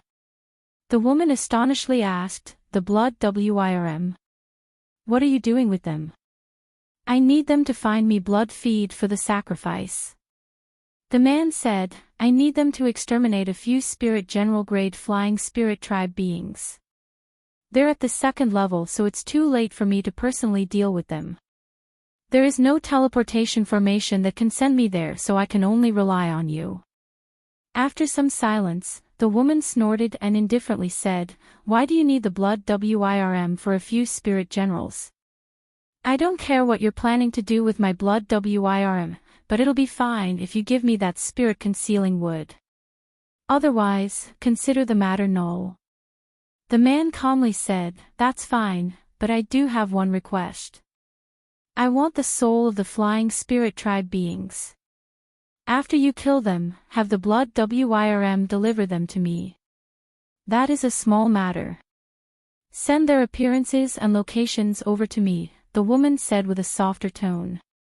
Of course. It'll just be a moment. The man extended his finger to the pearl and gently closed his eyes, sending the information with his spiritual sense. A short moment later, the man withdrew his fingers and opened his eyes. I have you their most recent location. You should be able to easily find them with your blood WIRM. I will be awaiting good news. As they are only spirit general existences, it won't take up much time. But if your information isn't accurate. The woman then coldly laughed with a deep tone. If it isn't accurate, Fairy Moo can cancel the trade. The man said with a smile. With his abilities, he naturally wouldn't mistake the cultivation of spirit general grade beings. Since you are certain, then so be it. I will directly send the blood WIRM to the second floor. You should receive news in 3 days, the woman calmly said. Then with a red flash from the ball, the connection was severed. When the man saw this, he appeared satisfied rather than anger. He withdrew the ball and muttered, with the high Great Spirit General grade blood WIRM, they shouldn't fail. If they truly fail, then it shows that those old fellows from the Flying Spirit Tribe have truly infiltrated the Earth Abyss. It is better to deal with this carefully. The man sat in his chair and quickly drifted off to sleep. On the third level of the Earth Abyss, in a large hall constructed from black wood, there was a vague silhouette that sat on top of a 3-meter-large golden flower. They motionlessly held their chin in hand. Sitting not far away from them were 2 rows of black figures of varying heights. There were 16 of them. A short moment later, the black figure sitting on the flower raised their hand, releasing a green streak, quickly disappearing into the air. A short moment later, a rumbling thunder sounded from the outside. Crimson light flashed from the hall gates and a hazy blood mist shot inside. The blood mist vanished to reveal a demon with a WIRM's head and a human's body. It respectfully bowed to the figure sitting on the golden flower and hoarsely spoke, "May I ask what Master has called Shwedu for?" The black silhouette spoke with a cold woman's voice, "Shwedu, you'll temporarily give up on collecting blood feed and will go to the second floor." She had the same voice as Mu Qin, the woman who spoke with eccentric Di Shue. As the Master commands. The WIRM-headed demon had an incredibly red head and its eyes contained indescribable savagery, but it spoke to the black figure with the utmost respect. The woman waved her hand and tossed a black bamboo tube at him. There are several spirit general grade flying spirit tribe beings on the second floor. Teleport over, kill them, and deliver their souls to eccentric Shue. Those are their last known locations and their appearances. Take note that the flying spirit tribe beings might be odd. If there is something amiss, quickly report it back to me. Move quickly. As you bid. The WIRM-headed demon accepted the tube and blurred, shooting out in a blood mist. It flickered several times before disappearing. The woman glanced at the hall gates for a moment and withdrew her gaze. With a cold tone, she said, "All right, tell me about the progress with the blood feed captured on the various levels. The next blood sacrifice will occur soon. Hey Joie, it's your turn." A tall silhouette stood up and said, "The fourth level's four-winged serpents and the bright cloud scorpion are the largest blood feeds and have been completely captured. Only the three-eyed gray mouse and several other beasts are hiding in Black Crow Mountain. We temporarily can't reach them."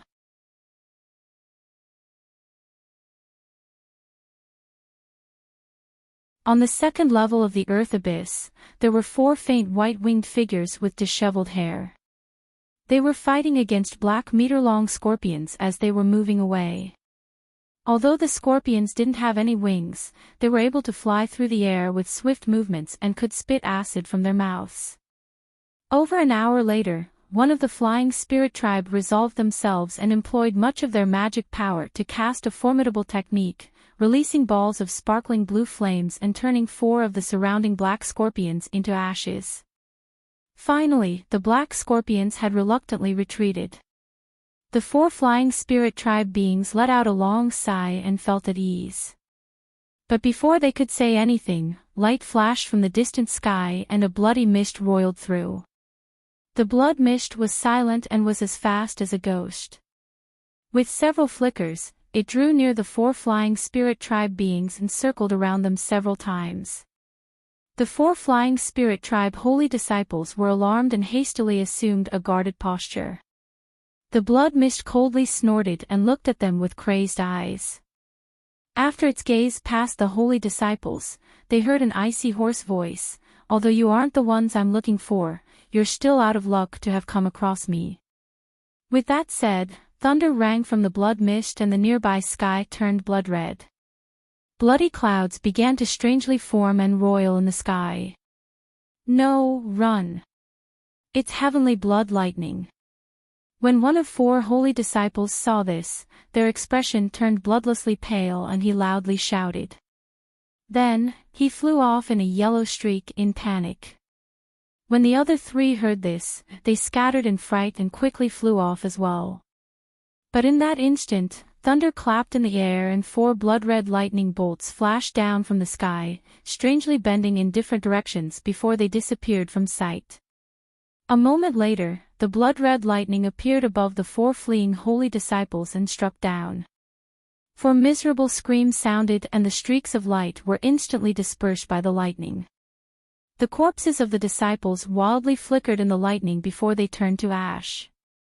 Their protective treasures and light didn't pose the slightest resistance. The blood mist let out a howl of insane laughter, and in a flash of bright blood light, the mist shot off into the distance, soon to disappear without a trace. An unknown distance away, Hanli took a shallow breath and looked in front of him.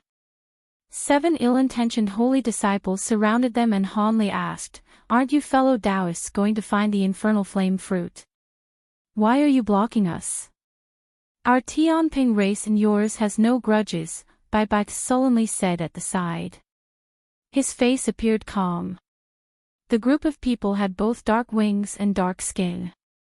A taller man among them held his hands behind his back and arrogantly said to Hanli, "There truly are no disputes between our races, but the Qi Ran and several other powerful branches have secretly issued a reward. So long as you perish, we'll acquire very significant benefits. If we hadn't encountered you, we wouldn't go looking for you either. But now that we've met, the Black Spirit race won't refuse the opportunity." Black Spirit holy disciples surrounding Han Li's group all looked at them without emotion. This came as no surprise. The Black Spirit race wasn't among the top branches in the tribe, but they were in the upper half, far beyond the weaker branches like the Tianping. A reward? Han Li frowned, finding this somewhat surprising. "That's all to be said. Now your souls won't be confused in the afterlife, so die." Their leader was unwilling to speak any further and waved his hand with a hostile expression. When the other Black Spirit race disciples saw this, they opened their mouths and spat out a black feather. The feather was only an inch initially, but when they slapped their hands together, the feathers instantly expanded to a foot long. The feather glowed and black talisman characters roamed across them. The 6 Black Spirit disciples surrounding them all acted together, waving the feather to release waves of black flames from them and enveloping him from every side. Boom! The black flames turned into a huge flame barrier and trapped the four inside. These black spirit disciples were ruthless in their attack and planned to kill the lot of them in a single strike. As for Green Knight Race's Qin Shao, they didn't care enough to spare her. When Lei Lan saw the flames, her expression vastly changed and silver lightning rose from her body to create a protective barrier for herself. Then, she shook the golden gourd on her necklace, releasing thin silver lightning to turn her lightning purple, producing an astonishing pressure. When all of this was done, Lei Lan quickly spoke to Han Li with a voice transmission, "Brother Han, this is the Black Spirit Race's Golden Crow Spirit Fire. It is fearsome as it can absorb our magic power and cultivation. We cannot allow it to catch on to our bodies." Bai Bai and Qin Shao both appeared astonished and quickly released their defenses. A brilliant flash of golden light and strands of green light from dark jade badge were released to block the black flames. Golden Crow Spirit Fire. How interesting. Han Li smiled, seemingly taking no action.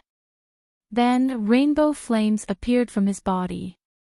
Even as powerful as they were, when the black flames touched the rainbow flames, they began to crackle with muffled thunder. A violent reaction occurred similar to icy water and boiling oil. The black spirit disciples were stunned. Their leader narrowed his eyes and shouted, "Increase the flame's power. We have more people. Even if this person has the ability to temporarily block the flames, he can't hold out much longer." The others promptly acknowledged the order and waved their feathers even quicker. Each of them even produced a large black crow projection from their backs.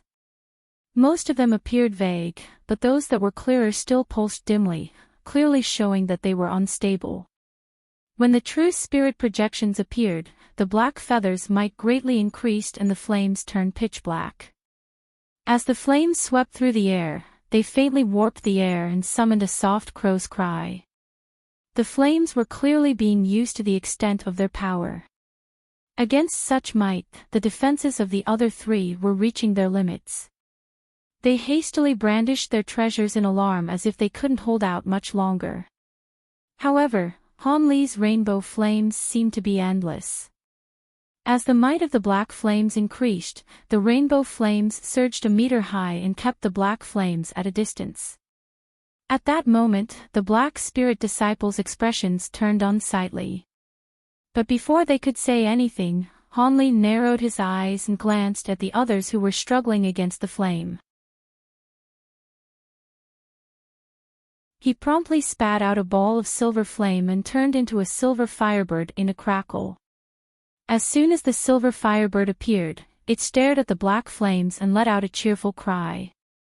It spread its wings and expanded several times in size, turning a meter wide. Without waiting for Han Li's command, the silver flames flew out to the black flames. Black and silver flames silently roiled together and soon, the firebird's body turned into a magnet and absorbed the black flames towards itself. The spirit engulfing flame was originally a fusion of other powerful flames. Furthermore, with the instinct it possesses, it is quite adept at devouring different flames. Although the Golden Crow flames they used weren't the Golden Crow true spirit flames that could melt space and burn earth, with the support of the Golden Crow feather, they could use a sliver of the Golden Crow's divine flame. It was something the spirit engulfing flames happily enjoyed consuming. Thus, when the bird formed from the spirit engulfing flames entered the fire, it devoured them without reserve, and within the span of a few breaths, the bird circled around the black flames and devoured them entirely. All of the black spirit disciples were left dumbstruck. Lei Lan and the others were overjoyed. Furious, the black spirit leader shouted, "Who are you? The Tianping race doesn't have such techniques." "I don't have to answer you," Han Li lazily said. He spread his wings and vanished in a bolt of azure white lightning. But as someone with rich battle experience, the black spirit leader quickly reacted, shaking one of his sleeves and forming an incantation gesture with his other hand. Suddenly, a net of black threads shot out of his sleeve, but it wasn't aimed at Hanli, rather, it covered himself. In the blink of an eye, a thin black cloth thoroughly covered him. As for his other hand, he summoned 3 cup-sized balls of black lightning to circle around outside. In a clap of lightning, Hanli appeared next to the black cloth. 3 booms sounded as the black lightning flashed and struck Hanli. However, a black armor had already emerged around him. Despite having scattered away half of his armor, the lightning hadn't done any damage to him. Rather, Hanli remained expressionless as golden light flashed from his body, revealing a layer of golden scales underneath. Then, his hand became blurred as it stretched out faster than sound with his fingers aimed at the black spirit leader's vitals. Zap! The golden lightning from his fingers tore through the black cloth like paper. The black spirit leader felt a chill run down his back as the golden hand pierced his chest. Strangely enough, blood didn't drip down Hanli's arm.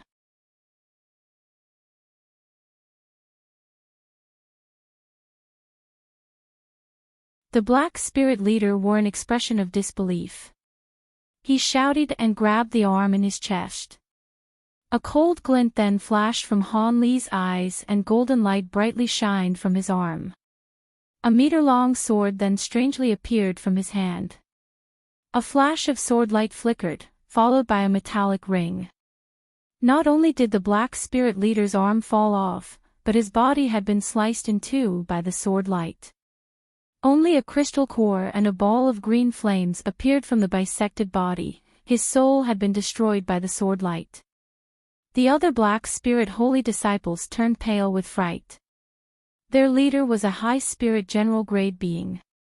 In regards to cultivation and abilities, he was unrivaled. How could the Tianping holy disciple slay him in a single strike? Soon, 4 of the black spirit holy disciples let out furious shouts and they aggressively dived towards Hanli in the form of large black crows. As for the remaining 2, they wordlessly exchanged a glance and withdrew their feathers, immediately taking off to the distance in black streaks of light. Hanli smirked and thunder rang from his back as he disappeared in a flash of lightning. The large black birds were startled by this and couldn't help but stop. In that brief delay, azure light flashed and the image of a winged figure appeared underneath one of the black crows. Before the crow could take action, the figure's arm moved and released a glaring flash of golden light. The crow was startled, but its body immediately felt a chill before it was split into 2. The 2 corpse halves rained blood into the air as it fell. The figure underneath blurred and strangely vanished once again. Soon after, it appeared near another golden crow and waved its hand, releasing another streak of sword light. The crow was similarly cut down faster than the speed of sound. Its iron-like feathers weren't able to stop the attack in the slightest. As such, Hanli's figure continued to flicker with ghost-like agility several more times, before he clearly stopped in midair. The remaining 4 black spirit disciples were cleanly massacred. However, Hanli didn't stop there. He glanced at the 2 black spirit disciples 100 meters away and expressionlessly spread his wings, tearing through the air in a white streak.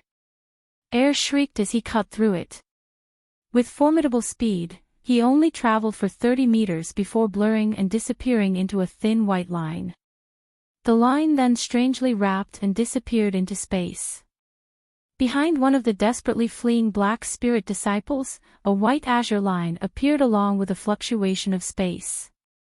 In a blur, the line pierced through their body, quickly circled around it, and released a golden flash.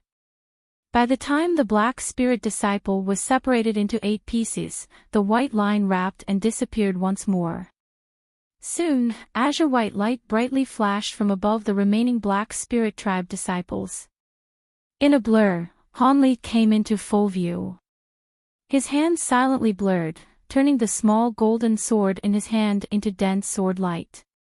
In a flicker of golden sword light, it cleaved into the head of the being below. Horrified, the black spirit disciple simply folded his wings and slapped the top of his head. As black light flashed from his wings, their feathers turned into countless arrows, filling the air in the dense barrage. Then, a black wooden shield appeared from his skull and turned into a black cloud as it faced the golden sword light. Regardless, the shield was unable to withstand the incisiveness of his bamboo cloud's warm sword. Golden light flashed and the black cloud was split into two along with the black spirit disciple's body. As for the black feather arrows, they were blocked in midair by a gray mist. When the gray light swept past them, the arrows disappeared, leaving Hanli completely unharmed.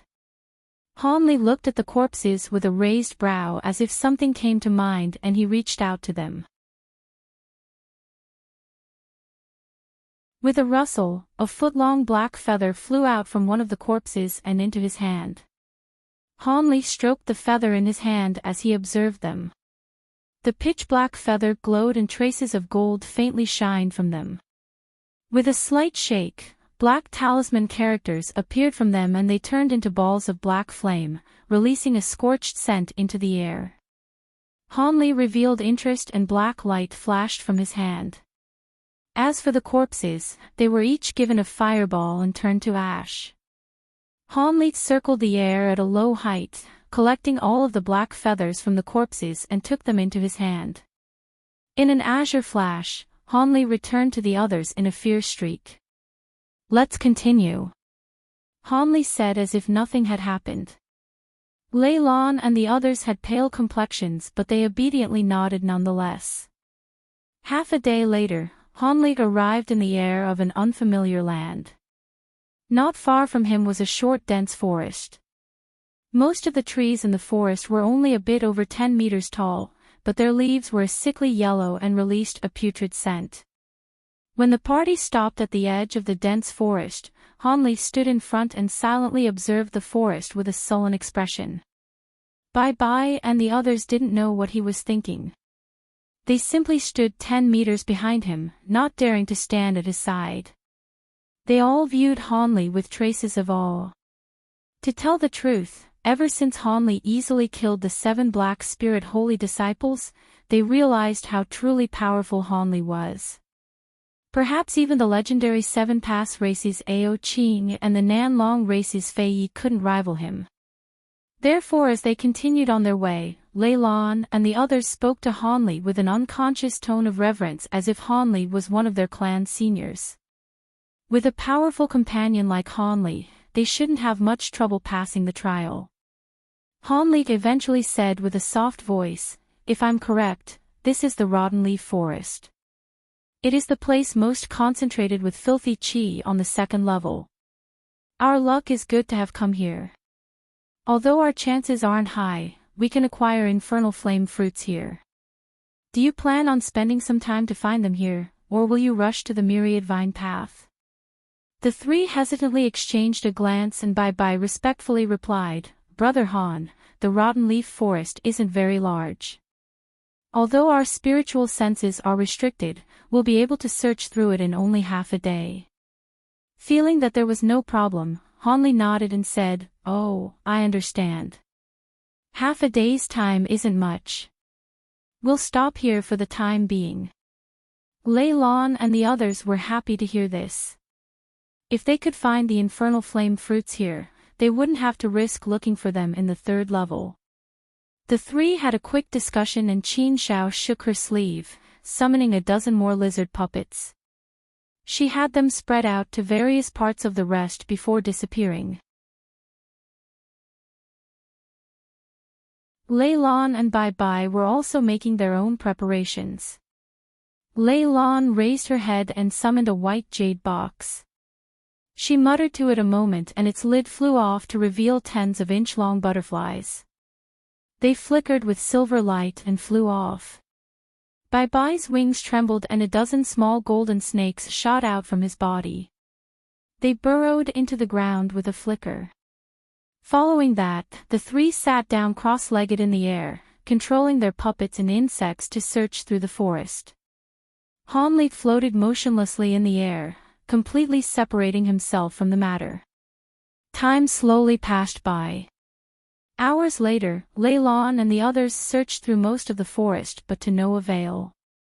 But after consuming so much spiritual sense in the search, their complexions had turned faintly pale. Han Li held his arms behind his back and he frowned. He looked at the horizon with a trace of shock.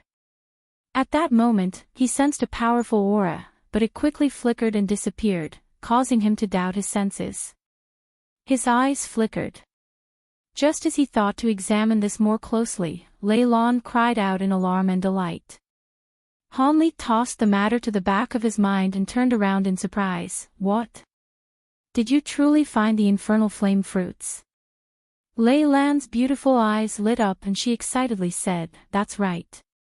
I've truly found an abyss fruit tree. Furthermore, it has 6 fruits. Most of them seem ripe. Bai Bai's heartbeat quickened. Unable to further control his butterflies, he asked, Junior Marshal Sister Lei, are you sure? That's right, the earth abyss has many fruits that appear similar to infernal flame fruits. Junior Sister Lei, let me have a look, Qin Shao spoke with a trembling voice. The woman also was distracted from using her puppets. Lei Lan shook her head and confidently said, I can't be wrong. Although this is the first time I've seen it, both the tree and fruit are exactly as described. Han Li calmly said, Very good, let's go verify it. If there is no problem, we won't have to head to the 3rd level. Originally, one could find the fruit on the 2nd level, but the odds weren't very high. It wasn't an impossible outcome. Yes, let's head over. Lei Lan happily answered. She quickly stood up. The other 2 also stood up. Although they were trying to appear calm, their excitement was betrayed by their eyes. With Lei Lan leading the way, the party flew at full speed. A quarter hour later, they arrived at a deep part of the forest covered in gray qi. Lei Lan pointed down and said, It's here. There is a pond nearby and the infernal flame fruits are growing at the side of the pond.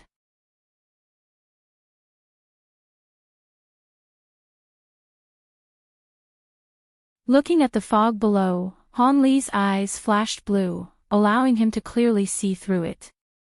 He shook his sleeve, blowing a strong wind and clearing away most of the fog. The bottom of the foggy area could be faintly seen. There was a pond near it that was about 300 meters wide. And about 30 meters away, there were tens of short trees but most of them were rotting. A tree with black-green wood had black fist-sized fruits at the very top branch. The fruit's surface was rough and had countless thin cracks. Even odder, it had black qi swirling into it. Han Li narrowed his eyes. The fruit was similar to what was described in records. When the others saw these fruits, they couldn't help but break into a smile. Bai Bai happily said, Junior Marshal Sister Lei was correct. It truly is an infernal flame fruit. Han Li took a deep glance at them and calmly said, Pick off the ripe fruits. There is enough for us all. If the Qi Rong are lying in ambush for us on the 3rd level, let's have them continue to wait, Lei Lan jokingly said, clearly expressing her happy mood. Qin Shao was also cheerful.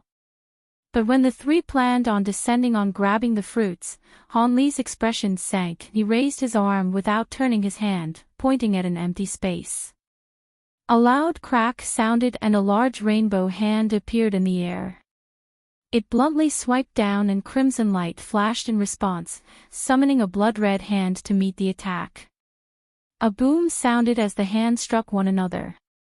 Rainbow and blood light intertwined and disappeared in a flash.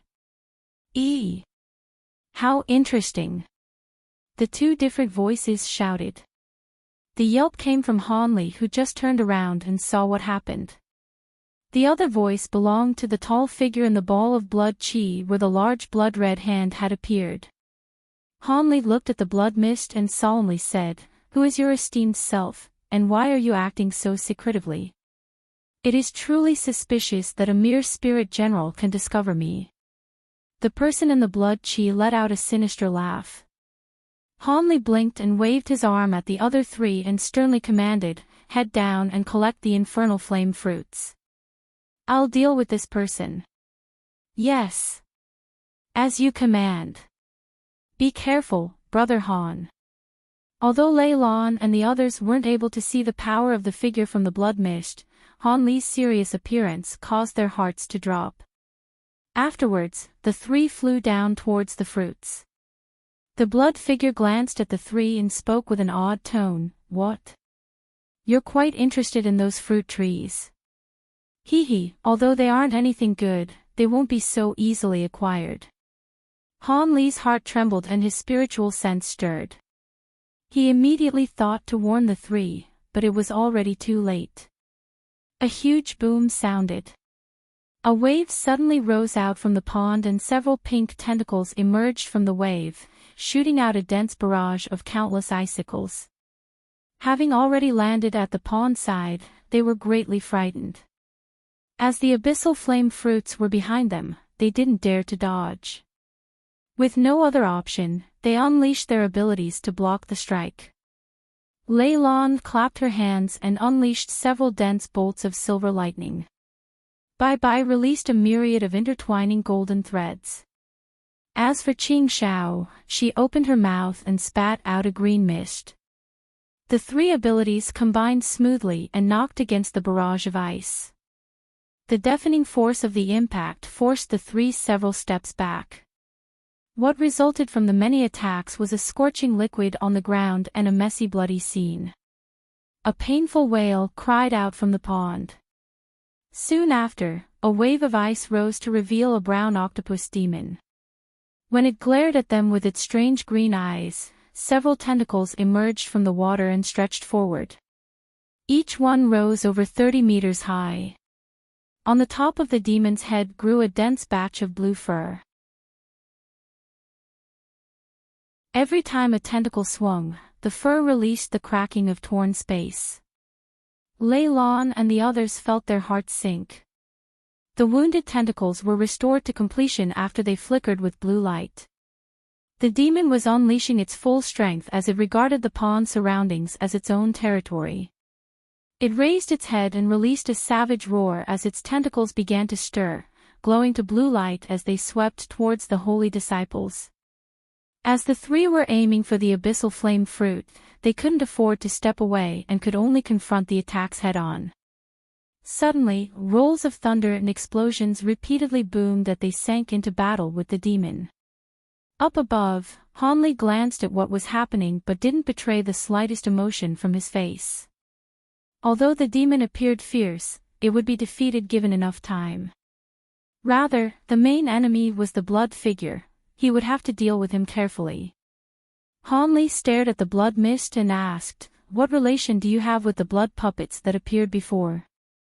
Hee, blood puppets. You mean eccentric Di Shui already sent people over here? They should have slaughtered you. Good, very good. It seems my trip was worth it.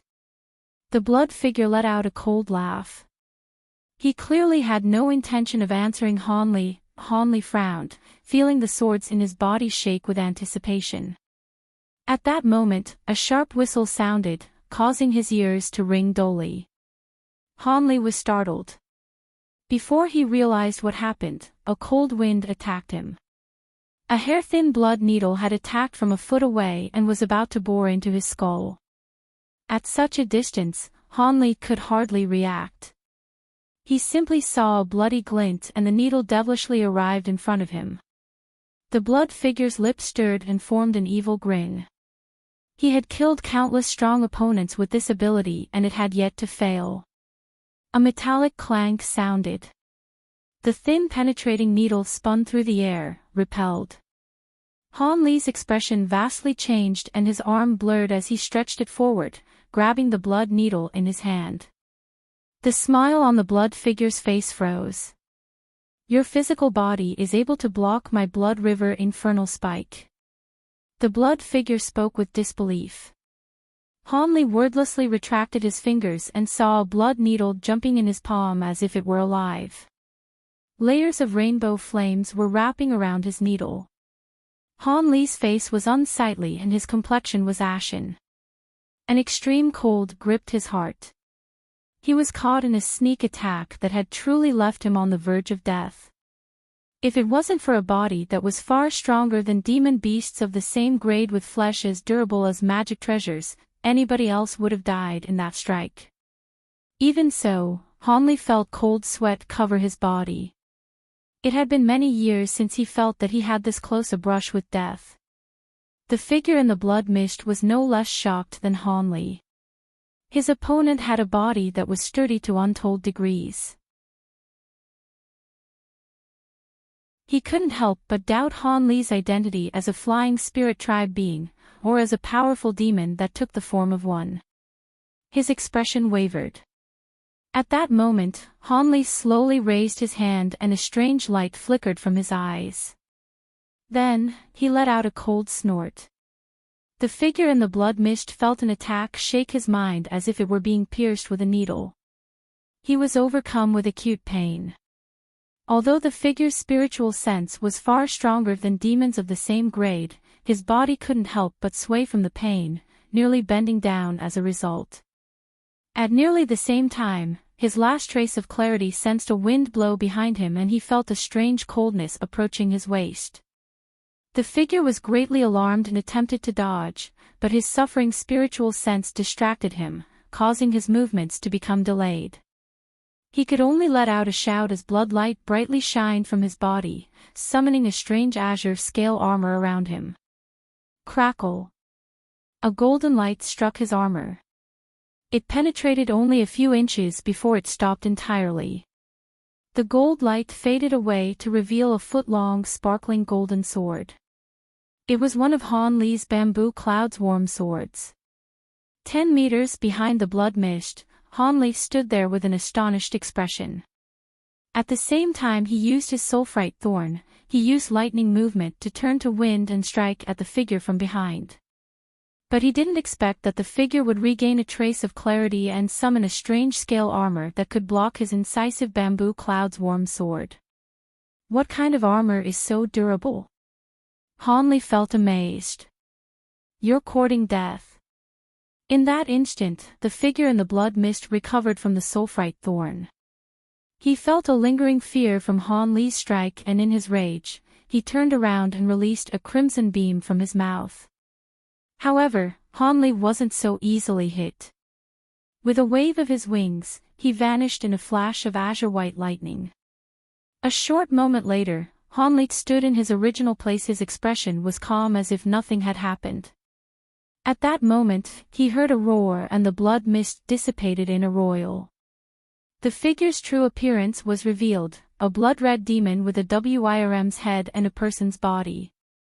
A blood WIRM. Han Li narrowed his eyes.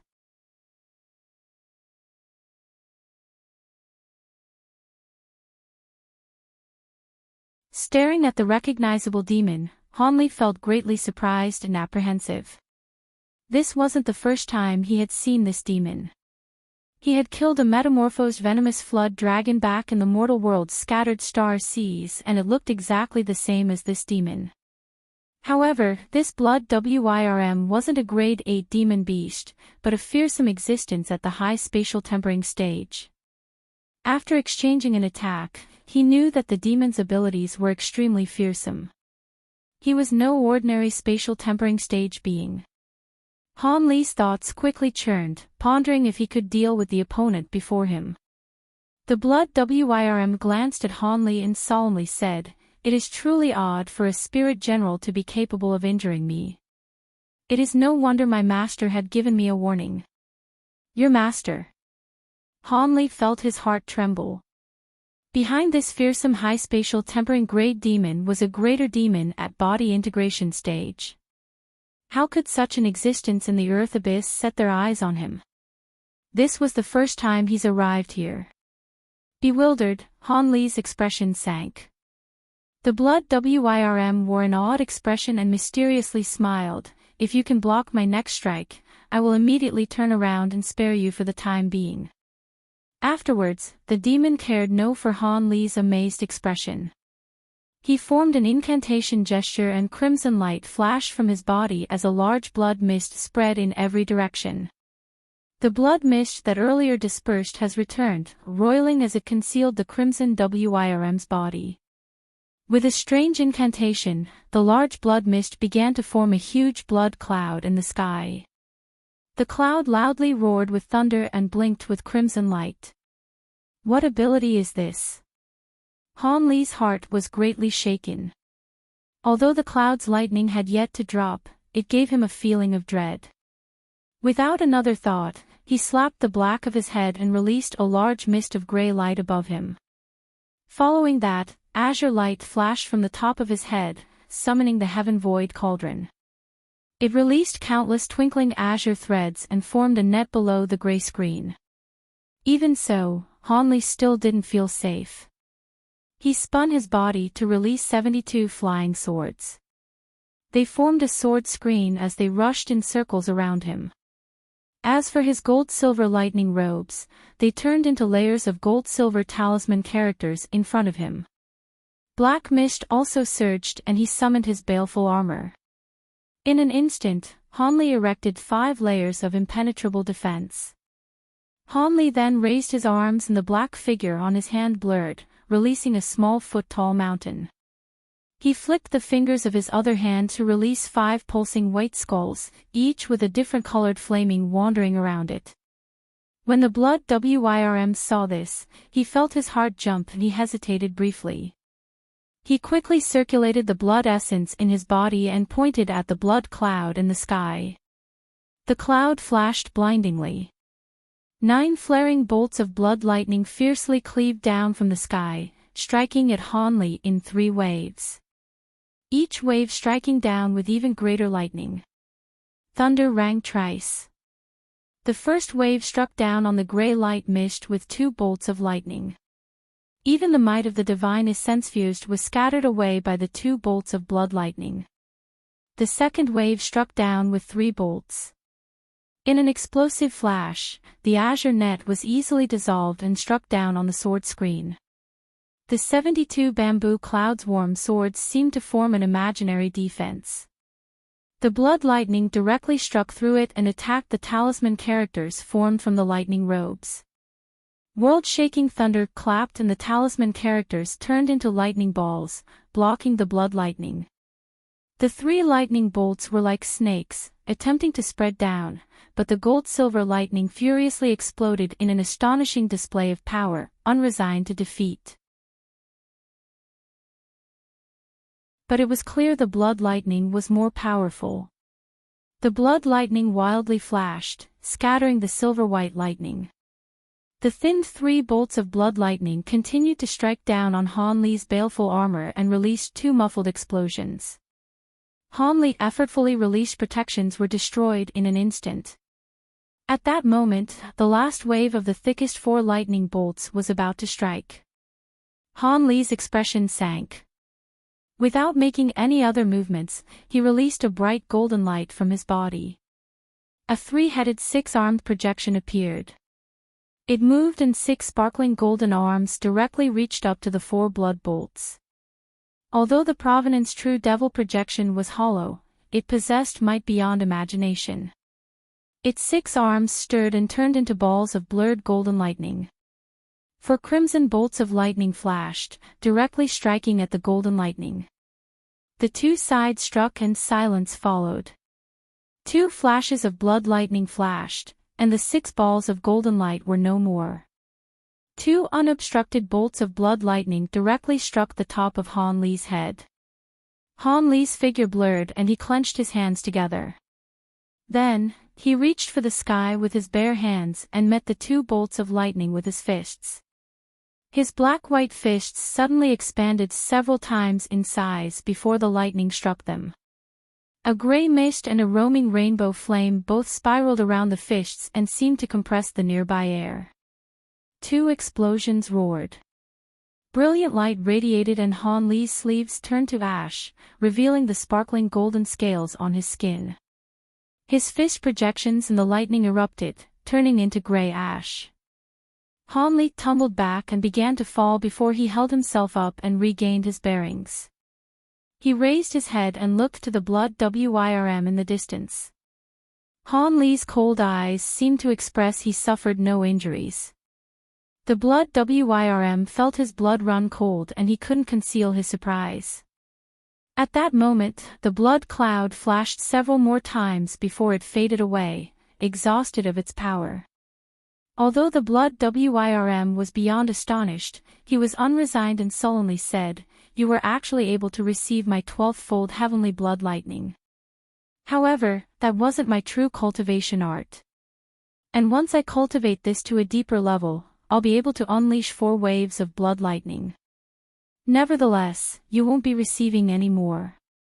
When Han Li heard this, blue light flickered from his eyes, and his body blurred before he vanished. In that next moment, a gale blew above the blood mist, following Han Li's bizarre appearance. He violently struck down with tens of sword light. As the sword light weaved through the air, the nearby space droned as white streaks were left in their wake. In the blink of an eye, the blood mist was submerged by the sword light. With the stir of so much sword chi, the vague figure instantly sliced into countless pieces, but when the blood mist faded away, nothing was left, let alone the corpse of the blood WIRM. Han Li was stunned. Before he looked around, the wild laughter of the blood WIRM sounded 300 meters away. "Since you've received my heavenly blood lightning, I won't take the risk of further battling with you. Once I report this back to my master, they will certainly be interested in you. I believe we'll see each other soon." Han Li quickly turned around and only heard the sound of fluctuating space and a faint blood-red flicker. Then, light flashed and the blood-red streak flashed through the sky. Using some strange movement technique, the blood WIRM was able to travel over 300 meters in only a few blurs with seemingly normal movements. In a few flickers, he was at the horizon, and with another, he was gone. This speed exceeded even the full abilities of his thunderstorm sings. A flicker of astonishment appeared on Han Li's face, but he remained still in the air. A short moment later, he raised his hands and brought them in front of him. His crystalline white hands was now faintly black and scorched. He looked at them in silence. The blood WIRM had to be the top subordinate of a body integration stage demon. If he truly fought to the death against the blood WIRM, his chances of victory was no greater than 70%, even if he used his gold-devouring beetles. The heavenly blood lightning was truly terrible. Furthermore, his treasures weren't able to block it. His bamboo cloud's warm swords were particularly useless against it. From the WIRM's words, this ability wasn't even fully cultivated. This caused Han Li's heart to stir. However, what caused Han Li the most unease was the master that the blood WIRM mentioned. Needless to ask, he definitely wouldn't be a match against them. Although Han Li felt greatly doubtful about how he provoked such a fearsome enemy, he didn't have the time to ponder over the matter and could only return as quickly as he could. So long as he returned to where the Flying Spirit Tribe elders were, this great enemy wouldn't be able to do anything to him. Han Li finished his thoughts after a moment of time. He then turned his head and saw that the 3 were still battling the giant octopus-like demon. With a cold glint in his eye, he sent a golden streak downward. When Lei Lan and the others saw the first streak, countless others began to rain down. This originally fearsome octopus along with its dozen tentacles were instantly turned into countless pieces, scattering blood in every direction. The golden light faded and Han Li appeared above the demon's shredded corpse. He glanced at the 3 and coldly said, "You have the time of 13 breaths before I return. Hurry, collect the infernal flame fruits. I won't wait for any of you." Han Li spoke without any emotion in his voice.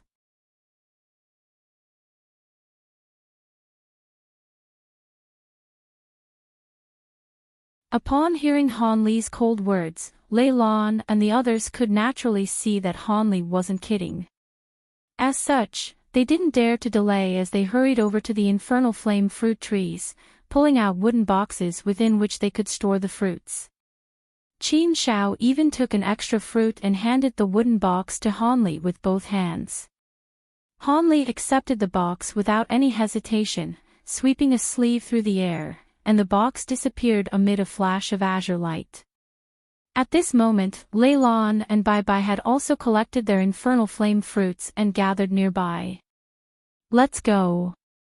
Don't pause or delay for anything, we have to get back to the surface as quickly as possible, Hanli said in a grave voice before flying away as a streak of azure light without providing any additional explanations.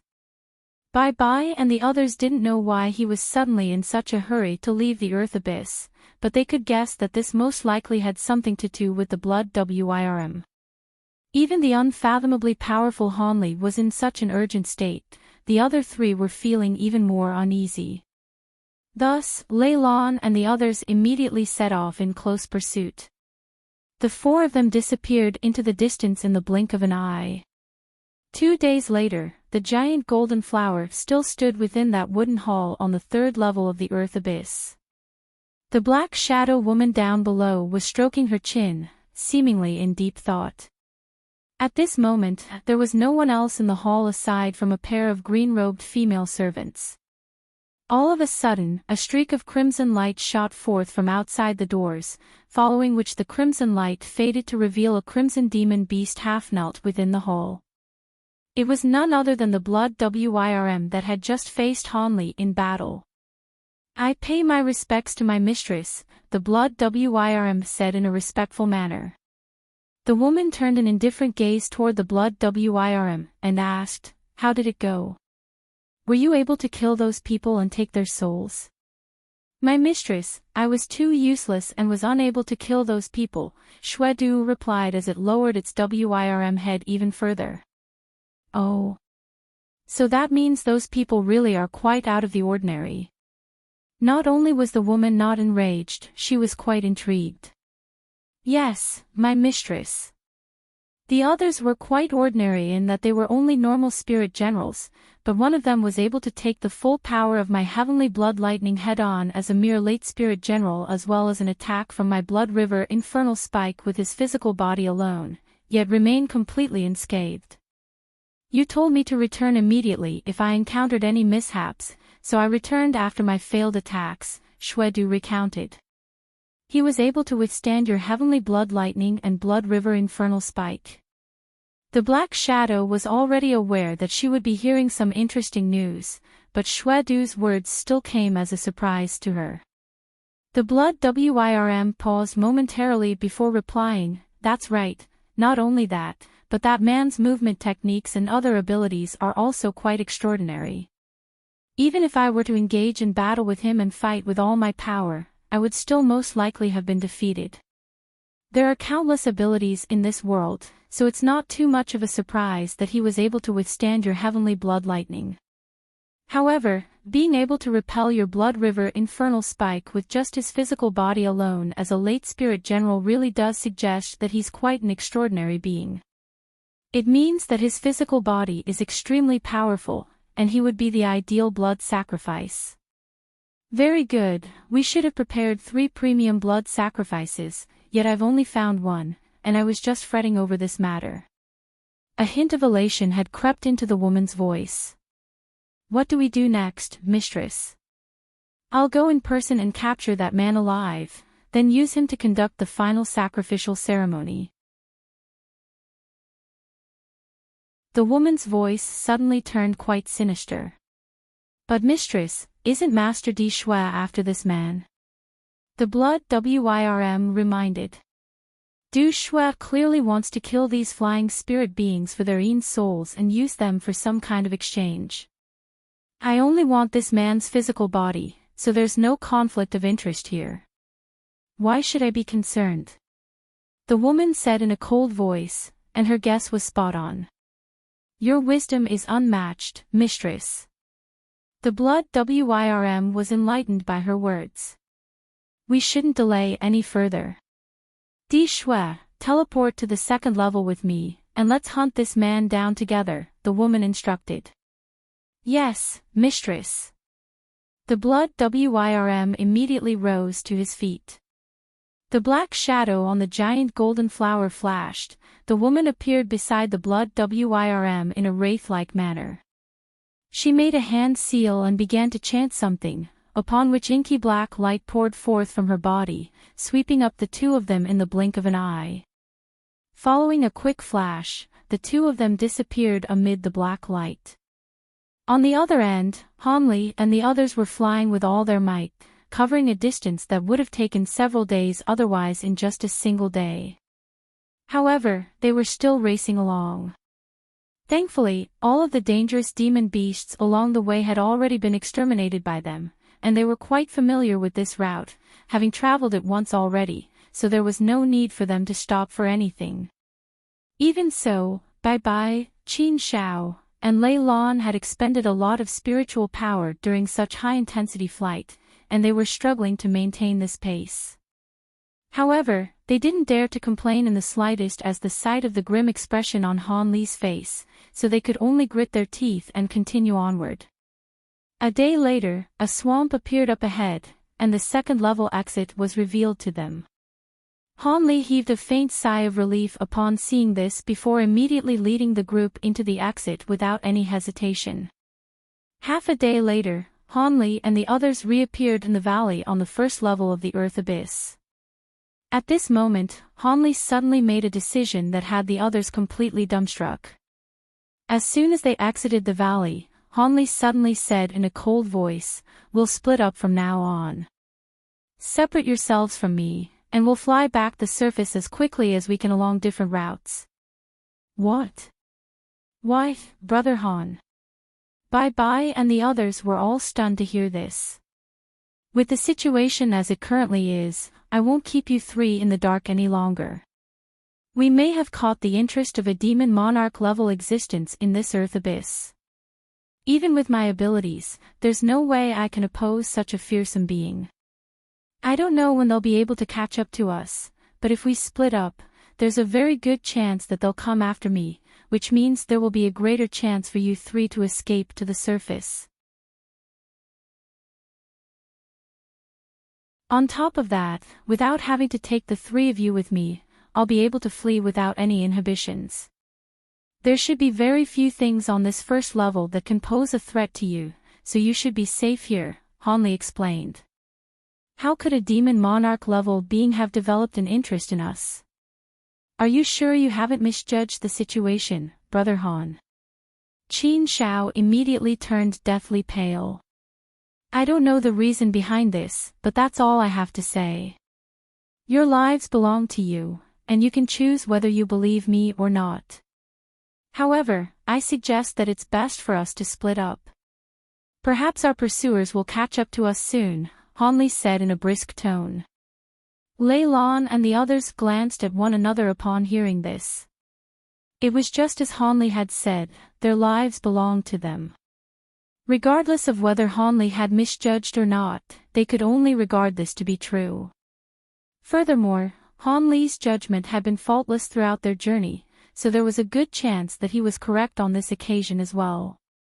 As such, Lei Lan and the others could only follow his advice and fly toward another direction after Han Li flew off and left them behind.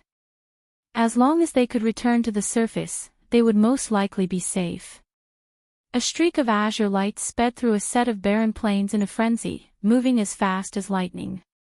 It traveled from one end of the sky to the other after just a few flashes, and it was racing along in a completely soundless manner.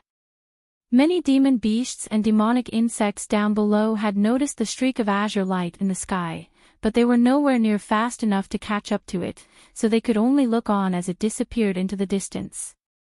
Han Li was flying as quickly as he could while holding a pair of top-grade spirit stones to replenish his energy. Back when he was traveling to the spirit realm through the spatial node, he had used up all of his myriad-year spirit milk. As such, he had no choice but to use top-grade spirit stones instead. They were indeed extremely valuable, but in this dire situation, he certainly couldn't be stingy with them. Han Li's decision to split up with the other three was a forced one. He had told Lei Lan and the others most of the truth, but he had hidden one thing from them. He had a feeling that those demons from earlier seemed to be targeting him, and didn't pay much heed to Lei Lan and the others. In this situation, splitting up with them would make the rest of their journey to the surface a lot safer. He had protected the two Tianping race holy disciples throughout this trial, helped them secure infernal flame fruits, and also led them safely back to the first level. He had done everything in his power, so the rest was up to those holy disciples themselves. He had to worry about his own safety now. Up to this point, he hadn't noticed anything amiss nearby, and he wasn't too far away from the entrance that led up the surface, but Hanli didn't dare to get complacent, even in the slightest. Not only did he not slow down, he instead expelled a mouthful of blood essence and unleashed a secret technique to accelerate even further. If he could expend some energy to avoid a body integration stage demon monarch, then that would most definitely be a wise decision. However, after flying for over half a day, Han Li's expression suddenly changed drastically as he abruptly turned around to look behind him. A streak of black light had appeared in the distant sky, and it was speeding straight toward him. Furthermore, it seemed to be closing in rapidly. A dark expression appeared on Han Li's face, and he immediately flapped his thunderstorm wings, appearing over 1,000 feet away in the blink of an eye. He didn't have any means through which he could conceal himself, so he could only unleash the full power of this thunderstorm wings. A faint cry of surprise sounded from within the black light, and Han Li felt as if it had been uttered right beside him.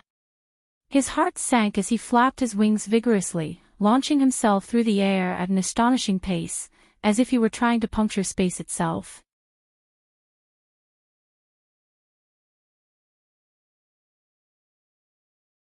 That's him up ahead, right? He really does have some skill. However, if he can escape from me, then that would be a massive joke. A female voice sounded. The ones within the streak of black light were none other than the Black Shadow Woman and Shwedu. They had managed to somehow track Han Li with unerring accuracy all the way to the first level. The woman chuckled coldly as she made a hand seal, and the black light around them immediately swirled before manifesting a black formation of light. Light surged through the formation, and the woman and Shwedu's bodies blurred slightly before vanishing. An incredible scene then ensued. Just as Han Li was racing through the air, spatial fluctuations suddenly erupted up ahead, following which a massive black spell formation surfaced out of thin air. Han Li's heart jolted with shock, and he wanted to stop, but it was already too late.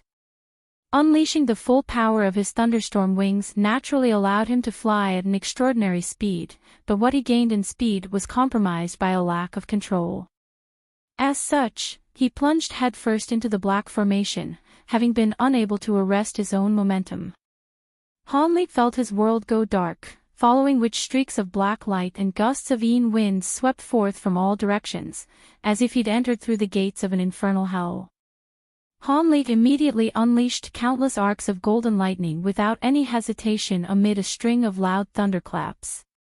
All of the black light and Yin winds immediately exploded into nothingness as soon as they came into contact with this golden lightning, as if they'd met the bane of their existence. Divine Devil Bane Lightning. You possess lightning of this caliber? The woman's surprised voice sounded from all around Han Li, following which the black light in the surrounding area began to swirl, and it was only picking up speed in its rotation. Han Li's heart jolted with shock as all of the golden arcs of lightning around his body formed a golden lightning garment that settled over his body. However, right at this moment, a woman's giggling voice sounded. There's no need to be alarmed, fellow Daoist. I bear no ill will toward you, I only wanted to invite you as a guest to my humble abode. Han Li naturally wasn't going to be fooled by this as he flapped his wings to try and escape. However, the woman seemed to have predicted his actions in advance, and she suddenly thrust a palm toward him from afar. A burst of enormous power crashed into Han Li, and such was its power that even with his current body, he was still unable to force his way through it. Han Li's heart immediately sank. During this split-second delay, black light flashed within the massive formation, and all three of them disappeared at once. Hanli was struck by a rush of dizziness, and he immediately activated his great development technique to regain his clarity of mind. Only then did he discover that he'd been teleported to a tall platform that resembled a sacrificial altar. At this moment, he was standing atop a teleportation formation. The woman and the blood WIRM were standing not too far away from him, and it was as if they hadn't even moved a single step since the beginning. Judging from the dense aura of darkness in the surrounding air, this was most likely a level of the earth abyss that was deeper than the second level. What was even more concerning to him was that there were 7 or 8 demons of different forms standing near the platform. All of them were half-humanoid, half-demonic creatures, and they were at the nascent soul and deity transformation stages. Looking at the buildings around the tall platform, he had clearly been teleported into the nest of some kind of demon beast. In this perilous situation, Hanli didn't dare to engage in any reckless actions, and merely appraised the woman in silence. This was most likely the mistress that the blood WIRM had been referring to. Otherwise, how could she possibly possess such extraordinary abilities to be able to abduct him to this place with such ease? "Come and have a chat with me in the hall first, fellow Daoist," the Black Shadow woman invited with a smile before flying toward the cluster of buildings in the distance. Shwedu glanced at Hanli with a rather peculiar look on its face before also following the woman away. He didn't seem to be concerned in the slightest that Hanli would try to escape again. Hanli looked around at the cluster of buildings, then up at the sky, and a wry smile appeared on his face. The entire sky was filled with dense gray clouds, and there was a burst of indescribable spiritual power radiating from the sky along with flashes of black lightning. A powerful restriction had clearly been set up here, and it was definitely not one that he'd be able to escape from in a short time. However, judging from the woman's words and actions, she didn't seem intent on killing him right away. As such, it was best to listen to what she had to say first, then see if there were any opportunities he could take advantage of. With that in mind, Hanli was feeling slightly more assured as he followed the woman and Shwedu as a streak of azure light. Hanli was led to the largest of the cluster of buildings by the woman and the blood WIRM. He glanced at the demon beast standing guard on either side of the wooden hall, and a peculiar look appeared on his face. All of these demon beasts were short ape-like creatures, each sitting atop a black giant spirit flower with their roots planted deep into the soil outside the doors of the wooden hall. A contemplative look appeared on Hanli's face, and he felt as if he discovered why this woman was targeting him. Without any further delay, Hanli strode into the hall under the menacing eyes of the apes outside. The entire hall was completely empty aside from the Black Shadow woman and the blood WIRM. There were 2 rows of wooden chairs lined up on either side of the hall, and the woman had already made her way over to a massive golden flower at the center of the hall. She then sat down with her legs crossed while the blood WIRM stood beside her in an obedient manner.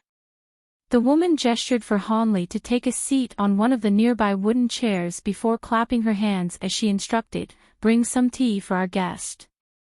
Moments later, a green-robed female servant with a set of fine and delicate facial features appeared within the hall, carrying a wooden platter, upon which was placed 2 white teacups. The servant handed one cup to Hanli and the other to the woman, neglecting to prepare one for the blood WIRM. However, Shwedu's expression remained unchanged as if he were already accustomed to such treatment. Hanli looked at the tea in the cup, and his lips twitched. Within the pristine white teacup was a tiny pool of inky black liquid that was emanating a rank odor. Even just catching a whiff of this tea was making his expression change slightly, let alone drinking it. He was able to instantly identify that there were several tens of types of lethal poison in this tea, and he had only been able to identify a small portion of its constituents. Even with the poisons that he'd identified, those would definitely be sufficient to kill a normal person on the spot. Hanli was indeed quite confident in his physical body, but he certainly wasn't going to go around drinking poison for no good reason. The woman wore a faint smile on her face, and she seemed to have identified Han Li's reluctance. Rest assured, fellow Daoist, I brewed this tea using 81 different types of lethal poison, yet all of them cancel each other out to create a completely harmless drink. On top of that, frequent consumption of this beverage is beneficial to one's spiritual sense. She then took a sip of this tea to set an example, and he hesitated momentarily before also taking a small sip. With the woman's abilities, there was no need for her to try and kill him using poison tea, as other more direct methods would suffice. As such, decided to go along with whatever she had planned. Furthermore, it appeared that she wasn't lying about this. The putrid-smelling tea was extremely bitter, but after sliding down his throat, it transformed into a ball of heat that spread through his entire body via his meridians. At the same time, a cool sensation rushed into his mind, making him instantly feel more sharp and alert. He quickly inspected his body with his spiritual sense, and was greatly relieved to find that he hadn't been poisoned. Thank you for your hospitality, Senior, but may I ask why you've brought me here? This is my first time here in this earth abyss, and surely I haven't done anything to offend you, Han Li said in a grim voice as he placed the teacup onto the table beside him. The Black Shadow woman appraised Han Li carefully for a while, and only after Han Li was starting to get chills running down his spine did she reply in an unhurried voice. I've invited you here because I have something important to discuss with you, but there's no hurry in that. You can stay here for a few days first, and I'll reveal everything to you after that. By the way, may I ask your name? My name is Mu Qing. After a brief hesitation, Han Li decided to tell the truth. Junior Han Li pays his respects to Senior Mu Qing. There was no point in lying about something like this, and if his lie were to be exposed, it would surely leave a bad taste in Mu Qing's mouth. So it's fellow Daoist Han. Buyer, take fellow Daoist Han to rest in the guest pavilion for now. Make sure to satisfy every single one of his needs. Mu Qing's voice suddenly turned quite cold as she delivered an instruction to the female servant in the hall. The green-robed woman faltered upon hearing this before immediately falling to her knees to accept the order. As such, Han Li could only stand up and follow her out of the hall. Thus, Mu Qing and Xuedu were the only ones left in the building. Mu Qing looked on in the direction that Han Li had departed in, and the expression on her face suggested that she was in deep thought. Meanwhile, Xuedu remained completely silent beside her as if he were a mute. Xuedu, don't you want to ask me why I changed my mind? Mu Qing suddenly asked. My mistress naturally has her reasons.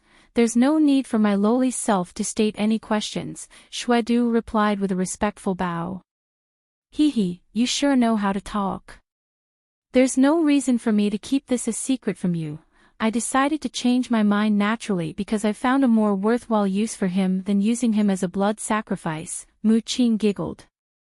Could it be that you're referring to his divine devil-bane lightning, mistress? Xuedu asked as his heart stirred slightly. Hee, it's exactly because of that. Premium blood sacrifices are hard to find, but I can always gather more given some time.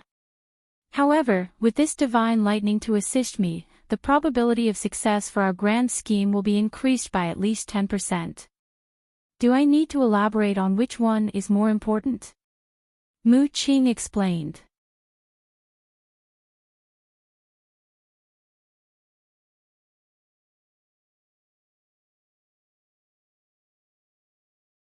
The only problem is that he doesn't seem to be aware of the true method to use this lightning.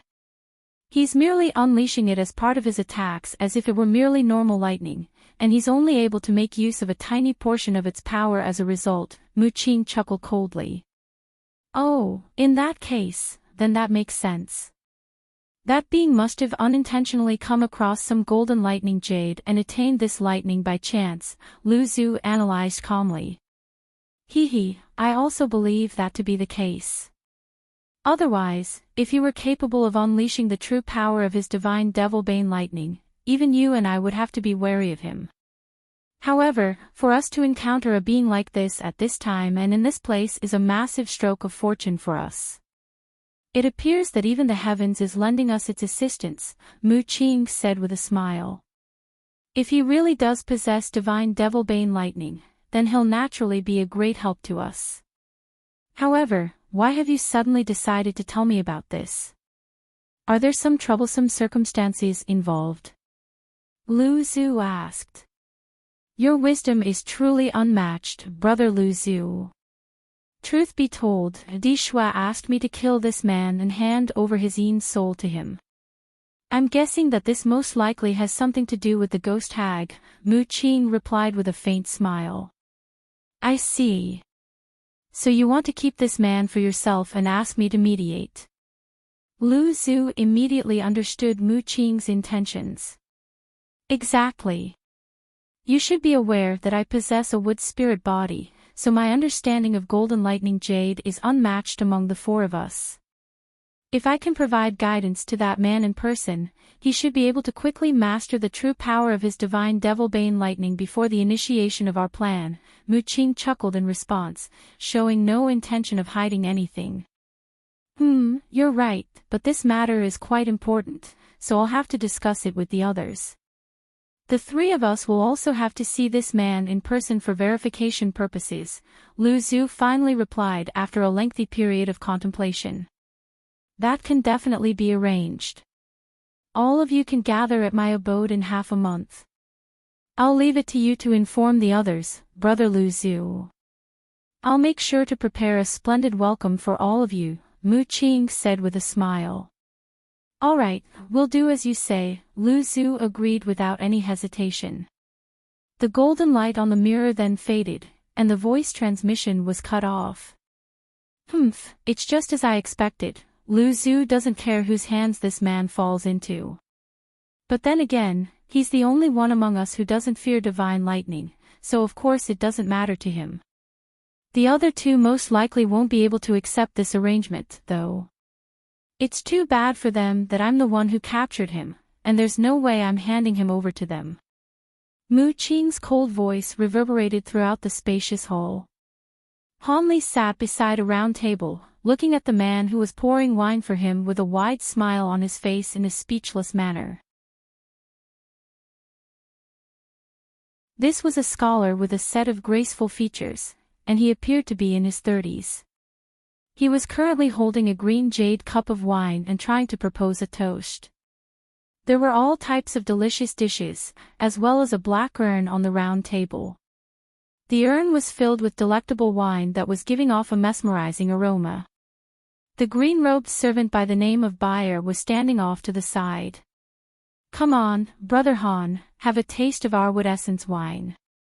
It was brewed using the essence of myriad-year spirit wood, and even though it may not be as effective as the tea you had earlier, it can still bolster your spiritual sense.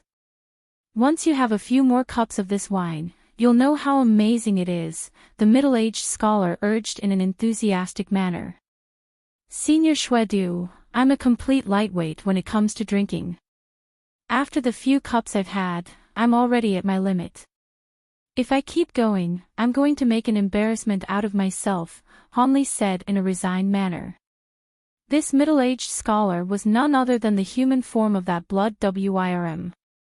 As soon as Han Li had been led into the guest pavilion, he had immediately turned up and organized this massive feast for himself and Han Li. Han Li was essentially being held as prisoner by them, so he naturally couldn't refuse. As such, he could only sit down by the table and dine with the blood Wirm. At our cultivation bases, a few cups of spirit wine will barely have any effect. Could it be that you still hold a grudge against me from our earlier battle? Xuedu suddenly asked as he cocked his head to the side. If you hadn't mentioned it, I would have forgotten such a trivial event already, so I certainly wouldn't be holding any grudges. All right, then, I'll have one more cup of wine. Han Li could only make a concession in the face of Xuedu's insistence. He then poured himself a cup of wine before downing it in a single mouthful. Buyer immediately stepped forward to fill Han Li's cup with wine from the urn again, and Han Li furrowed his brows in response, but refrained from saying anything in the end. Meanwhile, Shwedu smiled as he said, "Enjoy your time here in our wood immortal valley. My mistress clearly holds you in high regard, so she must have an important task for you to complete. Regardless of what that task is, you'll definitely receive a rich reward for your efforts. Isn't that much better than going back to the flying spirit race to be a so-called holy disciple?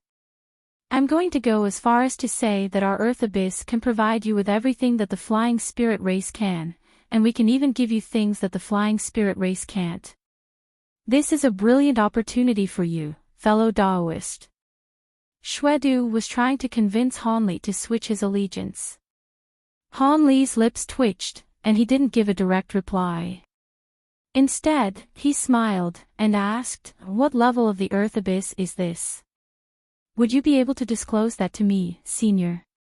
And would you be able to tell me what Senior Mu Qing intends to do with me? Unfortunately, that's something that I won't be able to tell you for now. However, everything will be revealed to you in half a month or a month at most by my mistress. As for what level of the Earth Abyss we're currently situated in, that's something I can certainly disclose to you. This is the Black Mist Forest of the 3rd level," Shwedu replied.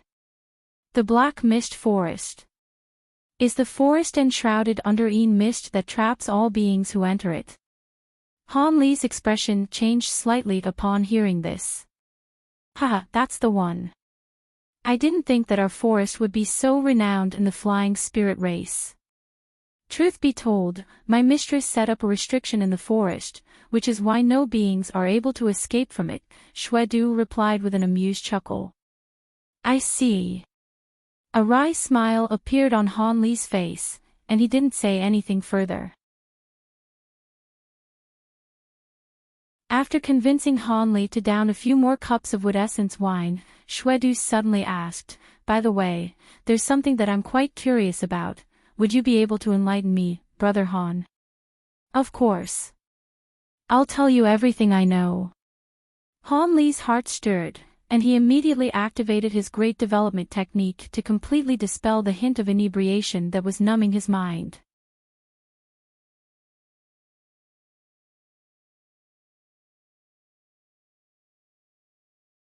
"Hee, it's nothing much. I was just wondering how you were able to attain such a powerful body. Even though my blood river infernal spike isn't renowned for its sharpness, for you to be able to repel it with your physical body alone is still incredible," Shwedu said after a brief pause. At the same time, he was looking into Han Li's eyes with an unblinking gaze. "So that's what you wanted to ask me. My body is indeed slightly more powerful than that of the average person, but that's only because I stumbled upon a few spirit medicines by chance in the past and consumed them to bolster my constitution. My body can't compare to the body of a WIRM like yours, Senior," Han Li replied in a calm manner. "I see. I suspected that to be the case. However, the final 3-headed and 6-armed projection you summoned to withstand my final attack doesn't seem to be the true spirit projection of your race, right, Brother Han? It felt rather familiar to me, but I can't recall where I've seen it before. Would you be able to provide me with a reminder?" Shwedu asked with a faint smile. "Oh, that's just a foreign cultivation art that I happened to obtain, and I decided to cultivate it, seeing as it was a rather useful ability, but I'm not too familiar with its origins either," Han Li replied in an extremely vague manner. In reality, his answer provided no answers whatsoever. Shwedu was slightly surprised that Han Li was able to muster up such a wily response after downing so much wine, but he merely chuckled and spoke no further about this matter. Thus, Shwedu only bade farewell to Han Li after seemingly becoming extremely inebriated. Han Li stood at the window of the pavilion, and his fake smile faded as he looked out at the departing Shwedu. The middle-aged scholar stumbled unsteadily toward another pavilion that was only several thousand feet away from the one that Han Li was situated in. Han Li's brows furrowed slightly upon seeing this. At such close quarters, Shwedu would be able to constantly monitor his actions. It appeared that he had been tasked with keeping an eye on Hanli. With that in mind, Hanli strode away from the window. At this point, the green-robed servant had already carried the dishes and wine urn away, and the room had been cleaned up to a pristine condition. She then stood respectfully off to the side, awaiting any instructions from Hanli. Hanli waved a dismissive hand toward her, and said, "You can go now, I want to take a rest." "I'll be on the first floor, feel free to summon me at any time, Master Han," Baya replied obediently before departing from the room. After the servant had left, Hanli swept a hand over his storage bracelet to produce a stack of azure formation flags. He then raised his hand, and a dozen or so streaks of azure flew in all directions around the room before disappearing into space. Hanli made a hand seal and cast an azure incantation seal, following which a dull thump erupted all around him. An azure barrier of light appeared on the walls of the room, creating a restriction. This restriction had no defensive properties, but it was quite effective in cutting off the spiritual sense of others. Hanli knew that he had been imprisoned, but he still didn't want Shwedu to be able to see everything that he was doing. In the other pavilion, Shwedu had just sat down atop a futon with his eyes closed when his expression changed slightly, and he abruptly reopened his eyes. However, a cold smile then quickly appeared on his face as he closed his eyes again. At this point, Hanli had already laid down on his bed. Even though he was in a perilous place, there was nothing he could do about his current situation. Furthermore, he was rather exhausted from the ordeals he'd been beset with during this Earth Abyss trial, so this was a good opportunity for him to relax and recuperate. He could consider strategies to try and escape after recovering to his peak condition. With that in mind, Hanli quickly fell asleep. He slept for an entire day and an entire night before finally waking up. After getting up from his bed, Hanli did a series of stretches in an unhurried manner before sitting down in the wooden chair beside his bed, stroking his chin in deep thought. Mu Qing and Shwedu had tried to convince him that they wanted to entrust him with an important task from the very beginning, but Hanli didn't believe a word of that. Setting aside everything else, with his countless years of battle experience, he could tell that the two of them had truly been intent on killing him initially. As for why this Mu Qing suddenly changed her mind, that was definitely because she's unintentionally discovered something about him that could be used to her benefit. However, it had only taken mere moments for her to change her mind, and the only clue that Hanli could think of was that she seemed to have been alarmed by his ability to use divine Devilbane lightning. Hanli's eyes flashed as this thought occurred to him. He felt like he was onto something. However, despite the fact that the divine Devilbane lightning was extremely effective for anguishing all powers of darkness and evil, its efficacy was limited when the devilish chi was of a high enough caliber. How could the power of his divine Devilbane lightning possibly have garnered the interest of a body integration stage demon monarch like Mu Qing? If a devilish creature or evil spirit was too powerful even for her to deal with, then how was Hanli's divine Devilbane lightning supposed to do anything? Hanli was feeling rather perplexed. However, he didn't try to force himself to arrive at a conclusion. Instead, he merely exhaled and relinquished this train of thought for now. Seeing as they had found a worthwhile reason to keep him alive, then he would most likely be safe for now. As long as he remained alert, he was quite confident in his ability to escape from this place. Next, he only had to wait for Mu Qing to disclose everything to him before formulating a plan based on that information. Thus, Hanli decided to play the waiting game. As for escaping right away, the thought did cross his mind, but he didn't consider it for very long, seeing as Shwedu was residing so close to him. His thoughts then strayed to Lei Lan and the others. Seeing as Mu Qing and Shwedu had both come after him, those three had most likely returned to the surface and passed the trial. As such, he had fulfilled his promise to the Tianping race and regained his freedom. As a result, the Tianping vow of the Tianping race would cease to have any further restrictive effect on him. But then again, the Tianping race was only concerned about whether Lei Lan and Bai Bai would be able to pass the trial. They didn't care whether Han Li died or not. Han Li chuckled to himself before returning to his bed and taking a seat in a cross-legged manner. His expression smoothed out as he began to meditate. Half a month flew by in the blink of an eye. During this time, Xuedu would occasionally come over to drink and chat with Han Li, but Han Li stayed in his room all day and made Xuedu's job quite an easy one. On this day, Xuedu visited Han Li again, and he wore a serious expression as he said, "Brother Han, my mistress would like you to meet her in the Wood Spirit Hall. She would like to introduce you to a few other seniors." "Sure. Thank you for informing me of that, Senior Xue," Han Li replied in a completely calm manner. Xuedu was starting to admire Han Li's mental fortitude. If he were in Han Li's shoes, he knew that he definitely wouldn't be able to remain so calm and collected. Thus, Xuedu led Han Li out of the pavilion. After a while, Han Li appeared in front of the wooden hall again before entering through the doors behind Xuedu. The setup within the hall was slightly different from when Han Li had last been here. There were 3 long tables set up on either side of the hall, with a group of people seated at each table. Han Li cast his gaze over to a table where only 2 people were seated. Both of their bodies had been hidden under long crimson robes, and Han Li was completely unable to glean their appearance nor their auras. As far as Han Li knew, these people could even be avatars of the same person. On another table, there was a burly man wearing a black cloak, and a burst of glacial qi was emanating from his body, making it feel as if the air around him had been frozen solid. At the final table sat 3 women.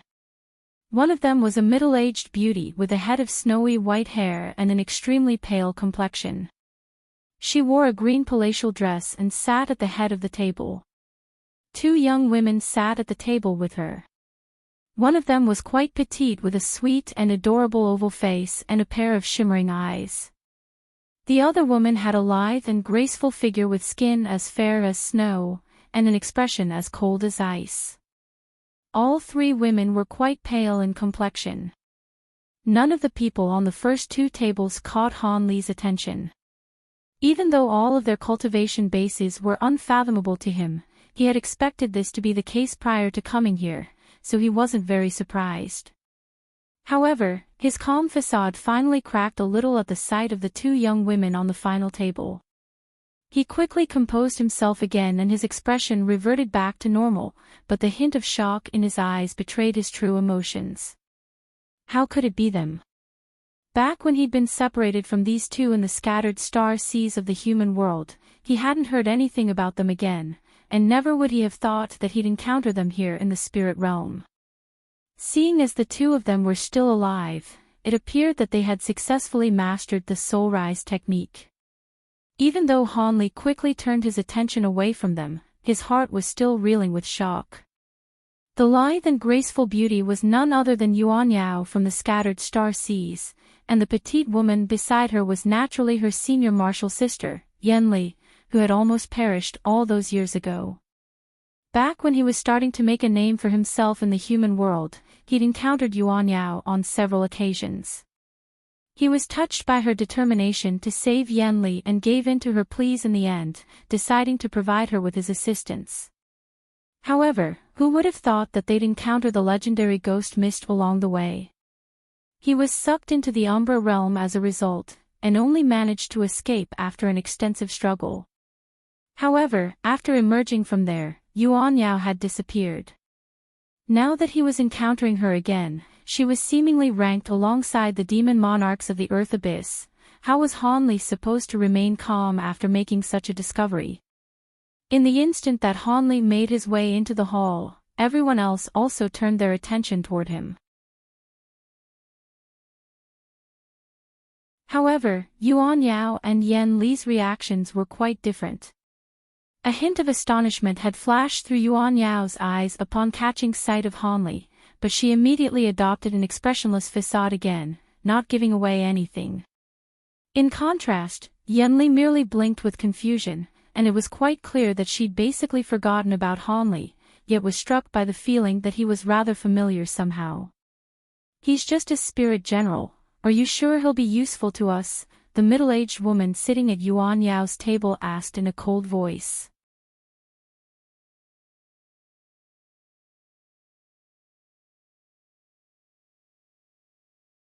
"Don't be so hasty to jump to conclusions, fellow Daoist Lan. Fellow Daoist Han is far more powerful than his cultivation base indicates, and he possesses the divine devil bane lightning. Even if his cultivation base were a rank or two lower, he'd still be of great help to us if he could unleash the true power of his divine devil bane lightning," Mu Qing chuckled. "Divine devil bane lightning isn't that easy to master. The higher one's cultivation base, the greater the likelihood that they'll be able to master this lightning. I'm very skeptical that a spirit general would be able to truly unleash the power of the divine lightning. If I recall correctly, you'd have to at least be an early great spirit general to be able to unleash the divine devil bane lightning's full power, right?" A red-robed being from another table spoke on this occasion, and his voice was quite sharp and piercing, akin to the sound of metal grating on metal. "Don't worry about that, Brother Di Shui. Even though fellow Daoist Han is only a late spirit general, the purity and abundances of his magic power is only a tiny bit inferior compared to that of an early great spirit general, so I'm sure he's up to the task. Alternatively, do you have any suggestions for methods that could help us dispel the infernal river restriction?" Mu Qing asked in a meaningful voice. "If this man really can help us break the restriction, then that would naturally be fantastic. I have no intention of stopping him. I'm merely concerned that he's not going to be able to provide us with any substantial assistance, so please don't misconstrue my words," the other red-robed figure chimed in, and his voice was exactly the same as that of the man who had just spoken, as if they were the same person. Mu Qing's expression remained unchanged as she said, "It would be best if that was indeed the case. Brother Lu Zhu, Sister Lan, what do you two think of this?" "As long as it's beneficial to our grand scheme, I'll support it," the mysterious figure in the black cloak said in an emotionless voice. However, the white-haired beauty's brows were tightly furrowed, as if she were mulling over something. "What is it, Sister Lan? Do you have any alternative opinions you'd like to air?" Mu Qing asked.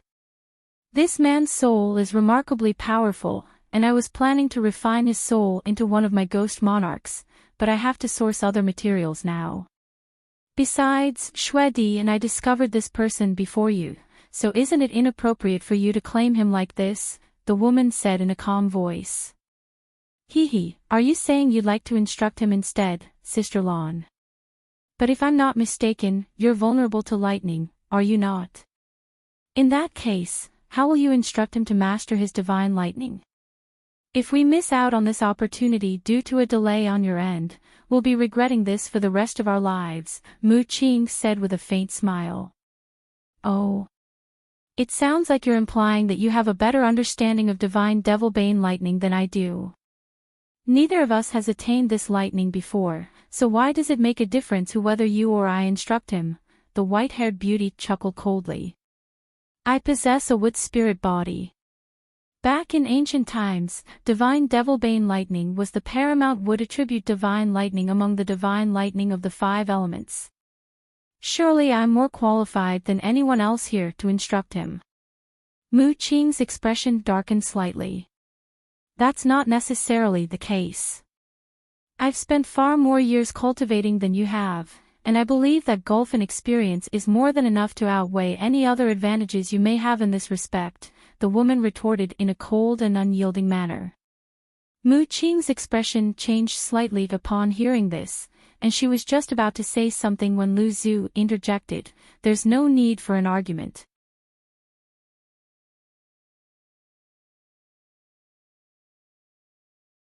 Do either of you two have any objections?"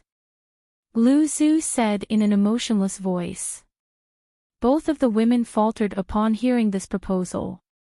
"Hee, that's a brilliant suggestion, Brother Lu Zhu. Neither of the fellow Taoists seems willing to back down, so this is the best way to proceed, one of the red-robed figures cackled as he rubbed his hands together. The white-haired beauty hesitated momentarily before nodding in response. Seeing as both fellow Taoist Lu Zhu and fellow Taoist Di Shuai approve of this arrangement, then I have no objections either.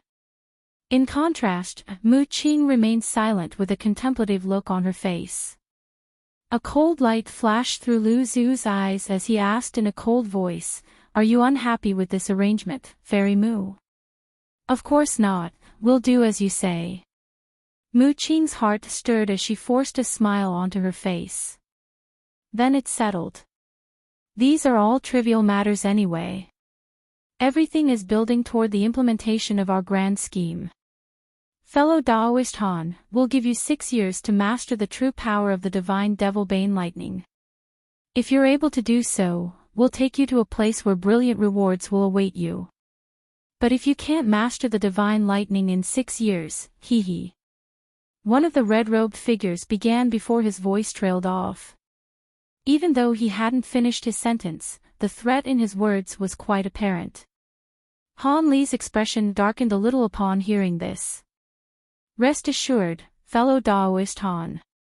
You're able to attain this divine lightning at such a young age, so you must possess outstanding aptitude. For someone like you, mastering the divine lightning in 6 years will be no issue at all.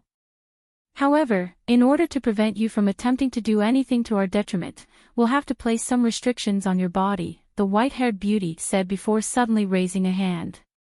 A gray thread shot forth without any hesitation, reaching Han Li in the blink of an eye. Han Li's expression changed drastically, and he reflexively tried to evade, but the nearby space suddenly tightened, following which he was completely immobilized by an enormous force. Han Li's eyelids twitched, and after a series of thoughts flashed rapidly through his mind, he refrained from using any of his powers to try and resist. He merely looked on as the silver thread disappeared into his body with a dark expression. Almost at the exact same moment, Lu Zhu, Mu Qing, and Di Shuai released a ball of black qi, an orb of green light, and a cloud of blood mist respectively, all of which also disappeared into Han Li's body in quick succession. Only then did the enormous power weighing down on Han Li disappear. He hurriedly conducted an internal inspection of his body with his spiritual sense, and his findings left him rather concerned, but also allowed him to heave an internal sigh of relief.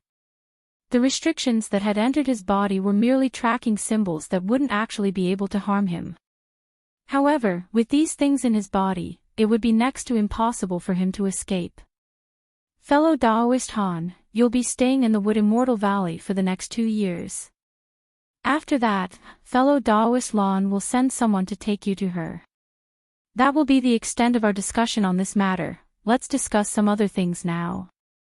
Fellow Taoist Lan, I heard that you've refined almost all 8,000 profound ghosts, but you're still missing. Lu Zhu quickly moved on to other subjects after settling this issue. Everyone else listened while interjecting from time to time in a spirited discussion. Throughout this entire process, the demon monarchs gave no opportunities for Han Li to speak, and they had no intention of hearing what he had to say. But then again, he really didn't have the right to make his opinions heard in the face of 4 demon monarchs at the body integration stage and above. After all, regardless of whether it was in the human world or the spirit realm, power determined one's rights. A mere deity transformation cultivator like him was far too insignificant to take seriously. As such, even though Han Li was feeling quite gloomy, he could only remain silent while pondering what he had just heard. The demon monarchs hadn't revealed many details, but he roughly understood the situation now. As expected, these beings wanted to borrow the power of his divine Devil Bane Lightning, and they wanted to use it to break some infernal river restriction. However, what was it that they had said about truly mastering the divine Devil Bane Lightning? Could it be that there was some kind of unique method to maximize the divine lightning's power? Or was there another ability he could unleash with it? Han Li was completely perplexed. All of a sudden, Han Li sensed someone scrutinizing him, and he looked up just in time to meet a furtive glance from Yuan Yao. Yuan Yao remained completely expressionless even after meeting Han Li's gaze, but Han Li's expression stirred slightly. Only after a while did he withdraw his gaze in an unhurried manner.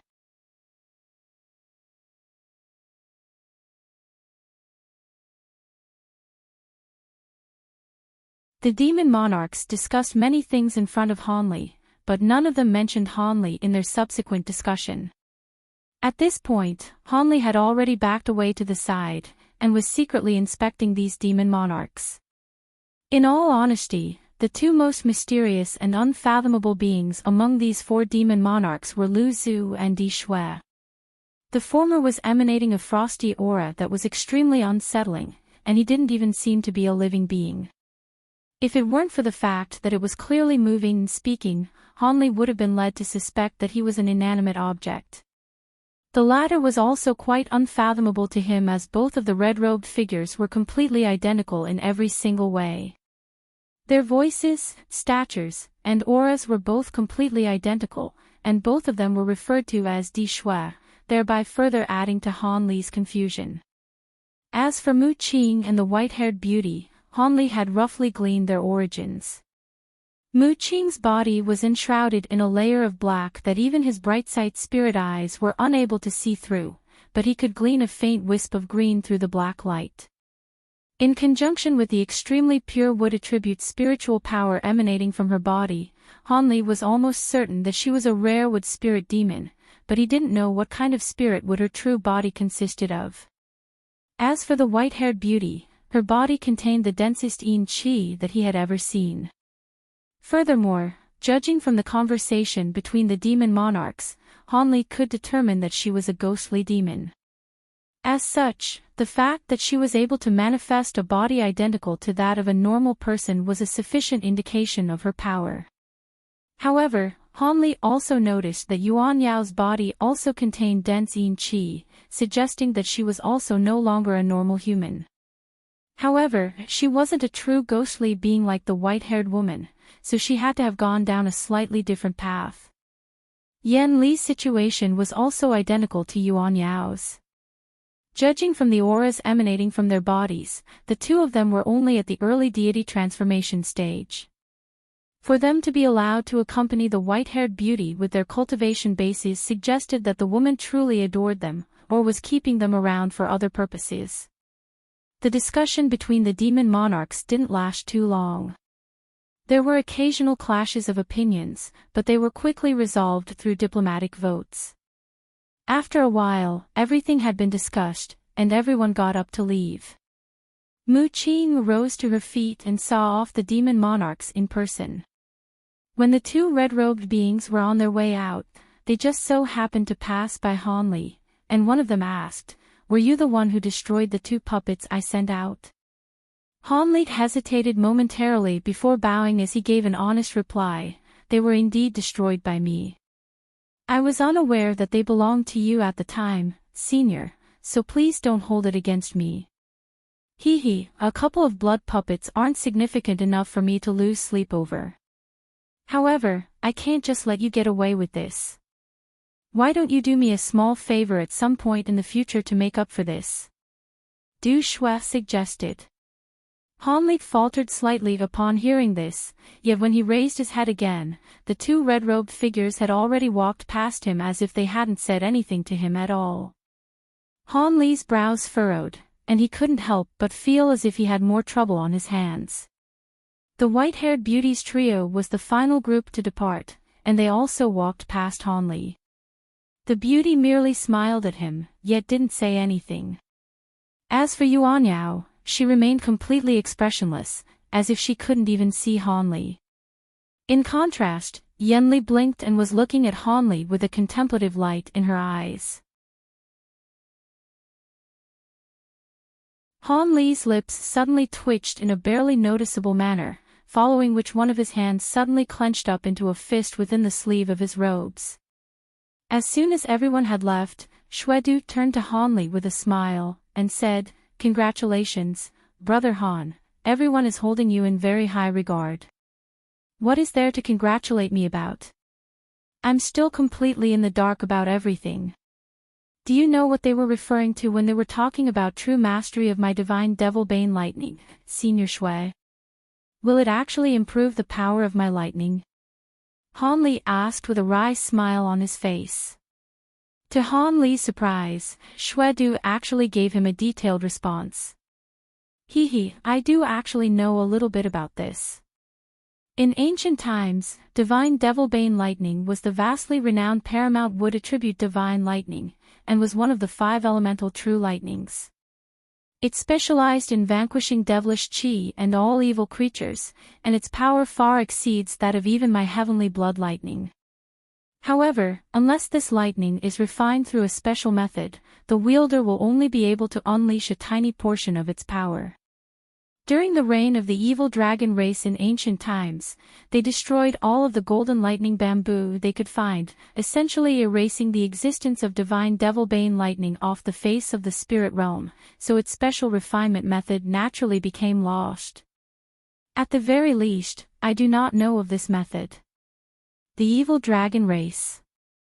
Han Li faltered slightly upon hearing this.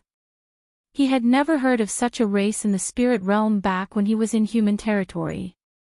You've never heard of such a race, right, fellow Daoist Han? That makes sense. Due to the excessively violent and oppressive way through which they treated other races during ancient times, a joint rebellion from all other races toppled their despotic rule. All of the current major races of the spirit realm rose into prominence in the aftermath of that epic war, while the name of the evil dragon race fell into complete obscurity, Shui Du explained, giving Han Li a brief history lesson in the process. Han Li was feeling a little overwhelmed by this information. How had the history books of the human race and flying spirit race failed to record such a monumental event? Despite his confusion, he refrained from asking any questions. By the way, when I say ancient times, I mean well and truly in the distant past. At that point, your flying spirit race hadn't even come into existence yet, so they naturally wouldn't have any records of this piece of history, Shui Du chuckled, seemingly having identified Han Li's confusion. I see. Han Li was immediately enlightened. According to the historical records of the human race, they had appeared in the spirit realm after the flying spirit race, so it was no surprise that they didn't have records regarding this matter either. Just as Han Li and Shui Du were chatting with one another, footsteps sounded outside the wooden hall, and Mu Qing strode in through the doors.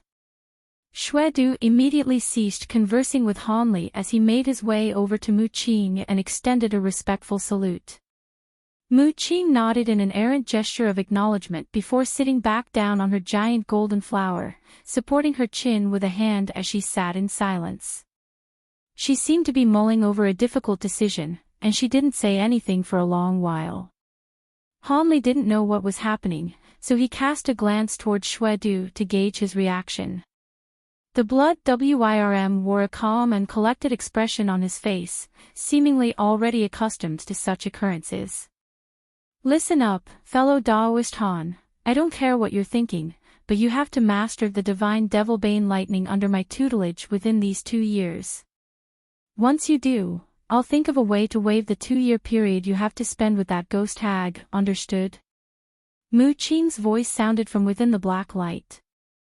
Han Li's expression stirred slightly, and a wry smile appeared on his face as he replied, I'll be sure to do my best, Senior Mu Qing. You'd better do your best. Otherwise, I won't let you go to that ghost hag without leaving you a memento to remember me with. Mu Qing's voice suddenly became cold and forbidding.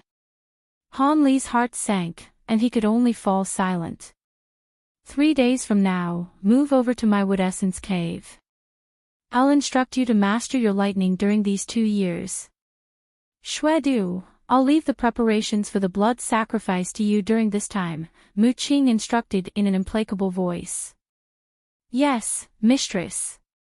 Shui Du was rather surprised to hear this, but he naturally accepted his orders. Han Li also faltered slightly in response.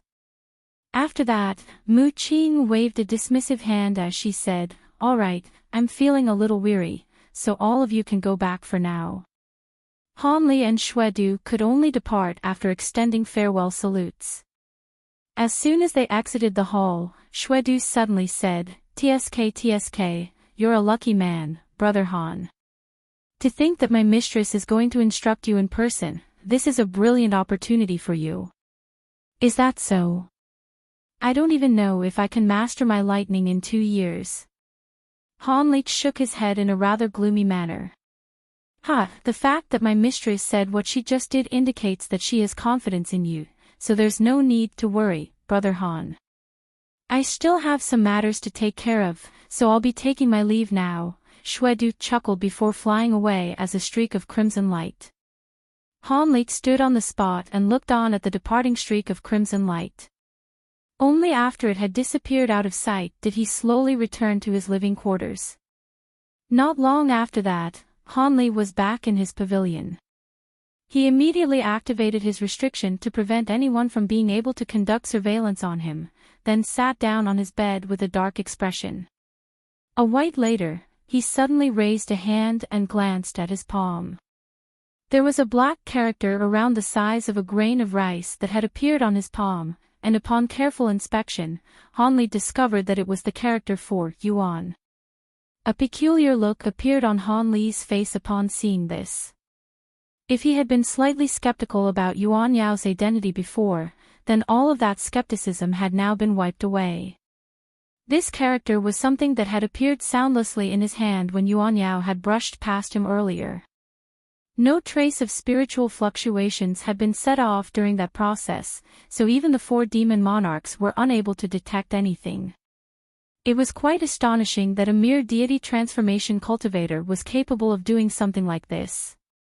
Han Li extended a finger before gently tapping the Yuan character on his palm. A flash of green light erupted from his fingertip to wipe this character away. He then withdrew his hands into his sleeves and began to contemplate his situation with an indecisive expression. After a few moments, he suddenly extended a palm again. A low thunderclap erupted as a fist-sized ball of golden lightning surfaced over his palm, and its mass was fluctuating slightly. A series of shimmering strands of electricity were also flashing over its surface.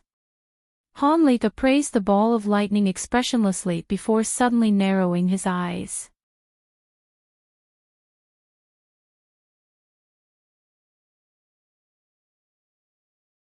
Many years ago, he'd unintentionally nurtured a shoot of golden lightning bamboo, thereby allowing him to refine his azure bamboo cloud's warm swords, as well as to attain the divine Devilbane lightning, but never would he have thought that this lightning would have such stunning origins, nor have some kind of special refinement method.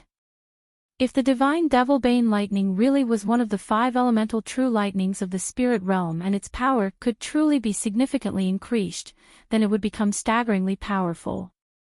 In that case, it would immediately become one of his trump cards. Being able to master his divine Devilbane lightning would certainly be a good thing, but having to go to this infernal river place was most definitely going to incur a massive risk for him. If he weren't careful, it was quite possible that he could die in the process. Thankfully, it appeared that there were still around 6 years left before he'd have to face that ordeal, so he could carefully consider his situation during that time, perhaps allowing him to devise some kind of plan to avoid this peril.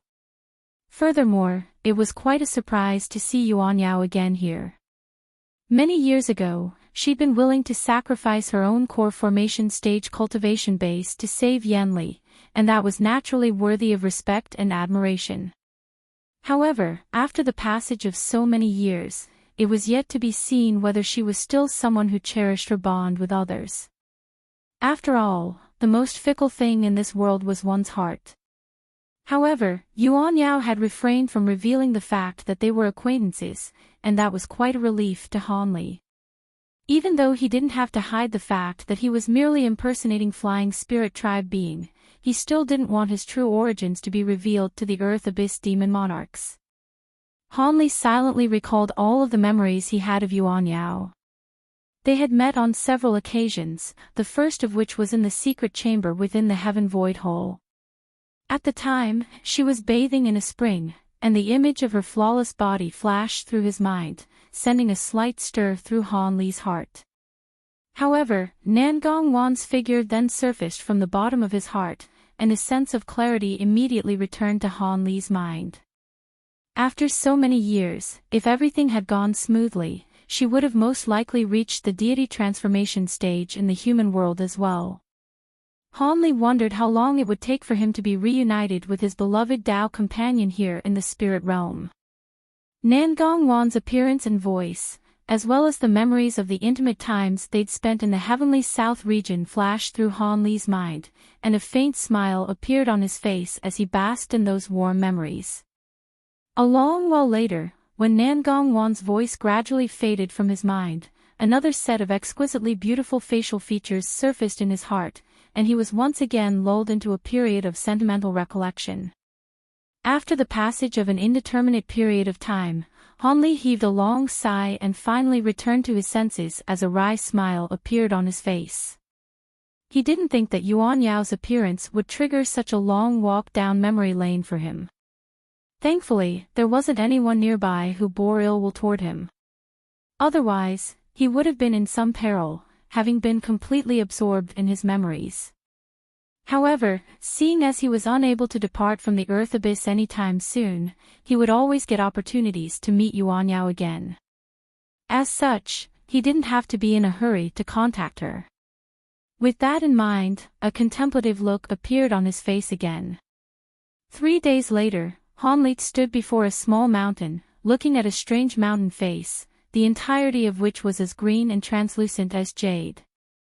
A hint of surprise quickly flashed through his eyes. This is the wood essence cave that I cultivate in during the seclusion.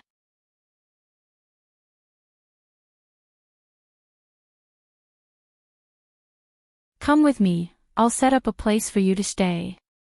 You'll be spending the upcoming 2 years in here, and you're forbidden to take so much as a single step out of this wood essence cave. I've already set up an extremely powerful restriction in the surrounding area. Unless I open it for you in person, there's no way that you can leave this place, Mu Qing said in an indifferent voice that was full of confidence. Han Li's lips twitched, but he didn't say anything as he silently followed Mu Qing into one of the passageways that led away from the room. After passing through a large garden filled with strange and exotic plants, Han Li was brought to a large yellow gate that was refined from some kind of unknown metallic material. Mu Qing stopped here, and said, "This is a secret chamber that I often meditate in, but I'll let you live in it for now. From now on, I'll instruct you in mastering the divine devil bane lightning once every 7 days. At midday on the 7th day, just come to the hall to find me. Alright, you can go in now, I'm going to another secret chamber. Aside from a few important places that I've set up restrictions at, you can go anywhere you like in here. Thank you for your kindness, Senior." Han Li hurriedly expressed his gratitude. However, Mu Qing merely took an indifferent glance at Han Li before departing, disappearing from sight after she rounded a corner. Only then did Han Li heave a faint sigh and strode into the secret chamber beyond the metallic yellow doors. Time passed by in a flash, and a year flew by in the blink of an eye. On this day, within a vast expanse of mist, a strange phenomenon suddenly appeared in the air above a mundane-looking small mountain. Countless dark clouds converged at low altitudes, following which azure lightning flashed amid rumbling thunderclaps. It was as if a fearsome vicious beast was being born from the clouds. All of a sudden, a black formation that was over 100 feet in size appeared amid a flash of black light on the mountain summit. 2 humanoid figures appeared, one of which was a slender female with black light swirling all over her body, while the other was an ordinary-looking young man in a set of azure robes. These 2 were none other than Mu Qing and Han Li. In the instant that the 2 of them appeared, loud thunderclaps erupted in the air above, following which the dark clouds began to tumble and surge violently. Countless azure arcs of lightning surfaced within those clouds, creating a formidable sight to behold. Mu Qing looked up into the sky with a calm expression and said, "What a coincidence that your heavenly tribulation would arrive at a time like this. You possess the divine Devil-Bane lightning and have achieved an elementary level of mastery over the lightning, so you should be able to transcend this tribulation with ease. This will also be a good opportunity to further hone your affinity for lightning, and that'll be quite beneficial to improving your mastery of your divine Devil-Bane lightning. I'll leave you to your own devices, now." As soon as Mu Qing's voice trailed off, she abruptly disappeared amid a flash of light. Thus, Han Li was the only one remaining on the mountain summit. He could only give a wry smile in this situation. Never would he have thought that he'd be beset with his second minor heavenly tribulation in the spirit realm under such circumstances. Thankfully, he'd been consuming earth-cleansing pills regularly, so he was well prepared to handle this tribulation. The first bolts of lightning to fall were normal azure heavenly lightning, rather than the extremely fearsome two-colored tribulation lightning. Even so, Han Li didn't dare to get complacent in the slightest. After all, this was his second minor lightning tribulation, and it was certainly not something to be scoffed at. Han Li opened his mouth to expel a small azure cauldron, and at the same time, he laid his hand on the back of his head to summon a burst of gray light that created a light barrier around his body. After that, he let loose a low cry as both of his hands balled up into fists. A resounding boom erupted as countless arcs of golden lightning erupted from his body, hurtling up toward the sky. Moments later, a golden net of lightning took shape, and the golden lightning was even more dazzling than the tribulation lightning up above. At the same time, more and more arcs of azure lightning began to appear, and they intensified in brightness at an alarming rate. Finally, countless arcs of azure lightning came crashing down with reckless abandon amid an earth-shattering boom, heading directly toward Han Li. The arcs of lightning as thick as human thumbs, and they rained down in a torrential downpour, crashing headfirst into the net of golden lightning. Han Li made a hand seal, and the net of lightning let loose a loud thunderclap as a blurry golden rune appeared over its surface, then transformed into vortex-like swaths of golden light. A peculiar scene then ensued. As soon as the azure arcs of lightning came into contact with the golden vortexes of light, the former disappeared into the latter in a completely soundless manner, as if the tribulation lightning had been devoured. Thousands of arcs of azure lightning were engulfed in such a manner in mere moments, while a small portion of them struck the golden net of lightning amid resounding booms, only to be deflected with ease. The first wave of tribulation lightning had fallen, and Han Li didn't even bat an eyelid, having withstood this initial wave with ease.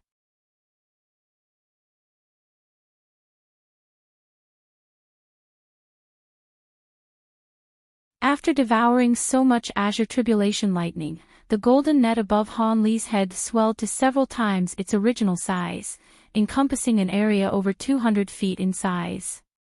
As soon as the first wave of tribulation lightning ceased, even thicker bolts of azure lightning materialized up above before crashing down as the second wave. Han Li made a hand seal before extending a finger and rapidly scribbling something in the air with his fingertip. Golden light flashed and a shimmering golden rune was inscribed in midair. Following an explosive thunderclap, the rune transformed into a bolt of golden lightning that hurtled up toward the air. The golden arc of lightning then disappeared into the golden lightning net in a flash, causing the entire net to tremor. The balls of light that were hovering within the net of golden lightning converged toward the same spot to form a vast expanse of golden light, within which runes were shimmering erratically.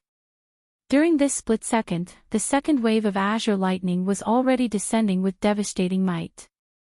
The same scenes appeared again. The powerful bolts of azure lightning quickly disappeared without a trace into the vast expanse of golden light. However, the second wave of tribulation lightning was far more powerful than the first, as evidenced by the fact that the vast expanse of golden light was tremoring violently from the lightning strikes while the golden net of lightning continued to expand. Moments later, a series of cracks finally began to appear amid the golden light, and it was slowly being vanquished by the tribulation lightning. Without the golden light posing as an obstacle, the bolts of tribulation lightning struck the net of lightning directly. The two clashed, and golden and azure light intertwined, creating a thunderous commotion. Despite how ferociously powerful the bolts of heavenly lightning were, the golden lightning net remained resolute, managing to keep most of the azure lightning at bay.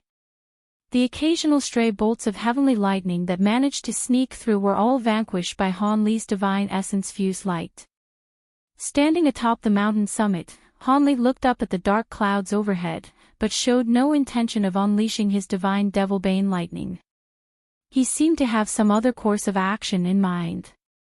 After a while, the golden net of lightning was finally shattered, and the second wave of tribulation lightning also ceased. However, the dark clouds in the sky were only surging more violently, and within the span of a few breaths, balls of azure lightning had appeared up above. Each ball was around the size of a human fist, and they were clearly imbued with far more power than the bolts from the previous wave of tribulation lightning. Han Li adopted a more serious expression as one of his hands turned white while the other turned black, and he thrust both palms into the air. All of a sudden, the gray light overhead congealed, following which the projection of a miniature black mountain surfaced within it. Almost at the exact same moment, 5 wagon wheel-sized skull projections appeared above the gray light, and all of them opened their mouths in unison. 5 colored flames tumbled forth, instantly forming a protective barrier over the divine essence-fused light. Han Li then let loose a low cry, and the miniature azure cauldron above his head swelled to more than 10 times its original size amid a flash of brilliant spiritual light, transforming into a massive cauldron that was around 10 feet in size. Azure light tumbled within the cauldron alongside an indistinct rumbling sound. The third wave of tribulation lightning came crashing down in a merciless manner. The balls of azure lightning were like massive chunks of hail, and they were far more fearsome than the previous 2 waves of heavenly lightning. However, Han Li had been able to withstand 2-colored tribulation lightning even when he was only at the early deity transformation stage, so he certainly wasn't going to be fazed by these azure balls of lightning. The lightning balls crashed into the 5-colored flames, and an incredible scene ensued. All of the balls of lightning became extraordinarily slow after entering the 5-colored flames, as if they'd been trapped. In the blink of an eye, over 100 balls of lightning had been frozen in midair. Han Li made a hand seal, and gray light erupted from the miniature mountain projection, sweeping up all of the balls of lightning. At the same time, brilliant azure light erupted from the massive cauldron down below, and all of the lightning balls appeared at the cauldron's opening. Countless azure threads then shot forth, dragging all of the balls of lightning into the cauldron. A faint smile appeared on Han Li's face upon seeing this. An hour later, the dark clouds in the air above dissipated, and the lightning tribulation drew to a conclusion. Han Li had already arrived back in the secret chamber of the Wood Essence Cave. He was seated with his legs crossed on a futon, while a small azure cauldron hovered before him. The lid of the cauldron had already been removed, and electricity was flashing within alongside the occasional dull thunderclap. Han Li stared at the cauldron for a while before waving a hand toward it and drawing it into his grasp. He patted the cauldron with his hand, and it tremored before producing an egg-sized ball of lightning. The ball of lightning was flashing erratically, but it was unable to escape from the azure threads by which it was bound. This was the heavenly tribulation lightning that Han Li had procured. This lightning naturally couldn't compare to the golden and silver heavenly lightning that he'd captured in the past, but it was still a lot more powerful than normal lightning. Having been given the opportunity, Han Li was naturally going to secure as much of this lightning as possible to refine some lightning beads with. 1 lightning bead or 2 could perhaps only pose a threat to spatial tempering stage beings, but if a dozen or so were to be hurled at once, even body integration cultivators would be forced into retreat. Aside from the first 2 waves of heavenly lightning, all of the subsequent lightning had been drawn into the heaven void cauldron. There was enough azure lightning in there to refine several tens of lightning beads in one go. However, Due to the power of the heavenly lightning itself, these lightning beads were going to be slightly inferior compared to the ones he'd refined in the past. Even so, with so many lightning beads at his disposal, they could serve as one of his trump cards in the face of unforeseen threats. Even though this heavenly tribulation hadn't posed any threat to him, each successive heavenly tribulation was more devastating than the previous one. By his estimations, he would only be able to transcend 7 or 8 more tribulations of this nature before things would get rather out of hand for him.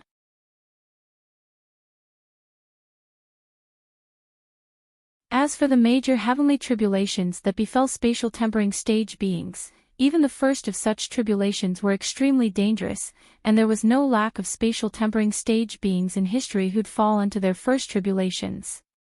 However, that was only something for Hanli to worry about in the future. For now, he had to think about how he was going to escape. Hanli's expression darkened again as he considered the perils that he was going to face in the future. During this past year, Mu Qing had truly done everything in her power to instruct him. Furthermore, he was quite proficient in using lightning himself, so he had made steady and fast progress. It appeared that it wouldn't be an issue for him to fulfill Mu Qing's requirements within 2 years. Perhaps it was due to this that Mu Qing had been a lot more benevolent toward him of late, and after instructing him in the way of mastering his divine lightning, she would occasionally answer some of his cultivation questions as well. At her lofty cultivation base, her guidance in cultivation was naturally extremely invaluable to a mere deity transformation cultivator like Hanli. However, Hanli naturally wasn't going to allow himself to be imprisoned just because of the improved treatment he was receiving. During this time, he had snuck around the mountain on several occasions to search for any holes in the restriction, as well as research potential methods to erase the 4 tracking marks within his body. If he could find solutions to these 2 issues, he'd be able to escape. However, the results yielded by his efforts were very disheartening. The restrictions around the Wood Essence Cave was unimaginably profound, transforming the entire cave into a massive cage from which there was simply no escape for him. Of course, that wasn't to say that he couldn't destroy the restriction by force. After all, his divine essence fused light and spirit engulfing heavenly flames were both extremely effective in this respect. However, if he were to attempt to do this, Mu Qing would immediately be alerted to what he was up to, and things would not end well for him. As for the tracking marks planted in his body by the 4 demon monarchs, they were even more troublesome. The marks seemed to have taken root in his body, and refused to be removed regardless of what he tried. The only way was to use the nascent flames within his body to slowly refine them, but these were marks left behind by 4 body integration stage demon monarchs. Refining them was far from simple. Setting aside whether the demon monarchs that had planted the marks in him would notice what he was doing, even if he were to take a massive risk and forcibly refine the marks, it would still take him at least 3 or 4 years. As such, he was feeling quite depressed. However, Hanli was certainly no ordinary person, and he did manage to devise a feasible strategy. In a dire situation, he could use the powers of his divine essence fused light and divine devilbane lightning to temporarily mask the 4 tracking marks in his body. Hanli hadn't tried this method to see if it would work, as doing so would most likely alert the 4 demon monarchs, but with his understanding of those 2 abilities of his, he estimated that there was at least a 70% chance that it would succeed. Of course, this masking effect would only work on a temporary basis. As soon as the 4 demon monarchs sensed what he was doing, they'd be able to forcibly summon the tracking marks from within a certain distance, and he most likely wouldn't be able to conceal himself for long. As such, this was only going to be a last resort. Hanli exhaled deeply as if he were trying to expel all of the frustrations in his heart. He then tossed the miniature cauldron in his hand forward and prepared to begin refining lightning beads.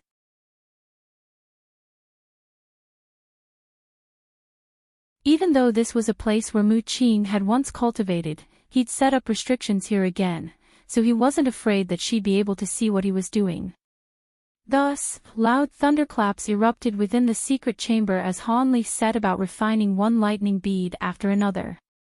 Several days later, a streak of green light flew over the nearby garden, then disappeared in a flash through the doors of Han Li's secret chamber.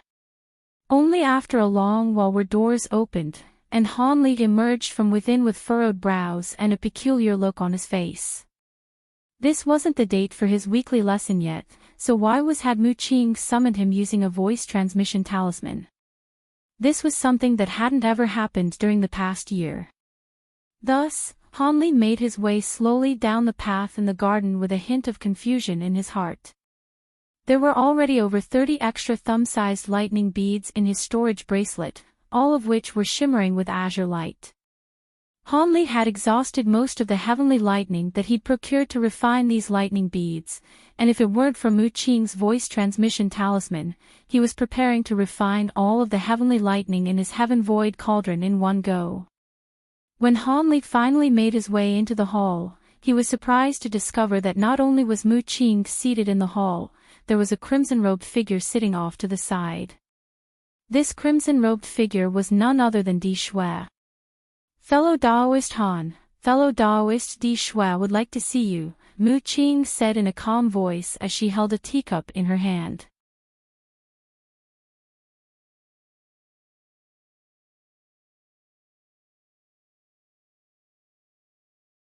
"You're looking for me, senior." A hint of surprise flashed through Han Li's eyes. "That's right, I am indeed here to see you. Have you forgotten my voice transmission from a year ago?" Di Shui's voice was just as sharp and metallic as ever. "Of course not. What can I do for you, senior?" Han Li was feeling a little uneasy, but he naturally wasn't going to feign ignorance in this situation. "You heard him, right, Fair Mu? Han Brat agreed to help me voluntarily, so you can't refuse anymore," Di Shui chuckled. "I never refused in the first place, but as I'm sure you're well aware, our top priority now is for fellow Daoist Han to master his divine Devilbane lightning as soon as possible. As such, there's no way that I can loan him to you for 3 months. I can only give you 1 month at most. Otherwise, you're going to be hindering his progress too much," Mu Qing replied calmly as she took a sip of her tea. 1 month is nowhere near enough to finish what I'm doing. The puppets I'm refining are also extremely important, and can't be delayed. How about this? Hand him over to me for 2 months, that should just barely suffice, Di Shui conceded. I can give him to you for 1.5 months at most, no more than that. Mu Qing countered in a cold voice. Di Shui paused momentarily before nodding as he said, "All right, 1.5 months it is. However, I'll have to borrow your teleportation formation then." "That won't be an issue. I'll teleport both of you straight to the Blood Flame Mountain, but you have to bring him back to me in person." Mu Qing's voice eased slightly upon hearing this. "Ha, I can certainly do that. Come with me, Han Brat," Di Shui chortled with glee as he rose to his feet.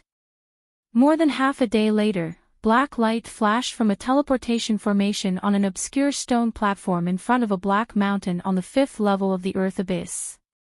2 humanoid figures appeared on the teleportation formation, and they were naturally none other than Han Li and Di Shui.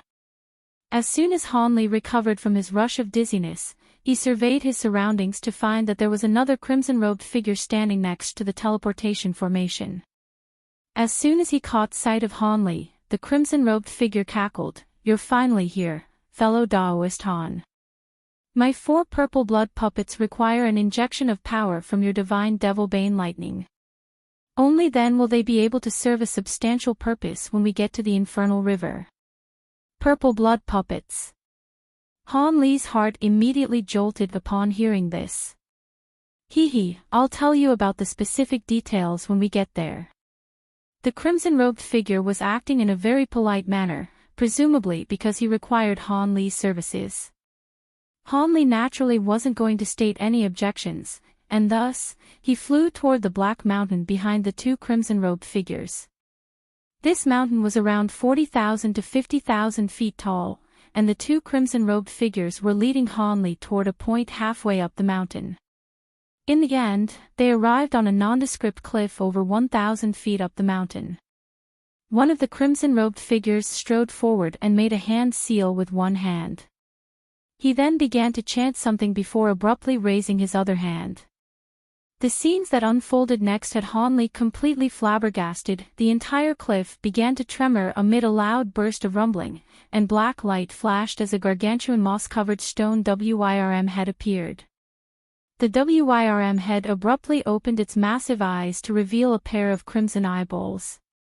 It swept a cold gaze across Hanli and the two crimson-robed figures, then opened its mouth to reveal a passageway that was shimmering with white light. "Come in," one of the crimson-robed said emotionlessly before making his way into the passageway with his identical companion. Hanli recomposed himself and carefully examined the WYRM head through narrowed eyes for a moment before entering the passageway. The passageway inside was remarkably spacious at around 40 to 50 feet tall, and all of the walls were paved with angular black stones. There were thumb-sized phosphorescent beads embedded into the walls at regular intervals, illuminating the path that led deep into the heart of the mountain. The two crimson-robed figures walked side by side and remained completely silent from the moment they entered the passageway.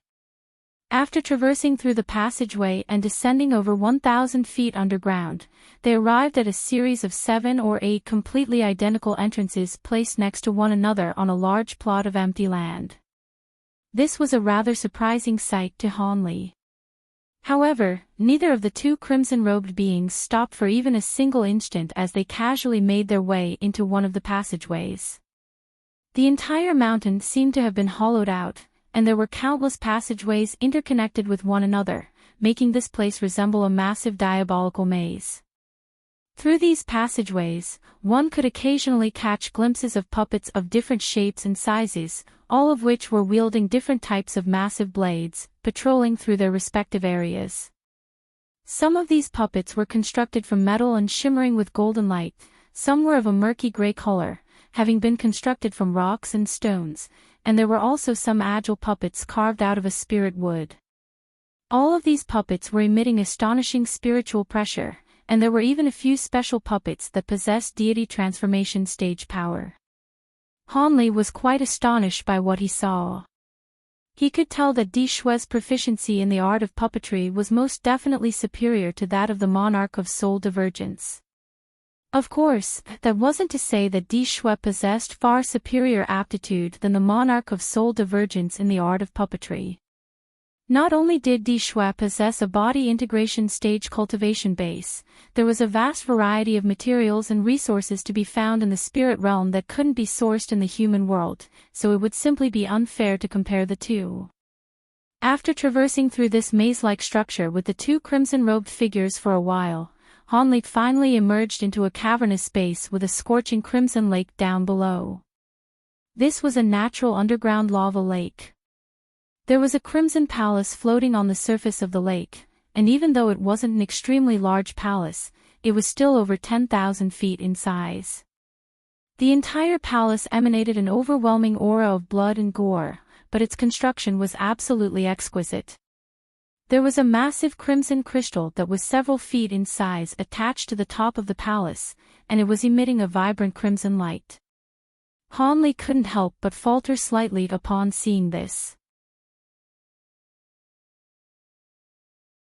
This crystal almost immediately evoked recollections of the strange crystal Hanli had seen on the Spirit Seal Tower of the Tianping race's holy city. That crystal was just as massive and mysterious. It appeared that some kind of extremely powerful restriction had to have been placed on those crystals. The crimson-robed figures suddenly descended after leading Hanli to the edge of the lava lake. One of them rustled a sleeve, and a yellow bell immediately shot forth from within before landing in his grasp. Yellow light flashed as a crisp clink sounded from the bell, and as soon as Hanli heard this sound, his consciousness immediately began to waver as he was struck by a sense of feebleness. His heart jolted with shock, and he hurriedly activated his great development technique to dispel those debilitating effects. He then retreated a step and appraised the two crimson-robed figures with wariness in his eyes. He didn't believe that the two would suddenly try to kill him here, but he had never let his guard down even for a single instant. One of the crimson-robed figures immediately turned around to appraise Hanli with a cold expression, and a hint of surprise flashed through his eyes upon seeing Hanli's ability to retain clarity of mind. Right at this moment, a burst of violent tumbling and surging suddenly erupted from within the crimson lava in the lake down below, following which a giant beast that was around 100 feet in length emerged. This was a shelled beast that resembled a giant turtle, but it possessed 3 elk-like heads with strange vibrant red coral-like horns on those heads. The beast seemed to have been summoned by the bell, and as it swam quickly toward Hanli and the others as soon as it emerged from the lava. This is my gate guardian beast, a chaotic turtle beast. This beast possesses a fire spirit body from birth, and can unleash 3 different types of spirit flames. It's extremely powerful when in its natural habitat of lava, and it took me a lot of effort to tame it. If we want to enter my blood flame palace, we'll have to get around this beast first, one of the crimson-robed figures chuckled. I am truly in awe of your exceptional powers, Senior. Hanli immediately replied upon hearing this. He then cast his gaze toward the lava lake as blue light flashed through his eyes, and his expression changed drastically. With the assistance of his bright sight spirit eyes, he was able to see that there were countless transparent threads up ahead, intertwining to encompass the entire lava lake down below. One end of those threads was connected to the giant crystal on top of the palace, and if someone were to fly down recklessly from above without being aware of the presence of these threads, they would most likely be sliced into countless pieces. Hanli's lips twitched and he drew a sharp breath upon making this discovery. At this moment, the chaotic turtle beast had arrived at the shore of the lava lake, and it opened its 3 mouths to let loose a strange cry that resembled frog croaks. One of the crimson-robed figures raised a hand upon seeing this, and a black fist-sized ball shot forth amid an aura of blood and gore. One of the demon beast's heads opened its mouth to lap up the black ball by expelling a burst of red light. The 3 heads then let loose low cries in unison, seemingly in a display of joy and elation. It then turned around and laid a thick tail onto the shore of the lake to act as a bridge. The 2 crimson-robed figures climbed along the tail onto the creature's back, then turned around to face Hanli. Hanli heaved an internal sigh before also making his way onto the beast's back. One of the crimson-robed figures shook the yellow bell again, and the chaotic turtle beast swam rapidly toward the blood flame palace at the center of the lake with the trio on its back. The lake wasn't very large, and it only took moments before the beast reached the palace. The 3 of them immediately rose into the air and flew over to the palace gates. Hanli had only just descended onto the ground when the palace gates abruptly opened up from the inside, and 2 groups of beings emerged. One group was clad in red armor while wielding fiery halberds, and all of their bodies were covered in scorching flames. The other group consisted of unarmed black shadows that were enshrouded in clouds of gray mist. Hanli swept his spiritual sense toward them to find that these 2 groups of beings seemed to possess signs of life, so they didn't appear to be puppets. The 2 groups of strange beings strode forward at once before extending respectful bows toward the 2 crimson-robed figures. Open the Een Flame Palace, I'm going to give fellow Daoist Han a warm welcome, one of the crimson-robed figures commanded. The 2 groups of beings immediately sprang into action upon hearing this. Most of them rushed back into the palace while the remaining group split up into 2 neat lines as they stood respectfully on either side of the gates. None of them uttered a single word during this process, and it was as if they were all incapable of speech. Hanli's expression remained unchanged, but a hint of bewilderment welled up in his heart upon seeing this.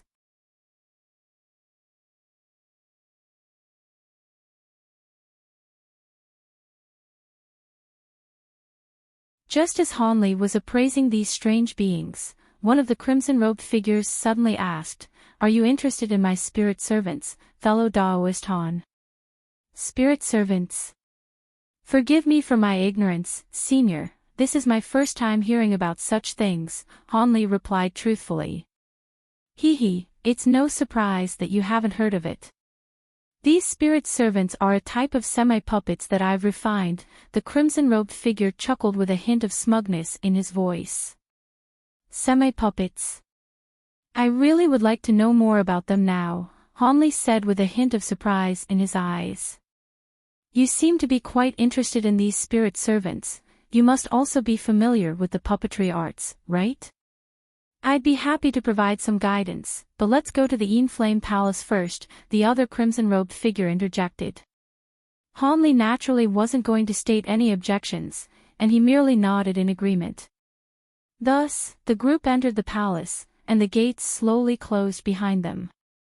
The chaotic turtle beast that was outside the palace also disappeared into the lava again. After a while, Hanley and the two crimson-robed figures appeared within a large hall that was over 1,000 feet in area. Everything in the hall had been constructed from some kind of strange black and red jade, and upon making contact with the material, Hanley was struck by a scorching sensation, which then turned into a flow of icy coolness. This was quite an interesting material. Hanley was quite intrigued as he felt the interchanging hot and cold sensation making its way into his body from the jade chair that he was sitting on. At this moment, he was situated on one side of the hall, while the two crimson-robed figures naturally sat together at the center. The jade tables before the three of them were all piled full of exotic fruits and delectable wines, and there were humanoid figures enshrouded in pink mist standing off to the side, attending to their needs when required. Every time someone finished the wine in their cup, one of the humanoid figures would rush forward for a refill in a respectful manner. These humanoid figures in the pink mist were different from the earlier ones that were enshrouded in gray mist. Not only were all of them quite slender, the mist around them emitted a pleasant fragrance that evoked within one a sense of relaxation. At such close quarters, Hanley was naturally able to examine these spirit servants from time to time, and a contemplative look appeared on his face. Have you gleaned the secrets of the spirit servants, fellow Taoist Han?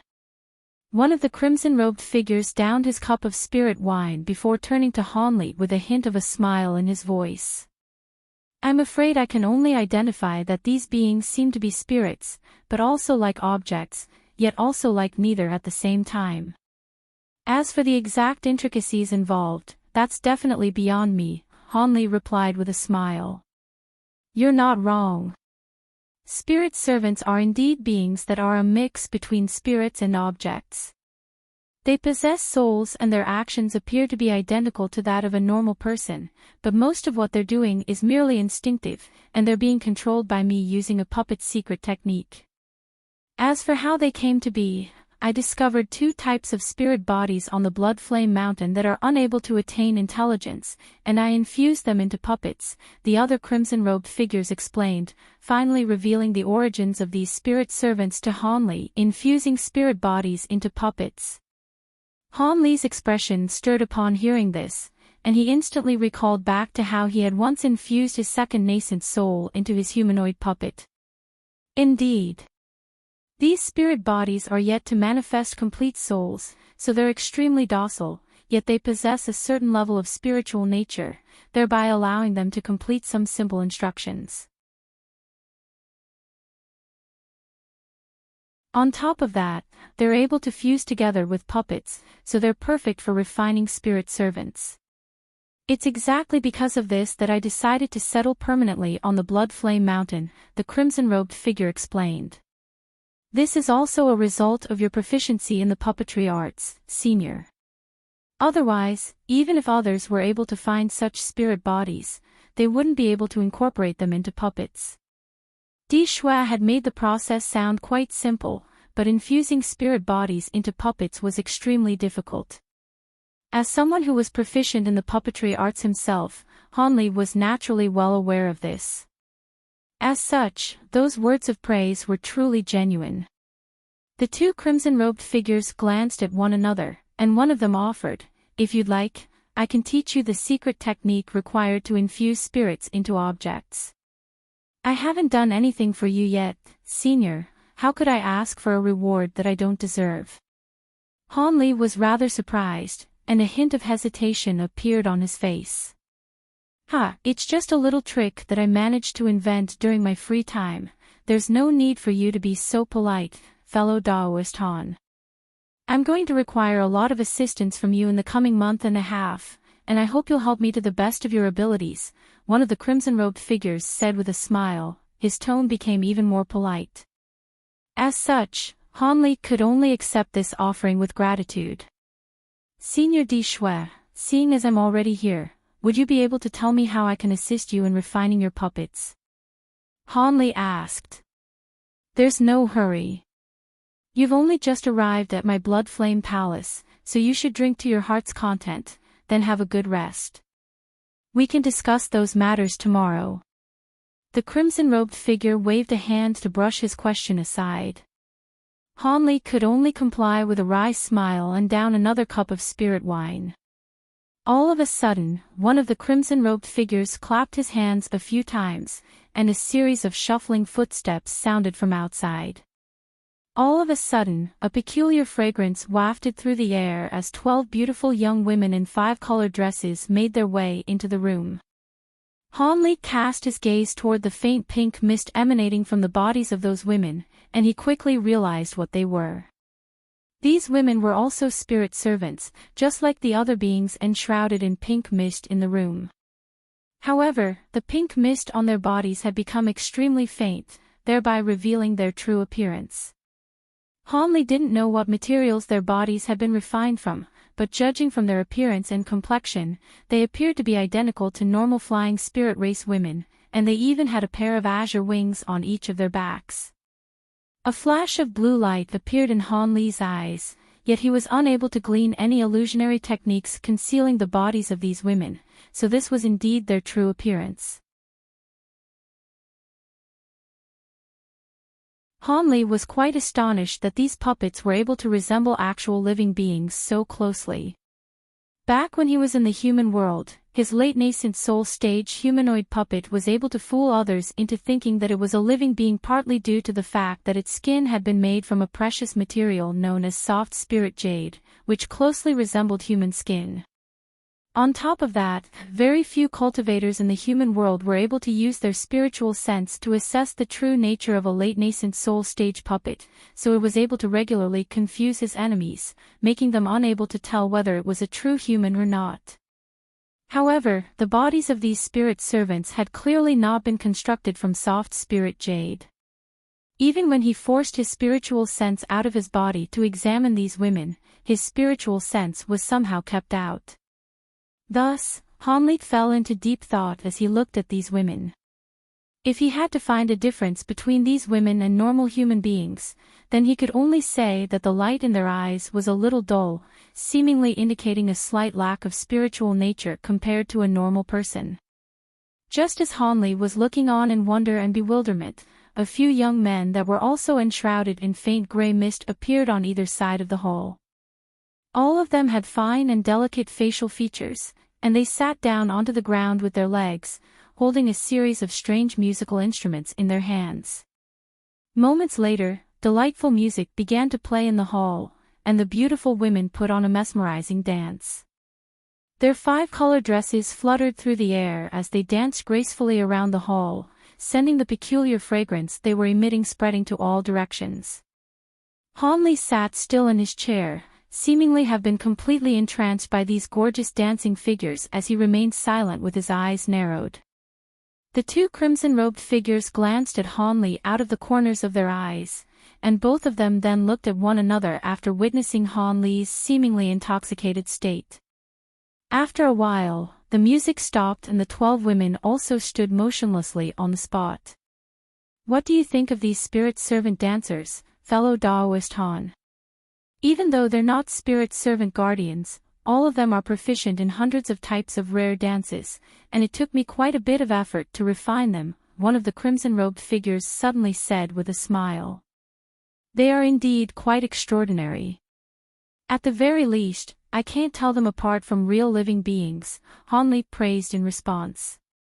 "Hee, seeing as you like them, I'll give you these 12 spirit servant dancers and 24 spirit servant musicians as a gift," the crimson-robed figure said with a smile.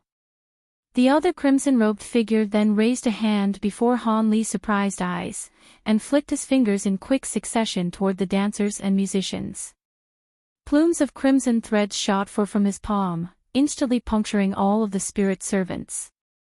After the crimson threads were withdrawn, all of the spirit servants fell to the ground, completely motionless, as if they had truly become inanimate objects. At this moment, the crimson-robed figure made a grabbing motion with his other hand. All of these spirit servants instantly shrank down to wooden puppets that were only around an inch in size each, then flew onto Han Li's table and arranged themselves in a line. I've withdrawn the seals within the bodies of these spirit servants. You'll only have to refine them again with the secret technique that I'm going to give you, and you'll be able to control them, the crimson-robed figure chuckled. I can't accept this gift, Senior, I've done nothing to deserve it. A peculiar look appeared on Han Li's face as he looked at the line of wooden puppets on his table. Hee, they're just a few little toys, so feel free to accept them.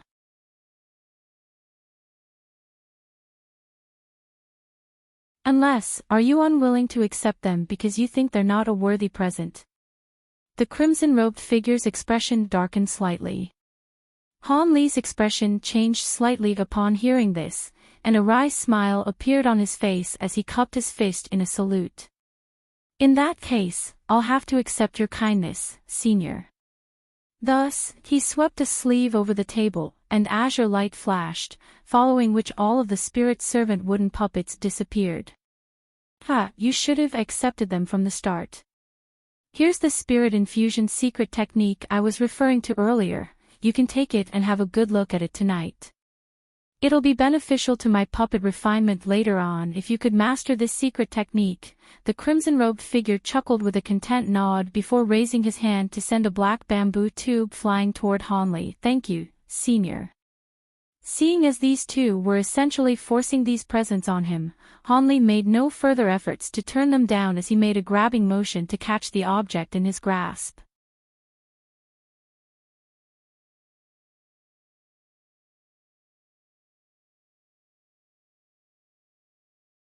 After Han Li put away the bamboo tube, eccentric Di Shui enthusiastically chatted with Han Li for over an hour in the Yin Flame Palace before the banquet was over. Afterwards, with the guidance of the servant behind him, he was led to a quiet side chamber.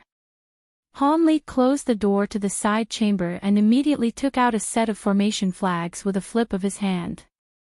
Then, he released them into the air, disappearing in a dozen streaks of light. A barrier of rainbow light suddenly appeared in the room's walls. Han Li sighed and sat down cross-legged on a mat before his mind drifted off in thought. Eccentric Di Shui's courteous tone was truly out of place considering he was a body integration grade demon monarch. It left Han Li with an odd feeling. Could it be that the eccentric had spoken to him in that way because assisting in the puppet refinement would be incredibly difficult? Han Li shook his head, feeling that it was unlikely. Even if Di Shui didn't do that, Han Li wouldn't have dared to hold back. Apart from the mysterious Lu Zhu, the beautiful woman surnamed Lan, Mu Qing, and Yunyao were trying their best to entice him. Mu Qing in particular seemed entirely unwilling to let him contact the white-haired beauty. It seemed in addition to having him eliminate the infernal river restriction, they had another reason for roping him in, most likely having to do with his divine devil-bane lightning. As thoughts quickly formed in his mind, he began to analyze most matters related to this. After a long while passed, he sighed, and he closed his eyes once more. Although he didn't know what the demon monarchs of the Earth Abyss were conspiring, if he understood what actions he should take, he wouldn't need to fear for his safety. Han Li's eyes flickered and soon after, he shook his sleeve, releasing tens of various styled and colored wood puppets. They circled in front of him as they floated in the air. Blue light shined from his eyes and he began to examine the puppet. From a long distance away, he wasn't able to grasp the marvels of the spirit servant puppets, and he had no trouble pouring his spiritual sense into one of the puppets through his hand. A short moment later, Han Li wore an odd expression as he tossed the puppet away and took another. And he did it again, repeatedly. A while later, Hanli examined every one of the puppets. The spell formations inside the puppets were profound and complex. With his current attainments in spell formations, he wasn't able to see through their designs, but he was able to leave behind his imprint with ease. But even Hanli wasn't completely sure of this. After all, puppet techniques involving spirit servants were knowledge far beyond that of the mortal world. Fortunately, Di Shui had given all related refinement techniques over to him. So long as he wholeheartedly studied them, he'd eventually come to understand them. When that time came, he'd fully understand any problems related to them. But before then, he didn't need to waste any more thought on them. Furthermore, after careful consideration, he would be protected from any surprises.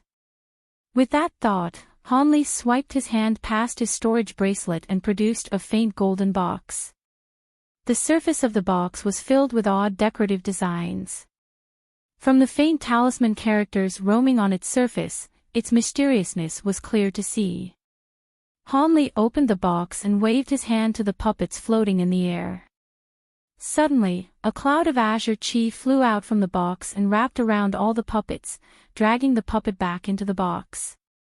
Once the box was closed, Hanli flipped his free hand and produced several various colored talismans. In a flash, the talisman stuck onto the surface of the box and sealed.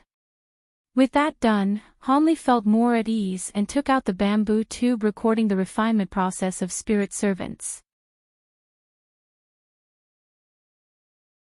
He inserted his spiritual sense into it and began to study it in detail, quickly immersing himself in the mysteries of this new technique. It was only when a few light knocks sounded from his door that he suddenly woke up. He stood up, folding the tube into his sleeve with slight reluctance. He opened the door to reveal a spirit servant shrouded in gray mist. This spirit servant couldn't speak, but it raised its hand and a blood light burst from its hand. Di Shui's relaxed voice sounded out. "Fellow Daoist, please follow the spirit servant for a meeting at the blood refinement hall. I want to officially discuss the matter of the puppet refinement with you."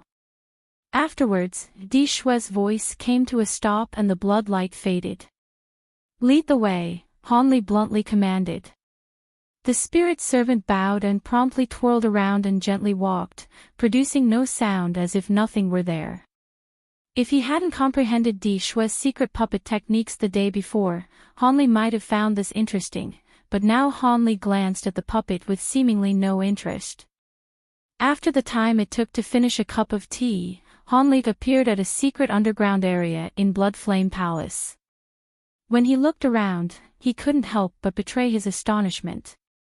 The so-called Blood Refinement Hall was a huge underground hall carved out of crystal.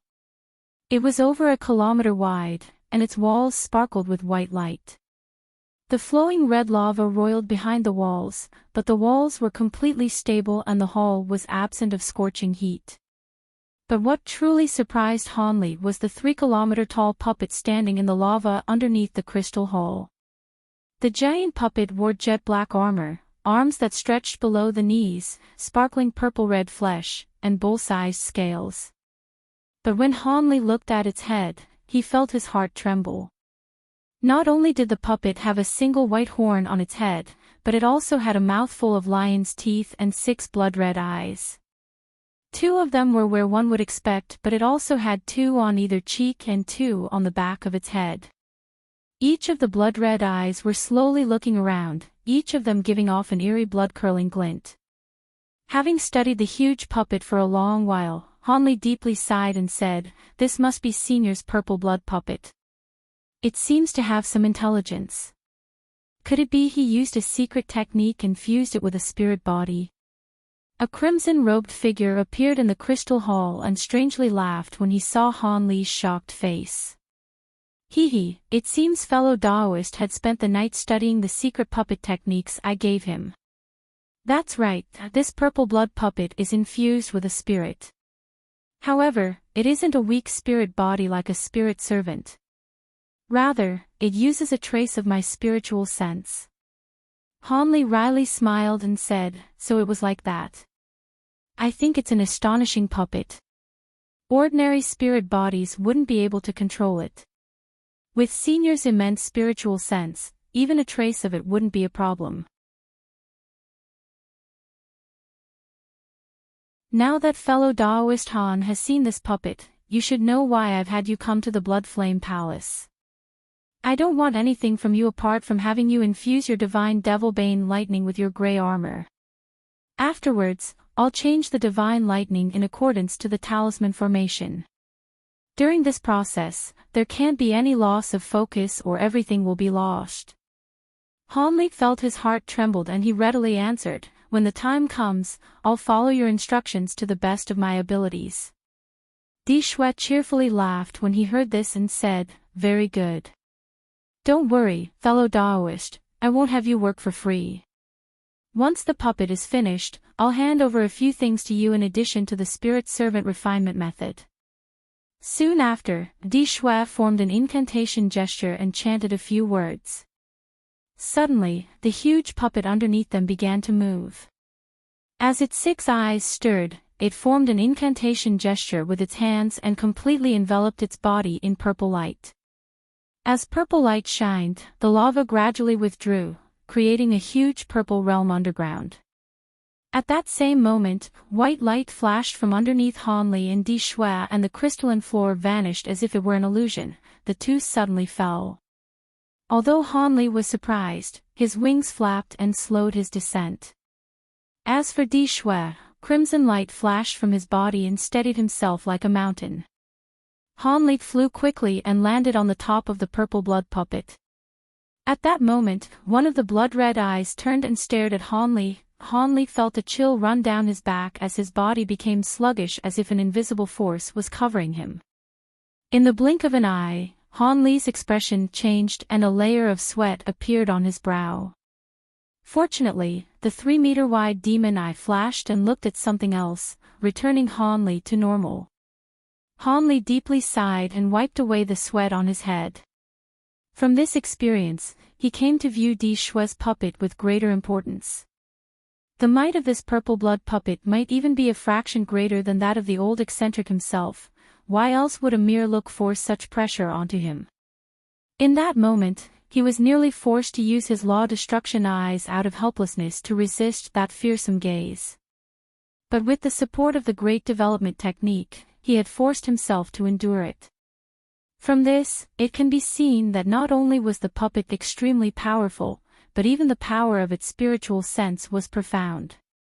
Dumbstruck, Han Li didn't dare to linger near the top of the puppet's head and quickly descended. Soon, Han Li arrived in front of the puppet's chest where Di Shui was waiting. Han Li swept his gaze past the black armor and felt stunned. He revealed a trace of doubt. When he arrived near the armor, he saw that its surface was as shiny as a mirror and that a talisman formation appeared to be absent. Could it be that the eccentric? Han Li muttered apprehensively.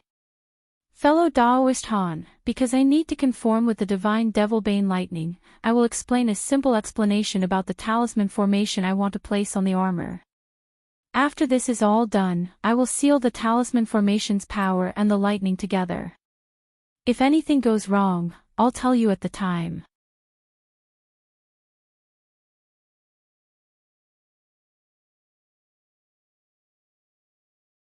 Han Li was greatly surprised by what Di Shui said. Infusing divine Devilbane lightning into a complete formation and infusing lightning during the formation engraving process were two entirely different things. The former was far easier and the latter required step-by-step coordination. It would require much attention as one would imagine. Could that be the reason why Di Shui was kind earlier? Han Li still felt uncertain, but his face remained unchanged and he readily agreed.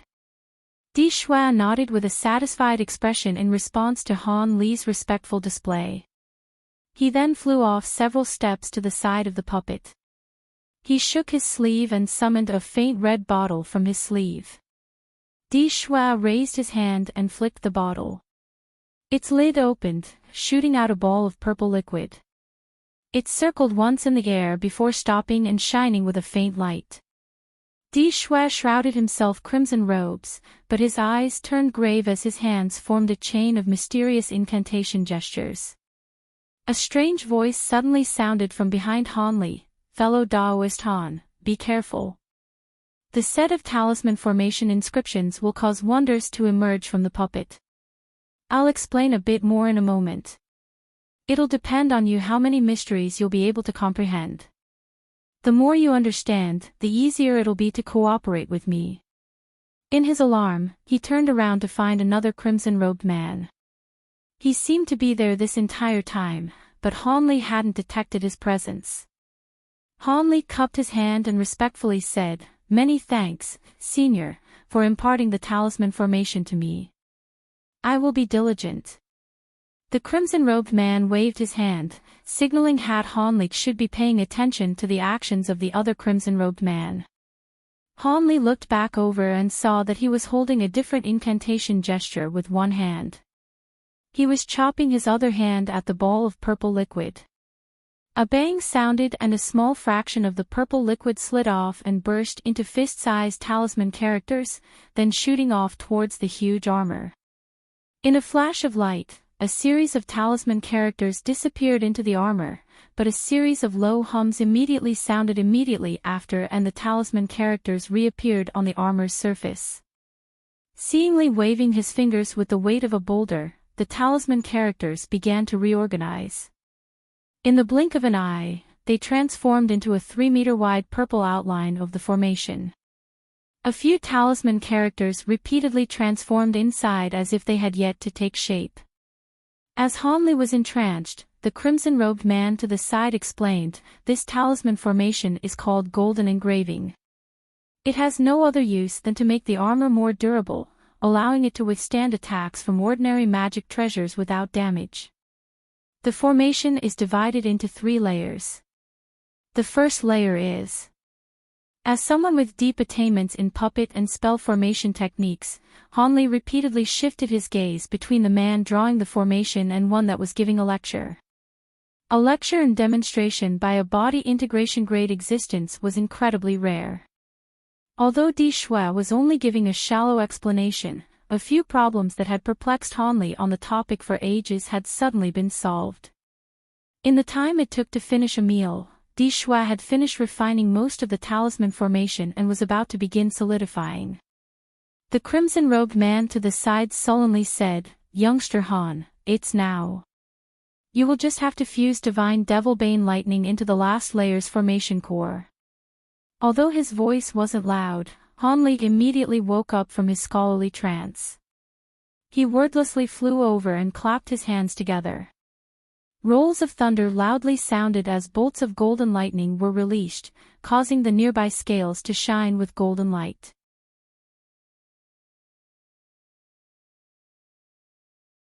When the crimson-robed man saw the lightning in Han Li's side, a trace of astonishment briefly appeared from his eyes. Half a month later, Han Li once again appeared in a secluded room in the Wood Essence Cave. He sat down on a mat cross-legged and he fiddled with a white jade badge and muttered to himself. During the month, he spent day and night underneath the Blood Flame Palace and beside the huge puppet, assisting Di Shui through the daunting experience unharmed. When the time came, Mu Qing arrived at the Blood Flame Palace and led him back. Although his mind was greatly exhausted from pouring his divine Devilbane lightning into the talisman formation day in and day out, Han Li didn't feel like he suffered a loss. Let alone anything else, the set of spirit servant refinement methods and the narration of the talisman formation process had benefited him greatly. And when he departed, Di Shui bestowed him a batch of puppet materials distinctive to the Earth Abyss and a few rare materials. Although Han Li knew he had plans in him, he couldn't help but feel satisfied. However, Han Li hadn't put further thought into the matter. Instead, he was focused on the badly damaged outer page of the Golden Jade Tome. The outer page recorded many powerful talismans. Among them, he already comprehended the High Zenith Invisibility Talisman and had several of them on hand. As for the other 3 talismans, they were the Enemy Trapping 9 Palaces Heavenly Talisman, the Offensive Type Heavenly Halberd Talisman, and the puppet talisman Armor Origin Talisman. The most powerful and profound of these talismans was the Heavenly Halberd Talisman. Even now, Han Li could only rack his head and leave to the side. He studied both the Nine Palaces Heavenly Talisman and the Armor Origin Talisman meticulously over the past few years and have comprehended them mostly. There were only a few crucial points that evaded him. But after the month of guidance from Di Shui, a master of puppets and spell formations, and several days of hard study on the spirit servant refinement methods, he resolved these problems and fully comprehended these two talismans. He was now confident he could refine them. The materials of the two talismans were incredibly rare. But fortunately, they weren't priceless or never sold. In Deep Heaven City, he was able to gather many ingredients of the two talismans and he could now make an attempt. Originally, he would need much more experience before he would be comfortable refining these talismans using his rare and precious materials. But with the several body integration grade demon monarchs watching him covetously, he didn't have time to waste. Because of the matters regarding his divine Devilbane lightning, he had several more years of safety. But he had no idea if or when the demon monarchs would change their minds. Since Han Li tread on the path of cultivation, relied on his own strength to ascend to the spirit realm, and achieved his current cultivation, he had never trusted his safety entirely to destiny.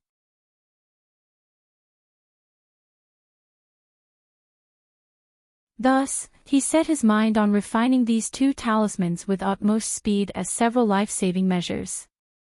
Han Li's expression varied for a long while and his expression became calm. He slowly closed his eyes and his spiritual sense fused into the jade badge, reading through the talisman's refinement process from start to end. After confirming there were no problems, he opened his eyes once more. He shook his wrist at the air and spirit light flashed. A ball of light flew out and whirled in the air. It was Han Li's storage bracelet. He quickly pointed at it. A gust of wind blew out, carrying an azure mist. It laid out tens of bottles and jars as well as few jade and wood boxes all on the floor.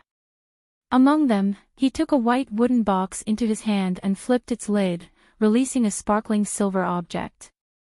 Han Li drew back his fingers, causing it to flicker in front of him where it stopped. It was a delicate beast hide that seemed as smooth as silk.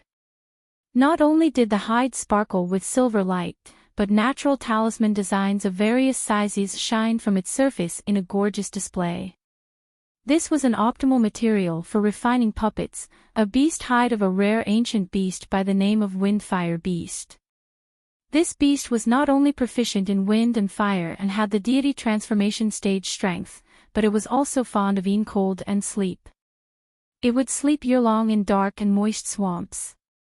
It would only wake and leave tracks when it hunted.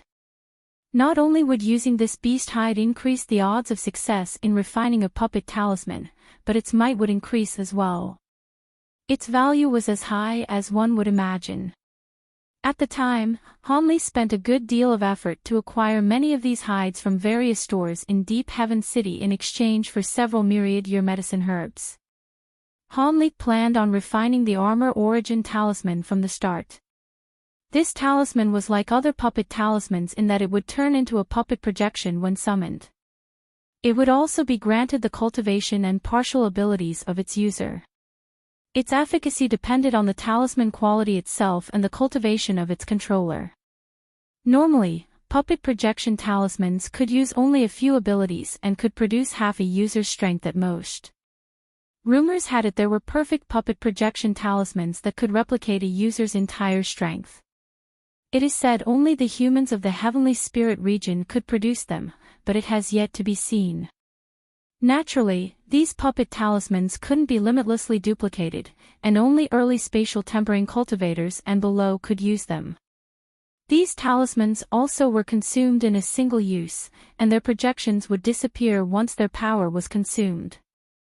As Han Li's Armor Origin Talisman came from the Golden Jade Tome, its might wasn't comparable to ordinary puppet talismans. At the level of the armor origin talisman, the puppet projection not only could produce 80% of the user's strength and a majority of their abilities, but it also allowed use for cultivators at early body integration stage and below. Its qualities were clear to see. As such, it would be equivalently more difficult and complex to create than ordinary talismans. Were it not for the extreme heat and cold flames contained in his spirit engulfing flames, he wouldn't be able to refine them.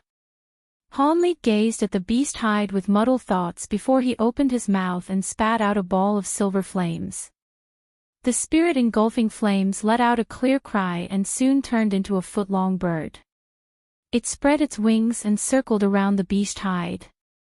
When Hanli saw this, he inwardly muttered an incantation. Suddenly, the bird fluttered in circles and rammed into the hide. With a crackle, the silver flames roiled, wrapping around it. Within the flames, the beast hide didn't burn. Instead, the talisman designs seemed to squirm in the flames as if they were alive. It was truly a mysterious sight.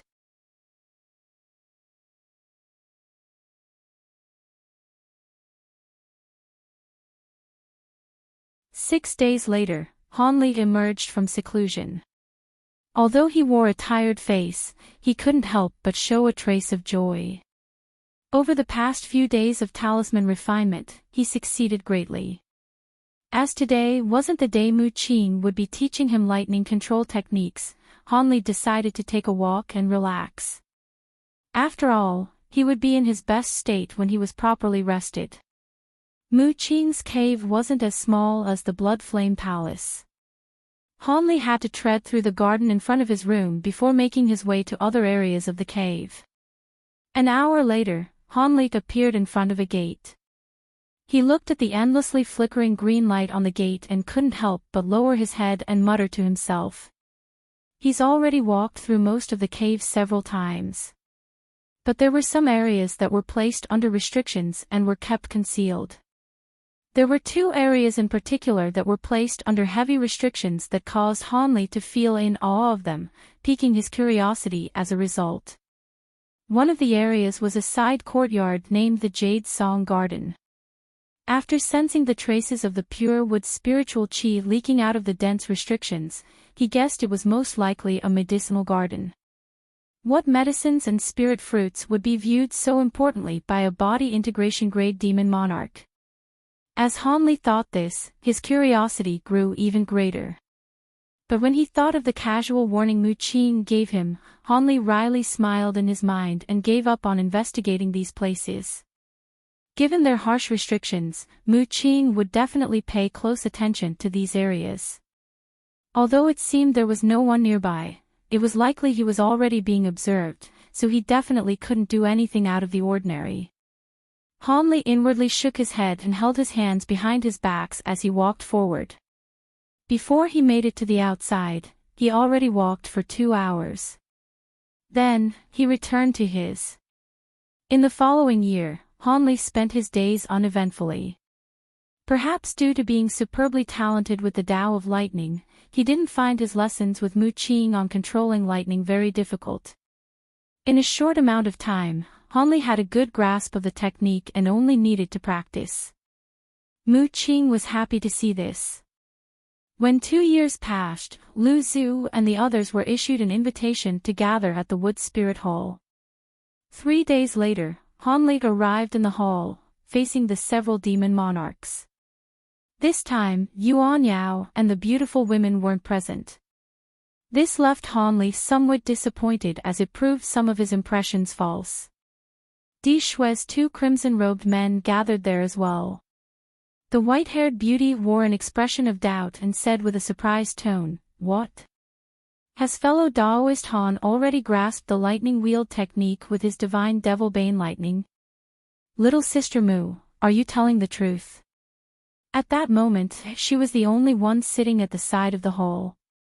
Mu Qing chuckled within the black light and said, "I wouldn't lie about something this important. To tell the truth, I was also shocked by how quickly Hanli grasped the most important part of the lightning control method, the lightning wield technique. It was then I realized that fellow Daoist Han used golden lightning bamboo to forge his personal magic treasures. As such, it is no wonder he was able to quickly control the divine devil-bane lightning. He used golden lightning bamboo as his personal magic treasure. The white-haired woman turned to look at Han Li and deeply said, "Fellow Daoist Han, you're awfully courageous. Could it be you didn't know how easily the divine lightning can backlash? It is a miracle you're still alive today." Han Li was startled when he heard this, divine lightning backlash. "I've never heard of that before. Could Senior tell me about it?" "Did little sister Mu not tell you about it?" the white-haired woman asked with a frown.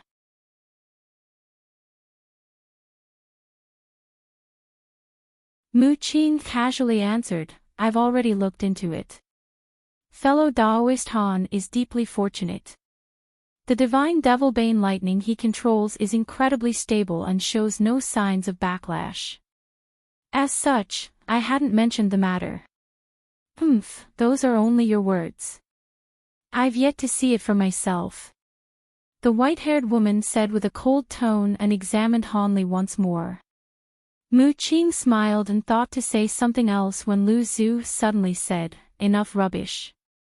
We were invited here by Fairy Mu, but not to idly chat.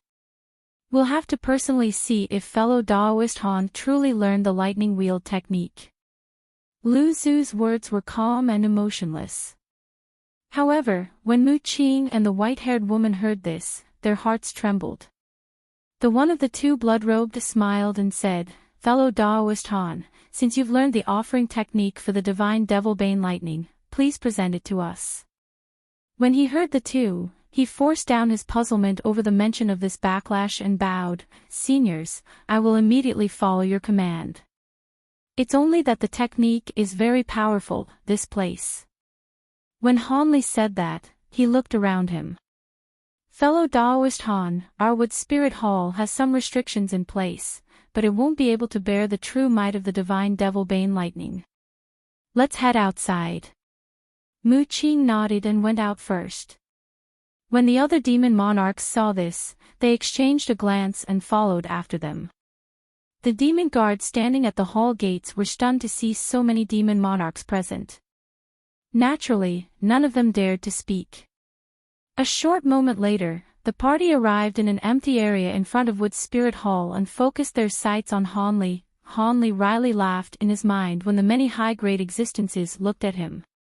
But with a calm face, azure light flashed from his body and he shot up 60 meters in the air where he floated motionlessly. He formed an incantation gesture with his hands and loud explosions sounded as countless golden sparks leaped out and wrapped around his body. The golden sparks gradually turned dense and began to wildly spread in every direction. In a short moment, under the immense light, a huge net of lightning began to gradually condense. At that same moment, as Han Li formed an incantation gesture, strange golden talisman characters began to rush out from his hands and repeatedly vanish into the surrounding lightning. As the talisman characters entered the dense net of lightning, the net seemed to silently disappear like a popped bubble, turning into a glowing golden halo that was 10 meters wide. Within the halo, Han Li's image became vague, but his voice spoke as it chanted a cryptic incantation. As the golden halo began to turn, the golden talisman characters roiled without end. Furthermore, a faint buzzing sounded from it, growing louder and more frequent as time passed. Suddenly, thunder clapped.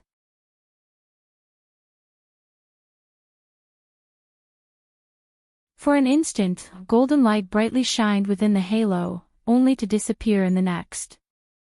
Han Li's image reappeared with one hand forming an incantation gesture. He spread out his other hand above him, seemingly holding up a fist-sized orb a foot above in the air.